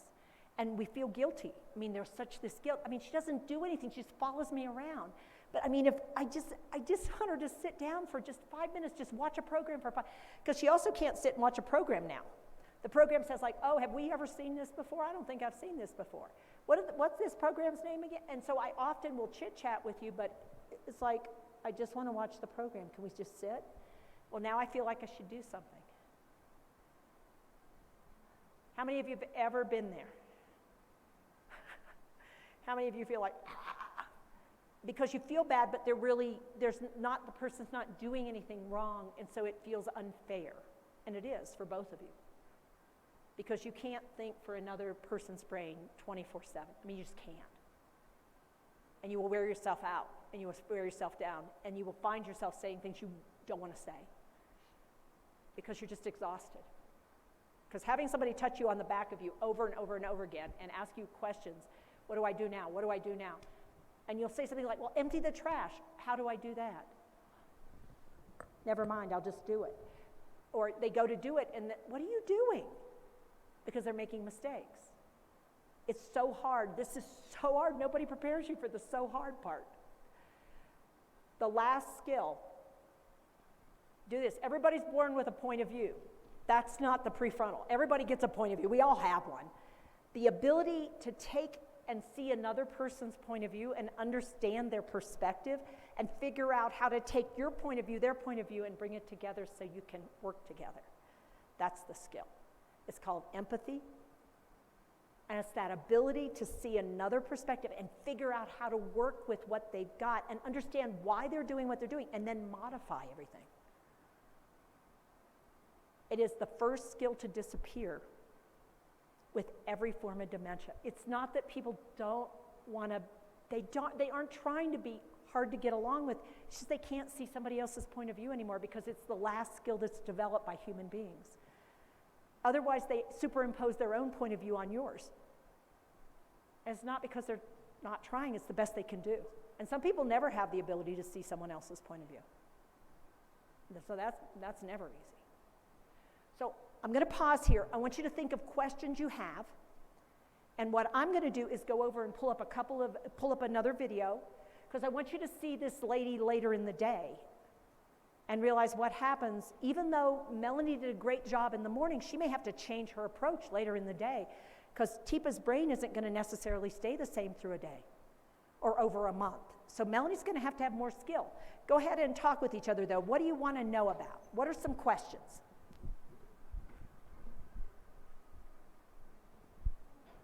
And you guys out there can have questions too. I mean, it's not just the people here. Oh, you're good. No, you did a good job. Let me X out of here. Quit. Let me go here. Okay. I had to come back up because we went and found this thing. Oh, okay.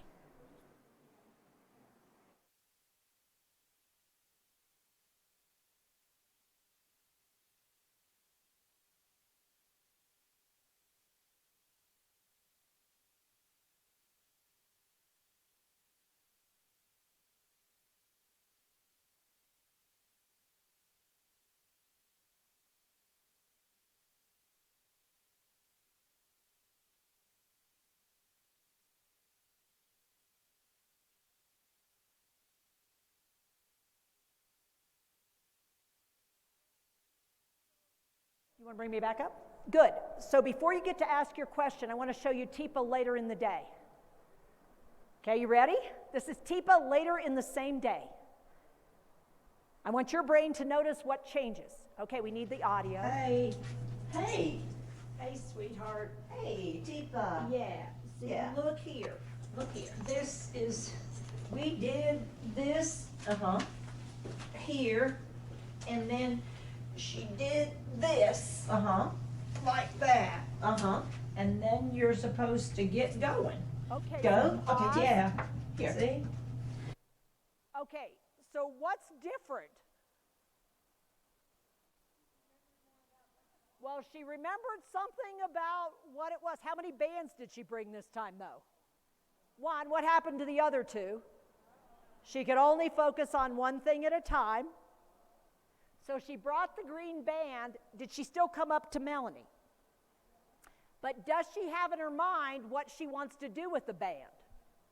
Now, before she was talking about doing exercises like this, and Melanie did these exercises, and Teepa said, yeah, that's what we did. What is Teepa thinking we do with them now? Putting them around our legs. It's probably not exactly the same band that we used around our legs. There was another band that we had hooked to the leg of the chair, and we did something with another set of bands. But what happened to her retention of all the details? Was she having trouble with details before? Well, now we have bigger problems. So in this moment, what do you think Melanie's thinking? Oh, whoa. She's at high risk for falls because she has this band on her right at her knees, and it's tight. Because it's the middle band. It's not the easiest one. It's not the hardest, but it is a tough band to get on there. What do you know Teepa's skills are? She had nice hip action. Did she get it on? And does she think she knows what's supposed to happen next? Yep. Was she willing to let Melanie hold her hand? Okay, let's see what happens next. And it's to make you strong. Yeah. Let's try this. Here, try this. Yeah. Yeah. Well, it's to stretch your legs. Yeah. See, you do that. Yeah. Whoa. It stretches them. I think maybe let's try You want me to sit down? Oh. So okay. pause.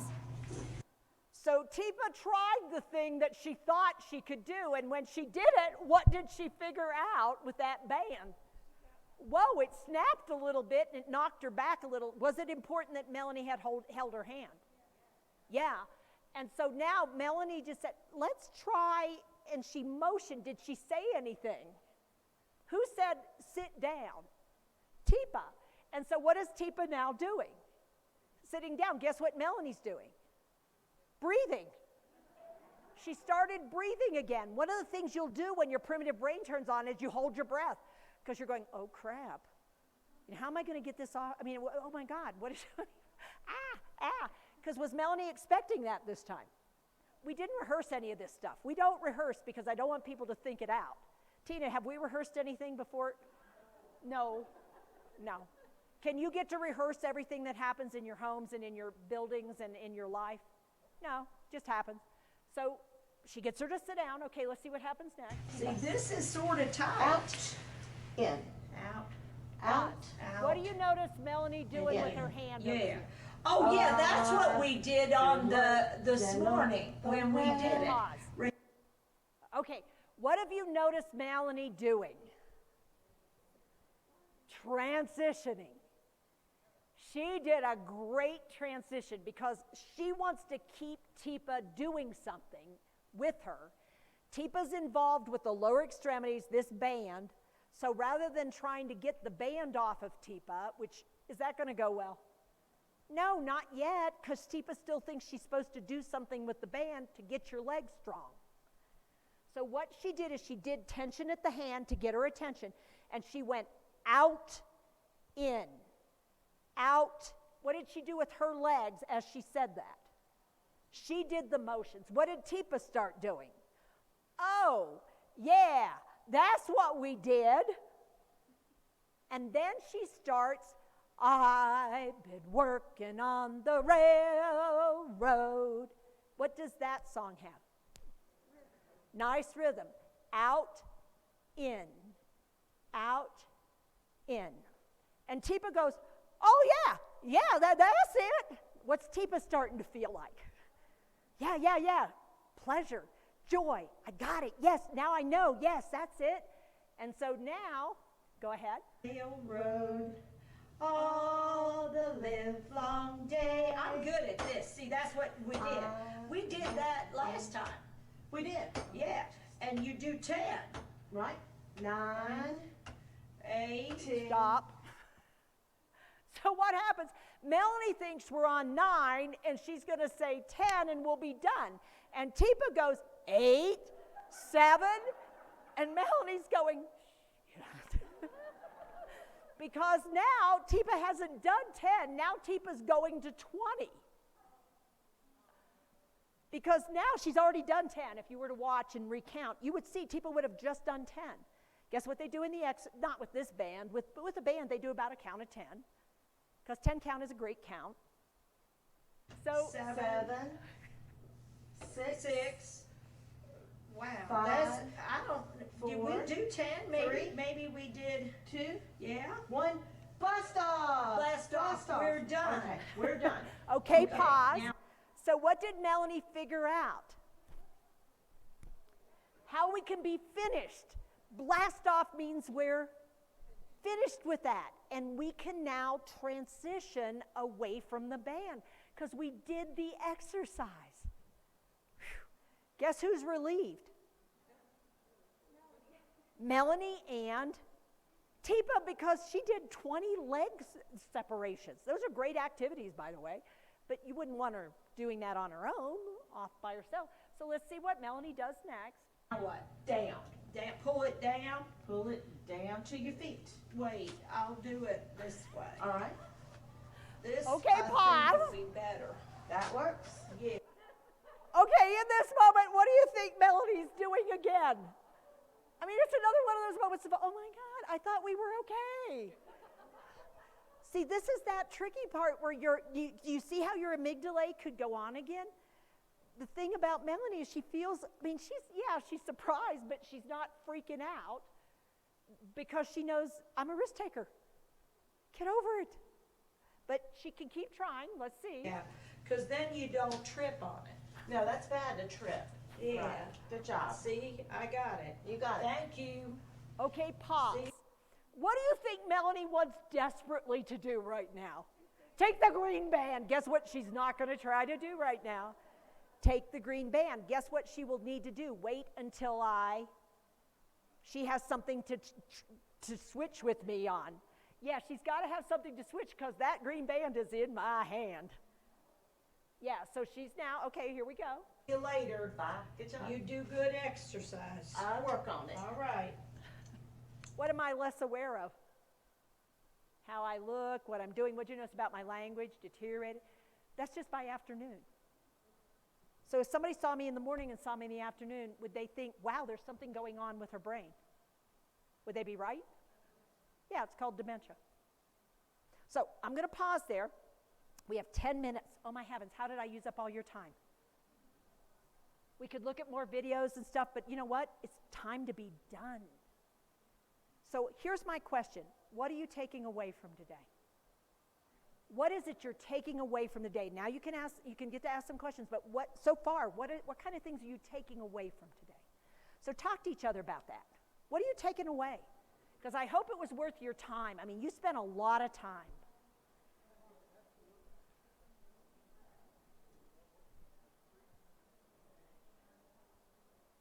You got something? Does everybody have something that you're walking away with you didn't have when you came in the door? Other than lunch and breakfast. That's why you came.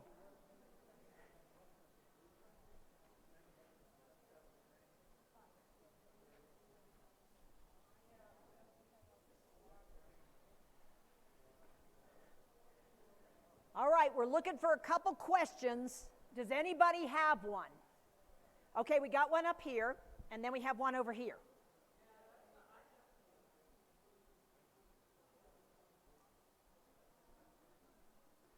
Don't touch his microphone like that. Go ahead.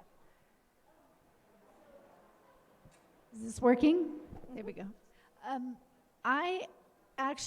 My mother has frontotemporal. Frontotemporal. Okay, and I don't know if it's genetic, but her mother had something, dementia, and I'm concerned about myself. Okay. Okay? Yep. And I'm wondering if there's any kind of prevention as far as nutrition, exercise, whatever. Okay. If you have any suggestions, I would be most grateful. Okay, so what we have is we have a pattern of at least 2 generations of brain change.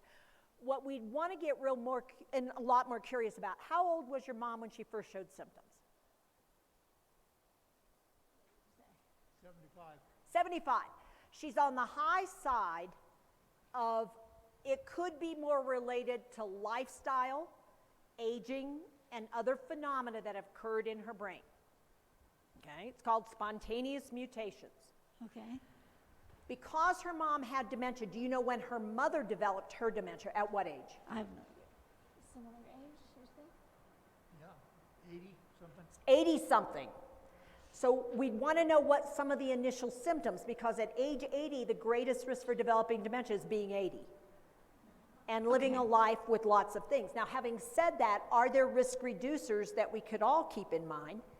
Good sleep habits, good exercise habits, good social support habits, eating things that are in moderation, but also looking at timing. And so current thinking is Mediterranean type diet with a heavier meal earlier in the day and less heavy eating in the evening. But also looking at making sure each day you are engaged in something that gives you a great sense of value and purpose and joy. So those are things that are risk reducers. Are they going to be prevention strategies? No, I can't prevent something if it's happening, but I could buy somebody something like 5 to 8 years of improved function with less possible problems. And it could be you're not even at risk because you've got a 50-50 even with that. So it's about a 25% risk when we have something that is genetic. as opposed to young onset Alzheimer's with a presenile gene. That's a little different. That one's a little different because that one is a genetic predisposition that actually is, if you get one of those genes, it's a dominant gene, it will take over. That is a very different phenomenon. There are very few families in the world that fit in that category. So lifestyle does matter, and how we live does make a difference. So it's a really good question. Yeah, you're welcome, for sure. There was another question over here. I think the question is how to deal with guilt, but the specifics of it are my husband, who has early onset, also has been diagnosed with sleep apnea. Ooh. So a machine that is uncomfortable and not easy to wear and so forth has to be worn, and we've started losing sleep, and he gets confused, and he doesn't want, so it's that question of how much damage am I doing to, him depriving the brain of oxygen, and I know it affects his blood pressure, other things, blah, blah, blah. Right. So, right. Blah, blah, blah. So we have a situation where the recommended treatment is a great recommended treatment if you have somebody who can tolerate the treatment. The challenge that you're being faced with and basically pushed into by a system that is not being supportive of the reality of where he is and what all is going on, dementia is seen as a sidebar, not a critical player, is that he can't tolerate in the middle of the night having this thing that his brain thinks is sucking oxygen away from him, because in that time, he starts off okay in the night, but then he gets to a place where he wants that off. He wants it off. So looking at sleeping position and looking at possibly sleeping in a recliner or sleeping slightly elevated and sleeping in a side-lying position and sleeping in situations where we elevate the whole head of the bed so that he has a better shot at getting okay, not great, but we're balancing risk versus benefit. Because if he becomes distressed in the middle of the night, how well is he sleeping? And how well are you sleeping? Neither of you are going to do that well, because what you have to do is interrupt his sleep to try to do it. And so we may want to set the alarm for a time when we know his O2 sat drops. So we may want to look at an O2 sat monitor for the helper that only really triggers when the O2 sat is dropping into a zone, and then we want to work at our skill at trying to figure out, okay, so what are our strategies we could try, and when do I have to say, you know what, as much as I want to deal with that, it's causing such distress for us, I've got to be able to stay on the job. And this is a long haul. This is not a short haul, and if I wear myself out now, this is a marathon. This is not a sprint, and if I don't have anything to go with, not getting sleep as a human being causes your prefrontal, your language center, your fine motor, and your vision to start to be impaired, and your primitive brain to see threats where they're really, it's annoying, it's risky, but it is not dangerous. And we start seeing things as dangerous, and we start reacting to danger, often in a way that's extreme. You've got to keep this on. Why are you giving me such a hard time? Just put it back on, put it back on. No, I don't want it. And we get into this, and both of us are now starting, and we feel guilty if we don't, we feel guilty if we do. And so nobody's having a conversation about, okay, let's weigh cost benefit, and let's come up with a game plan, and let's work this through, because you need a third party to let go of guilt. And that's the tricky thing, is you actually need a third party to work through this, because your brain is logical and reasonable enough to want to make sense of it. And you can't do it with your husband, who was your partner before. So do this, load up with guilt, and now carry that around with you. And all it does is trigger lots of reactions, because when you feel guilty, your brain doesn't work well, just like when it doesn't have enough sleep. Guilt is a negative emotion that gets in the way of care. And so feeling guilty about what happened before, we got to let that go and say, okay, this is my first day to try something new. And I can be sorry as I can be, but I'm going to let it go, because I got to be able to move forward with new energy. Worrying about what I did before, it's a waste of time. Here's my new chance. And it may be, you know what, I need a break, and I need somebody else to try this, because I don't know what else to try. I need help. Then acknowledging, I just need help. I'm not sure what else to do. I feel like I'm trapped. When we say words like, I feel like I'm trapped, I feel like I'm at a dead end, I feel like I don't know what else to do, it's time to go, wait, we do need something different. Getting ourselves in that place isn't going to help the person we care about. Yeah. We'll let you turn off your alarm if we have time. Go for it. What are your thoughts on excessive sleep? My mom has, as I mentioned before, she has a form of dementia. She's very young. Okay. She sleeps, she's 61, and this has been going on for a couple of years. She can be alert for a while, but then she can sleep for days. And I sometimes let her because I think that her brain might need cleaning. But then other times I think that a routine and daylight and getting dressed is good for a human being. Okay, yeah, so there's so many variables on that. Lewy body will have a pattern of 3, 4 days, 5 days even, not sleeping hardly at all, and then needing to regroup. So Lewy body is a hallmark dementia for abnormal sleep patterns. And if it's got some Lewy body on board, I really got to take that one into consideration. The second is if being in the world uses a lot of energy, and it really takes everything she has to be in the world, then she needs a recovery period. And as people move forward in dementia, they often need longer recovery periods, but they'll take it in short bursts. So they'll go out and then they'll be alert. They'll go out and they'll be alert. But they actually have to go in to come back out.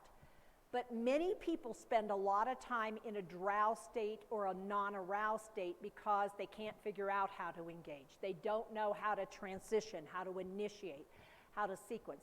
So sometimes when you start something, if there's an easy transition from not sleeping to being awake to being alert to being engaged, it's simply that they don't know how to transition anymore. So I do need to build more of a structure in. But I may want to keep those episodes short with more rest period in between, so I know that they are getting the cleaning and the setup, but building in smaller windows of activity. So I'm sure that they are getting something that has value and they can enjoy and I can enjoy. Not a full day, no, not at all a full day. Episode with breaks of rest in between. Yeah. So, we have had a full day and your little brain sponges are dripping. So, the goal that I have, thank you, is for you guys to feel like you've got something. So thank you so much. Thanks to the folks who brought me here, and thanks to the team that did this video. And I'm thankful that it'll be available for years, so you can go back and look at it if you want to, any bits and pieces, because it may be that something strikes you later that you want to take a look at. And you also can know that if you need to, you can always get up with us, because we're not, we're over in North Carolina, but we're pretty amenable. We try to be available when we can. So thank you, and thank the group here, the team, and for everybody and thank you guys for choosing to be here. And what you do, turn to the person you've been talking to all day and say, thank you for working with me. Thank you for being here and working with me, and thank you guys. My pleasure. Thank you, Tina. Tina and Teepa. Thank you to you both. Thanks for being here today. Remember to fill out your survey if you're here in person, and if you are live streaming, there should be a link that you can fill out. Be sure to grab some food or any of the information in the back, and if you have any questions, those of us who are on the planning committee are here to help you, and thank you again, Teepa.